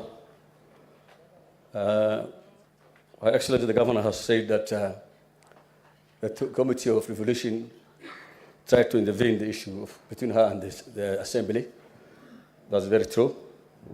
However, there was no one time, I want to put the record straight, there was no one time the Deputy Speaker of this House said that we cannot go to Meru or have a reconciliation with anybody. We did meet, a team went there, led by the Vice Chair of the Committee of Devolution and Intergovernmental Relations. They met Her Excellency the Governor. They also talked to the Speaker of the Assembly and the Assembly members. However, clarification, Senator, because your time is running. Okay. The mic will go off. I just want to put the record. But we did not succeed because the Assembly that time was going to a retreat. And as I said, that is actually why we could not be able to meet the two of them. However, we tried again, and the Deputy Governor, when we were going there was an issue in Meru. We could not go back again. I want to put that record straight, Your Excellency. Your Senator Omtata.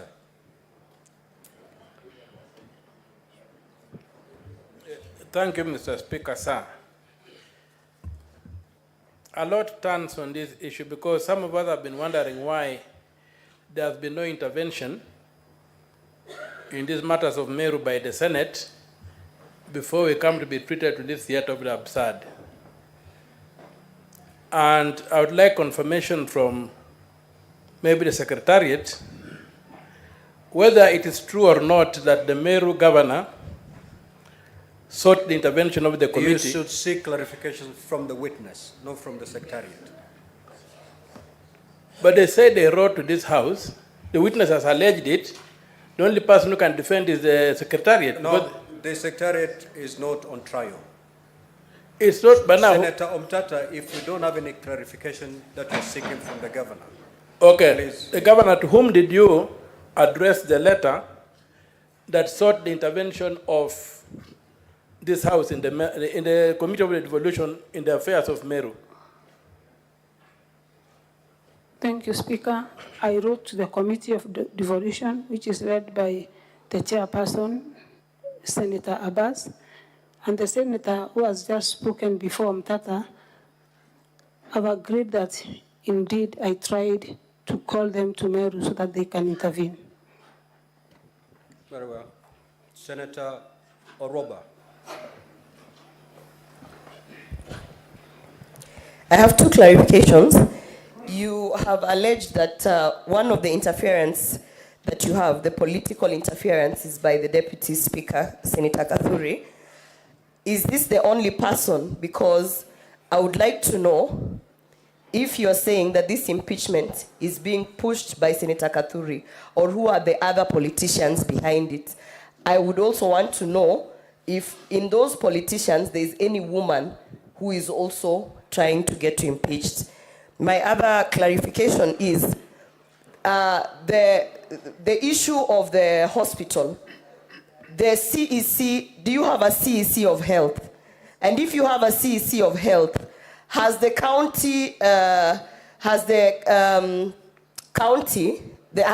MCAs tried to impeach the CEC because there is an actual clause in the Constitution for removal of a CEC because the duty of care of the Ministry of Health actually falls under the CEC, yet they are jumping the CEC and going straight to the governor to impeach. I would like that clarification. Thank you, Senator. Indeed, I have CEC held. The County Assembly of Meru has never tried to impeach the CEC held. That is the position. About the political interference in Meru, there are so many other people who believe that they should not be led by a woman, and that's why you see them gathering together and then trying to politicize the issue of a young family to bring me down. There's a tradition in Meru that they should not be led by a woman. I want to say categorically that the chair of the interference, or the person who interferes most, is the Deputy Speaker of this House. The rest, I don't see if it's good for me to mention them in absentia. Senator Olekina. Thank you, Mr. Speaker. Mr. Speaker, I just need to seek some clarification from the Governor. Madam Governor,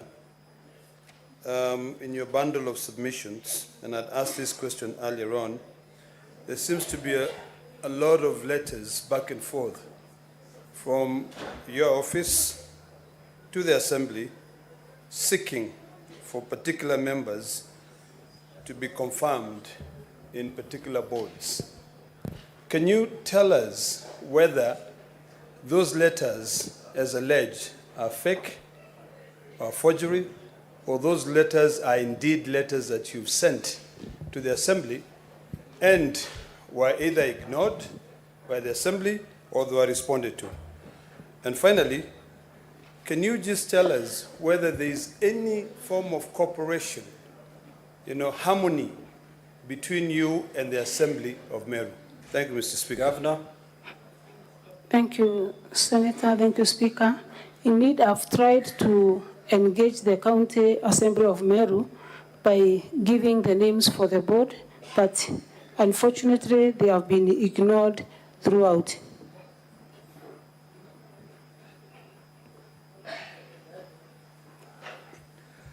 Senator Mofai. Honorable Speaker, Honorable Speaker, I want some clarification from the governor. I happen to be a neighbor to the governor, and of late I have witnessed influx of patients from Meru County to Tharaka County seeking medical attention. I would request to know from the governor, maybe there could be some breakdown in all the facilities in Meru County, as alluded in that video we have just witnessed before us. Number two, Honorable Speaker, recently we have witnessed a national reconciliation which was being executed by His Excellency the President, because we had some national crisis that called for a broad-based engagement, and now the country is at peace. One would want to know from the governor, why has it taken us close to 2 years without managing just 69 MCAs to sit down and work for Meru people? Thank you, Senator, for reconciliation. As I said earlier, I've tried my best to reconcile the leaders. The Mwananchi has no problem at all, apart from the few elected leaders who have some issues. But I sat with Njori, as I said. I sat with the members of parliament. I sat with the CS, the former CS Agriculture. I sat with the assembly leadership. The only person that would not have a chance is the deputy speaker of this house. There is a lot of progress because when I was here the first time, I had only one MCA. Then for the second impeachment, I had 9 of them. Now I have 23 MCAs on my side. To me, that's a great progress in mind of the political interferences that have been going on and the intimidation of county assembly members by the same leaders. I've tried my best, and I believe as I continue, more will come on board, because I'm doing a lot of civic education also to show the community that they should not disregard the leadership of a woman just because she's a woman or the tradition says so. About the hospital in Meru County, Senator Mofaya, most of our patients come from Tharaka to Meru General Hospital. They don't come from Meru to Tharaka, but Tharaka to Meru. Thank you. Senator Majayo.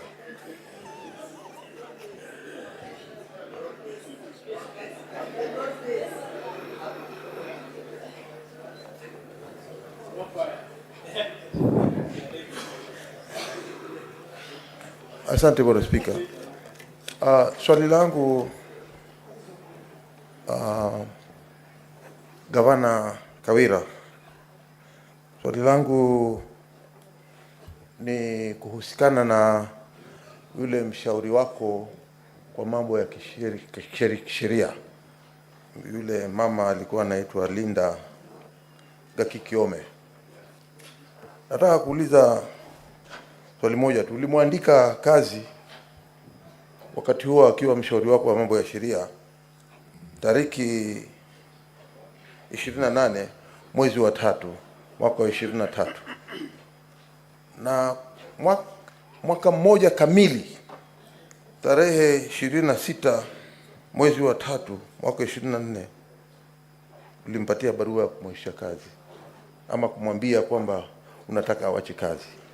Nataka kuuliza, je, baina ya wewe na yeye kulikuwa na kukosana ama kulikuwa na taabu fulani, ama kulikuwa na kutoelewana fulani, ndio sababu akasema ya kwamba yeye si alikuwa ameandika ile barua, bali ni kwamba wewe ulikuwa umefanya ile, pengine si wewe, lakini ile barua iliyoandikwa si wewe uliyetia mkono wako kidole.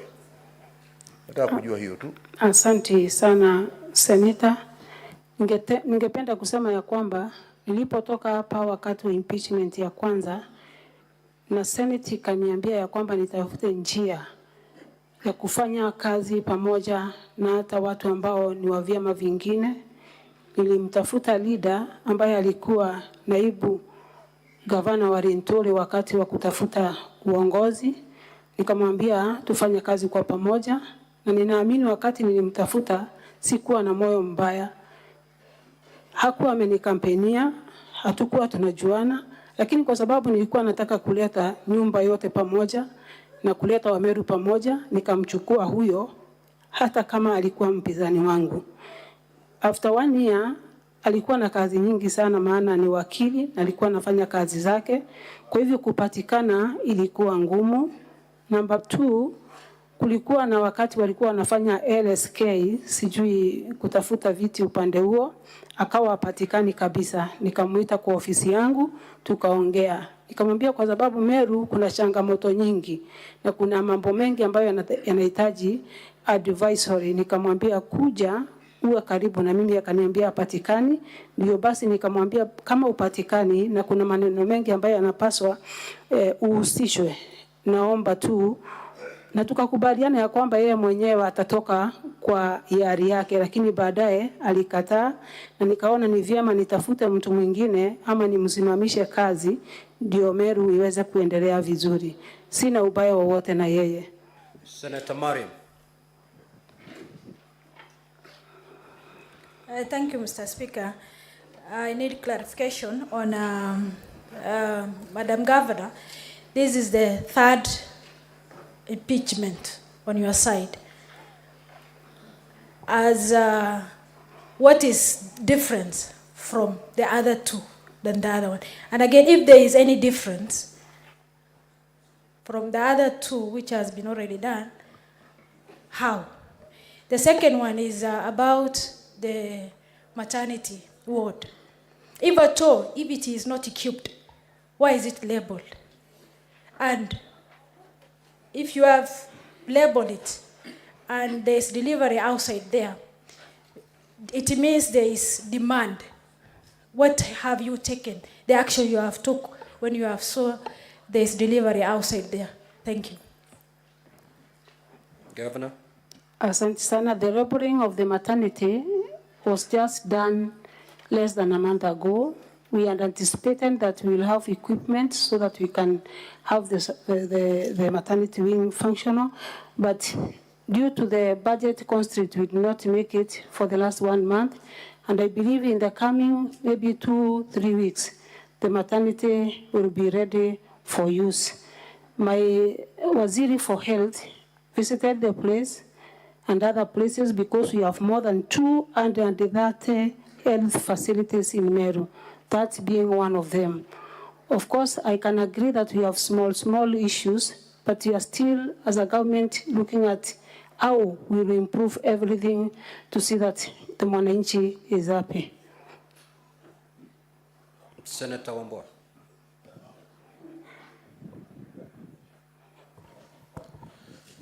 Thank you, Mr. Speaker. Mr. Speaker, I have 2 questions to the Governor. Madam Governor, one of your key witnesses, Honorable Kawira, confessed on record and under oath that he and a group of other members of the County Assembly of Meru, on their own motion, converted themselves into economic saboteurs, that they sat down and conspired to sabotage the economy of the county government of Meru. At what point did you get to know about this admission of crime? And as the governor of Meru, did you report this matter to police with a criminal offense? Secondly, Madam Governor, I want to get your appreciation of the impeachment process. Do you appreciate it as a legal constitutional process that the Assembly should take as part of its business and facilitated by the Assembly? Or is it a personal initiative by people who have a grudge against their governor? I thank you, Mr. Speaker. Governor. Thank you, Senator. I've not reported any economic sabotage to the police because this is kind of political, which is fueled by external forces to sabotage my administration and also the good work that I do. And I want also the honorable senators of this house to know that the real Mwananchi kwa ground has no issues about the way I run Meru County. It's only a few class of leaders that have sworn that I will never have peace in that county. They must keep me busy with other things because of 2027 politics. There is nothing more or big than more. It's only 2027 politics that is being played by the MCAs who are used by the political class or political leaders across Meru County. About the personal initiative,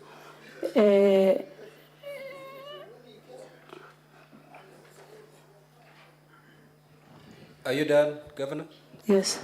Okay. Senator Joyce Korir.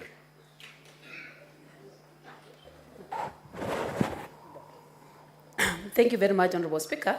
My question to the governor is the efforts that she has put in place, especially on the third impeachment, and the relations that she has with the rest of the governors,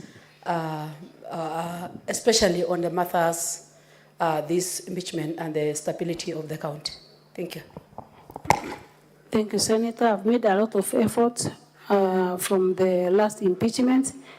One is by providing to the honorable MCAs of Meru County the ward fund that, or the ward project to every ward to the tune of 33 million per ward. Number two is involving them to be part and parcel of my tours to the ground so that at least they can assist in participating and knowing what is ailing the community for us to work together. The relationship about myself and other leaders, especially the governors, is good. I have no issues with the other leaders, apart from few leaders from Meru County. Senator Hamida.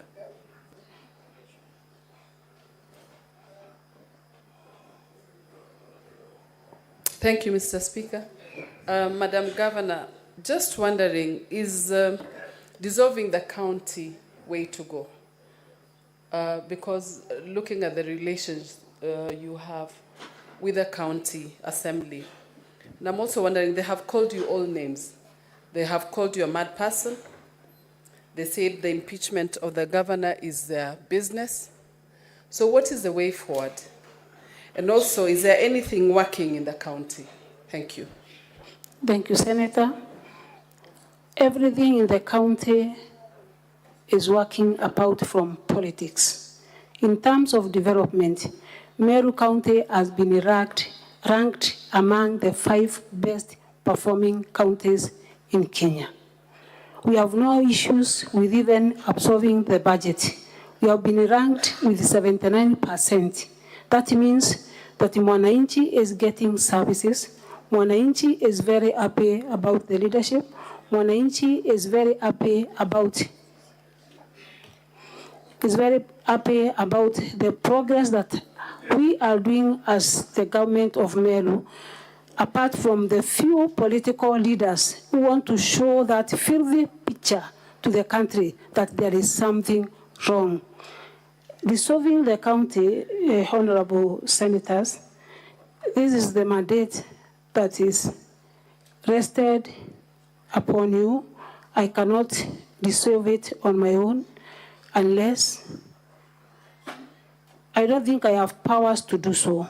But this honorable House has powers. I think the president also has the powers to do so. But I said earlier, we have young men and women as MCAs in Meru. Those who are not in the madness of political issues. They participated in the elections, won in different ones. They have just been in office for 2 years, remaining 3 years. They did their best to be leaders in respective ones. We will be doing justice to a person who has no issues with Meru politics. Will there be any justice to the governor who ran the whole county as an independent governor and won the position against 2 bigwigs and against the tradition of Meru that says that we should not have a woman as a leader? As I speak, honorable senators, in Meru, we have only one elected lady who comes from my place. Out of the 45 elected MCAs, we have only one. Meru has never elected a leader at the national level. We get all the nomination slots and no election to women. I think the other way about or to solve this issue is to do a lot of civic education to Meru so that people can understand and embrace the leadership of women. That is the only issue in Meru. For development, we are doing well. For absorption of the budget, we are doing well. Mwananchi is very happy. Thank you, Governor. You're now repeating yourself. Senator Veronica.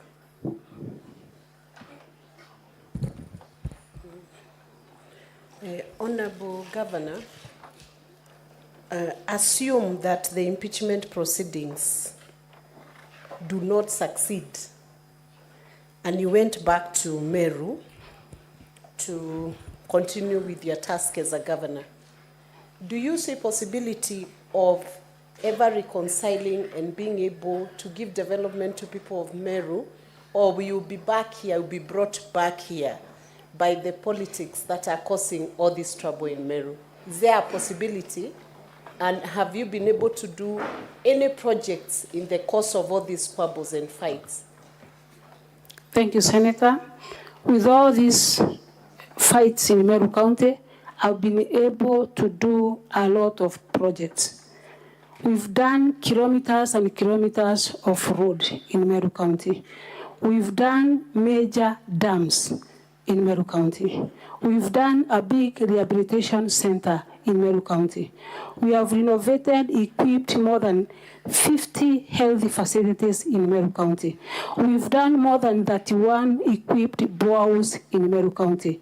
We've done and brought up the ECD program for the ECD kids in 777 primary schools in Meru County. We've done a lot in terms of development, apart from the interferences. Governor, that is not the question. You've been asked, assuming for purposes of just this argument, assuming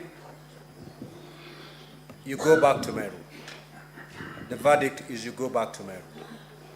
With whatever you've explained, the toxic political environment, will you still be able to deliver anything, or you'll be brought back here? That is the question that the senator. Thank you, Senator. I don't believe in coming back here again, Honorable Speaker. This is because there is a lot of progress from 1 MCA to 9 to 23, and I believe by the next coming 2 months, I will have around 40 on my side. There is a lot of progress since I left this Senate. Senator Mogeni. Hello, Governor. Linda Gaki Kiome, you gave notice of termination 26th of March 2024. How did she take it? And how is your relationship with Linda Gaki Kiome? Is it cordial? Do you talk? Is there any vendetta against either of you? Thank you. Thank you, Senator. She did not take it lightly. She took me to court. There is a live case in court, High Court Meru. I don't think she was happy about it.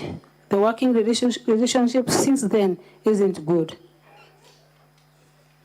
Now, honorable senators, we have to terminate that session. The 30 minutes allocated to this session has long been spent. Governor, you may retire to your seat. Thank you, Honorable Speaker. We are now going to move to the closing statements. And the first team to proceed to make their closing statement is the team from the County Assembly. So, Council for County Assembly, you may proceed to make a closing statement for not more than 60 minutes. Thank you very kindly, Mr. Speaker, sir. We'll have Mr. Muriuki taking the first 20 minutes.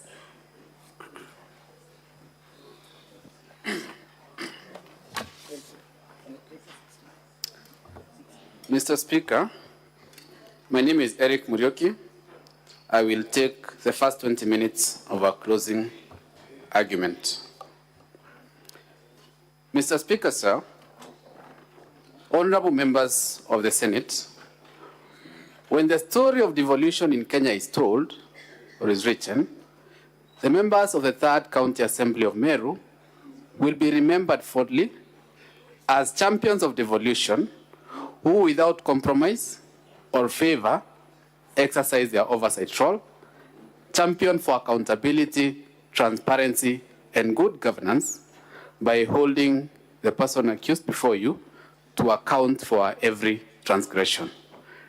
These members of the 3rd County Assembly have performed their oversight duty even when it was inconvenient to do so, even when it was not fashionable, despite several and serious challenges, including threats to their lives and their families, as you heard the testimony of the attempted touching of the Assembly.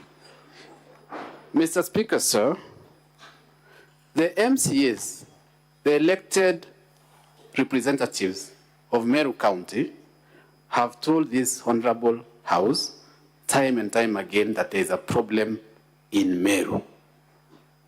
In 2022, the MCAs were before this House when the governor, barely a few months after being sworn in, had opened war fronts against members of the County Assembly through vilification campaigns, against the church, against elected leaders in the county.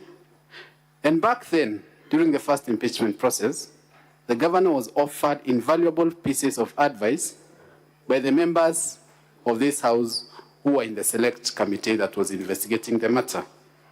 And indeed, the governor vowed to become the foremost peacemaker in Meru. This vow was short-lived, and in 2023, the governor found herself again before this House, answering to other charges, having opened more war fronts, including now her own deputy, by encouraging and condoning junior officers to undermine and insult that deputy governor. She was at war with the members of parliament from Meru. She was at war with the Council of Elders, with the Senator of Meru, and other leaders, as records of this House will reflect. Now, the governor has fallen out with her own secretary of the County Public Service Board.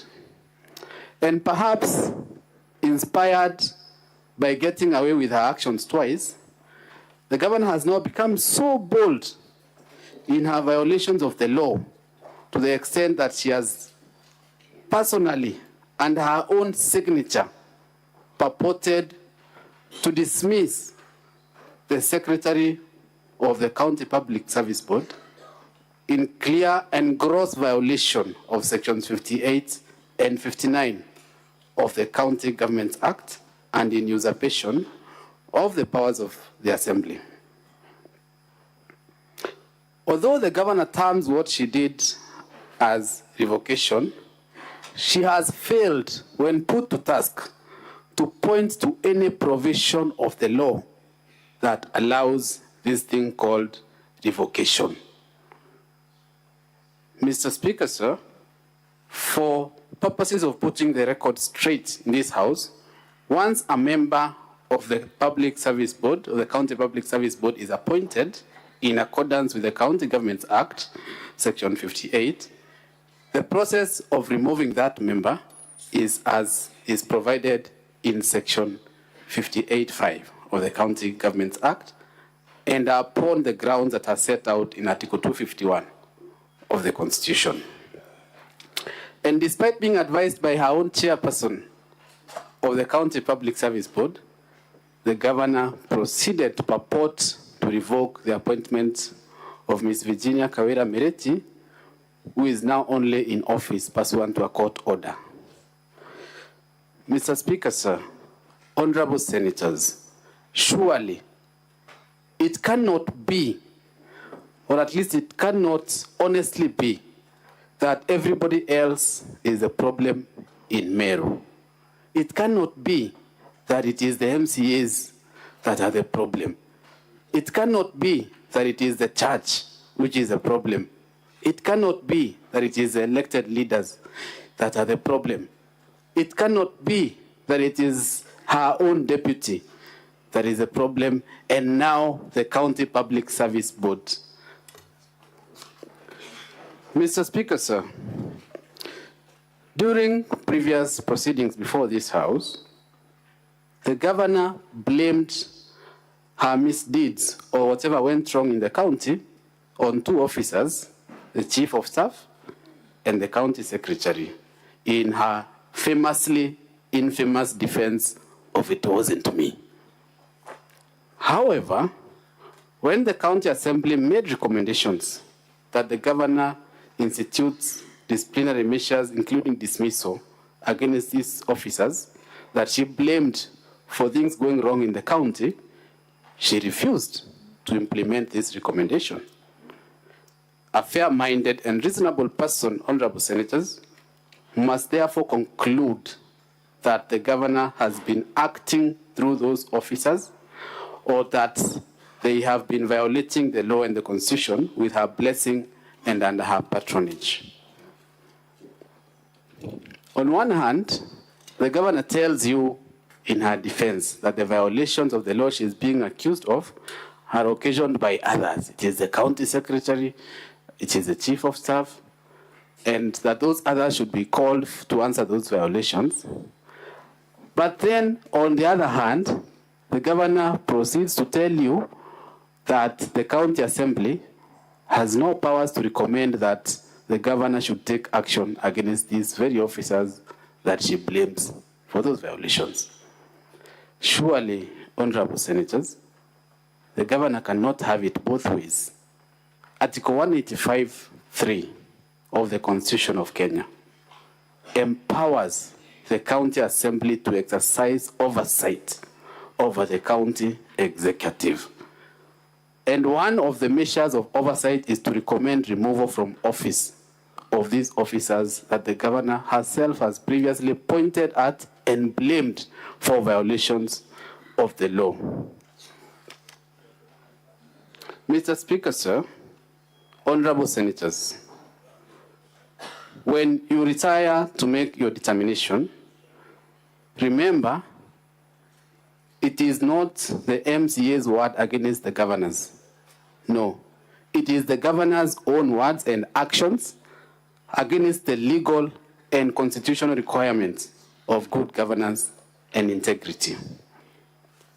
Mr. Speaker, sir, honorable senators, you have heard in videos number 1A of the County Assembly and 1B, the governor, in her own words, tell a dangerous lie that 86 million shillings was collected for the burial of the deceased sniper, a fact she very well knew to be false. And when put to task to prove those statements, she has failed. In cross-examination, the governor states that the only evidence that she has of 86 million is a video, which video has not even been shown to this House. Mr. Speaker, sir, you heard the young widow that stood here, Irene, tell you that as a result of the governor's lies, she has not only been ostracized by the community, but has also become a target because people think she has 86 million that she is holding on to. Honorable Senators, let me remind you that the evidence of the young widow was unchallenged. Not a single question was put to her in cross-examination by the governor. And the inference here must be that she was telling the truth, the whole truth, and nothing but the truth, to the extent that her testimony could not be challenged. Honorable Senators, words spoken by leaders mean something, or at least they ought to. Words spoken by leaders have real consequences. A leader of the stature of a governor telling such a lie to the public has led to such disastrous consequences, as you heard the witness testify here, that she can't even live in a matrimonial home. Honorable Senators, that cannot be taken as anything else other than gross misconduct. Article 73 of the Constitution of Kenya does not leave any room for a public officer to make such misleading utterances to the public, endangering the lives of others and bringing dishonor and disrepute to the office that she occupies. And such misleading claims are also in gross violation of Section 19 of the Public Officer Ethics Act. Mr. Speaker, sir, honorable senators, you heard the governor in cross-examination admit here that her conduct was insensitive to the family.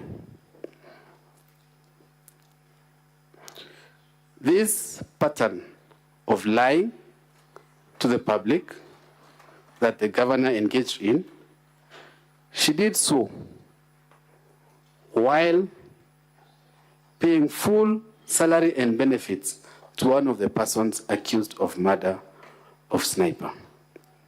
Christas Kiambi Manyara is a communications officer in the office of the governor. It is not in doubt that he was charged on the 29th of February, 2024, and it is not in doubt that he continued to receive his full salary and benefits, as evidenced by the pay slips produced in, among others, page 392 and 393 of volume 2 of the County Assembly documents.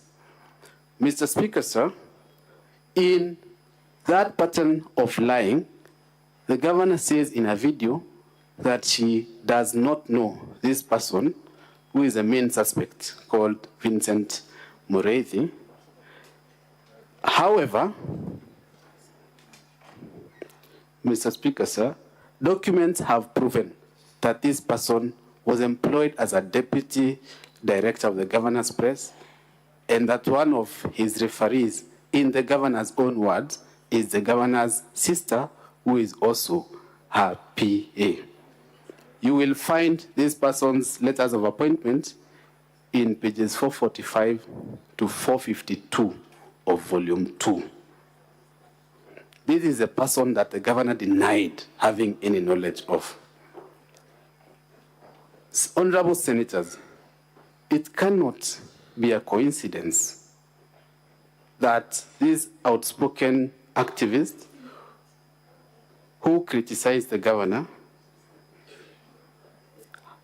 was murdered just a few weeks after the second impeachment motion. It cannot be a coincidence that the people accused and charged are so close to the governor by her own admission.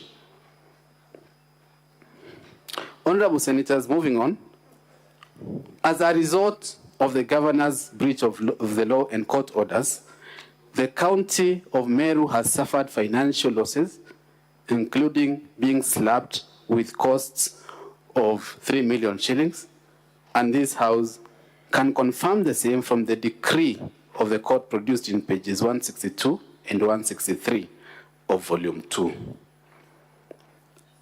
Honorable Senators, the Auditor General's report identifies that the management of Meru County is headed by the governor. And this is in line with Article 179(4), which identifies the governor as the chief executive of the county assembly. And the Auditor General's report flags breaches of the law by the management by including other things: irregular payments, excessive wage bill, use of the manual payroll, which compromises transparency and accountability, and this can be confirmed from pages 344 to 347 of our volume 2. Honorable Senators, the use of the manual payroll, according to the Auditor General, has led to a loss irregular of 2.9 million. Excessive wage bill, honorable use Senators, of the manual payroll. The governor has refused or failed transparency to appoint chairpersons of various boards, and this can be confirmed from pages 344 to 347 legally constituted. Volume 2. Even when the governor purportedly forwarded names senators of nominees the use of the manual payroll, she failed to forward accompanying information to a loss irregular payments 9 million as is required excessive wage bill by the honorable use of the appointments county payroll. The governor has refused or failed transparency and accountability, of various and this can be confirmed from pages 344 to 347 legally constituted. You have been treated, even when the governor purportedly forwarded names of the use of the manual payroll, she failed to forward accompanying information to a loss in attempts 9 million as is required. Excessive wage bill honorable use of the governor's county payroll. The governor has refused or failed to transparency and accountability, and this can be confirmed from pages 344 to 347 defense of explanation. You have been treated, even when the governor purportedly forwarded names of the use of the manual payroll, she failed to forward accompanying information to a loss in attempts the government as is required. The honorable use of the governor's county payroll. The governor has refused and advised from the legal advice fund from the serving as a vision by the governor at the time you question, even when the governor purportedly forwarded names the use of the manual payroll, she failed to forward accompanying information to a loss in attempts the government as is required. The honorable use of the governor's county payroll. The governor has refused and advised from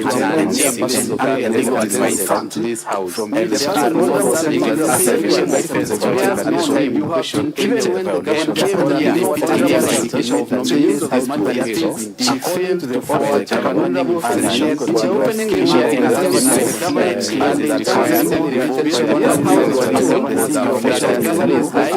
refused and advised the legal advice fund to this house from the serving as a vision by the governor. You have been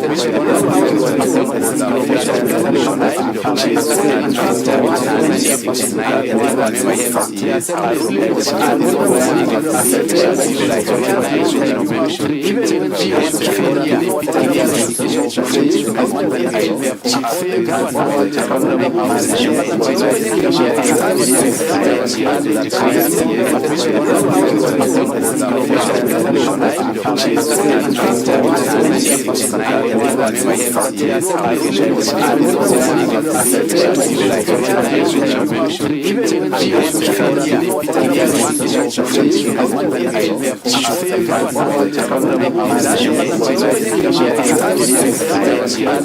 opening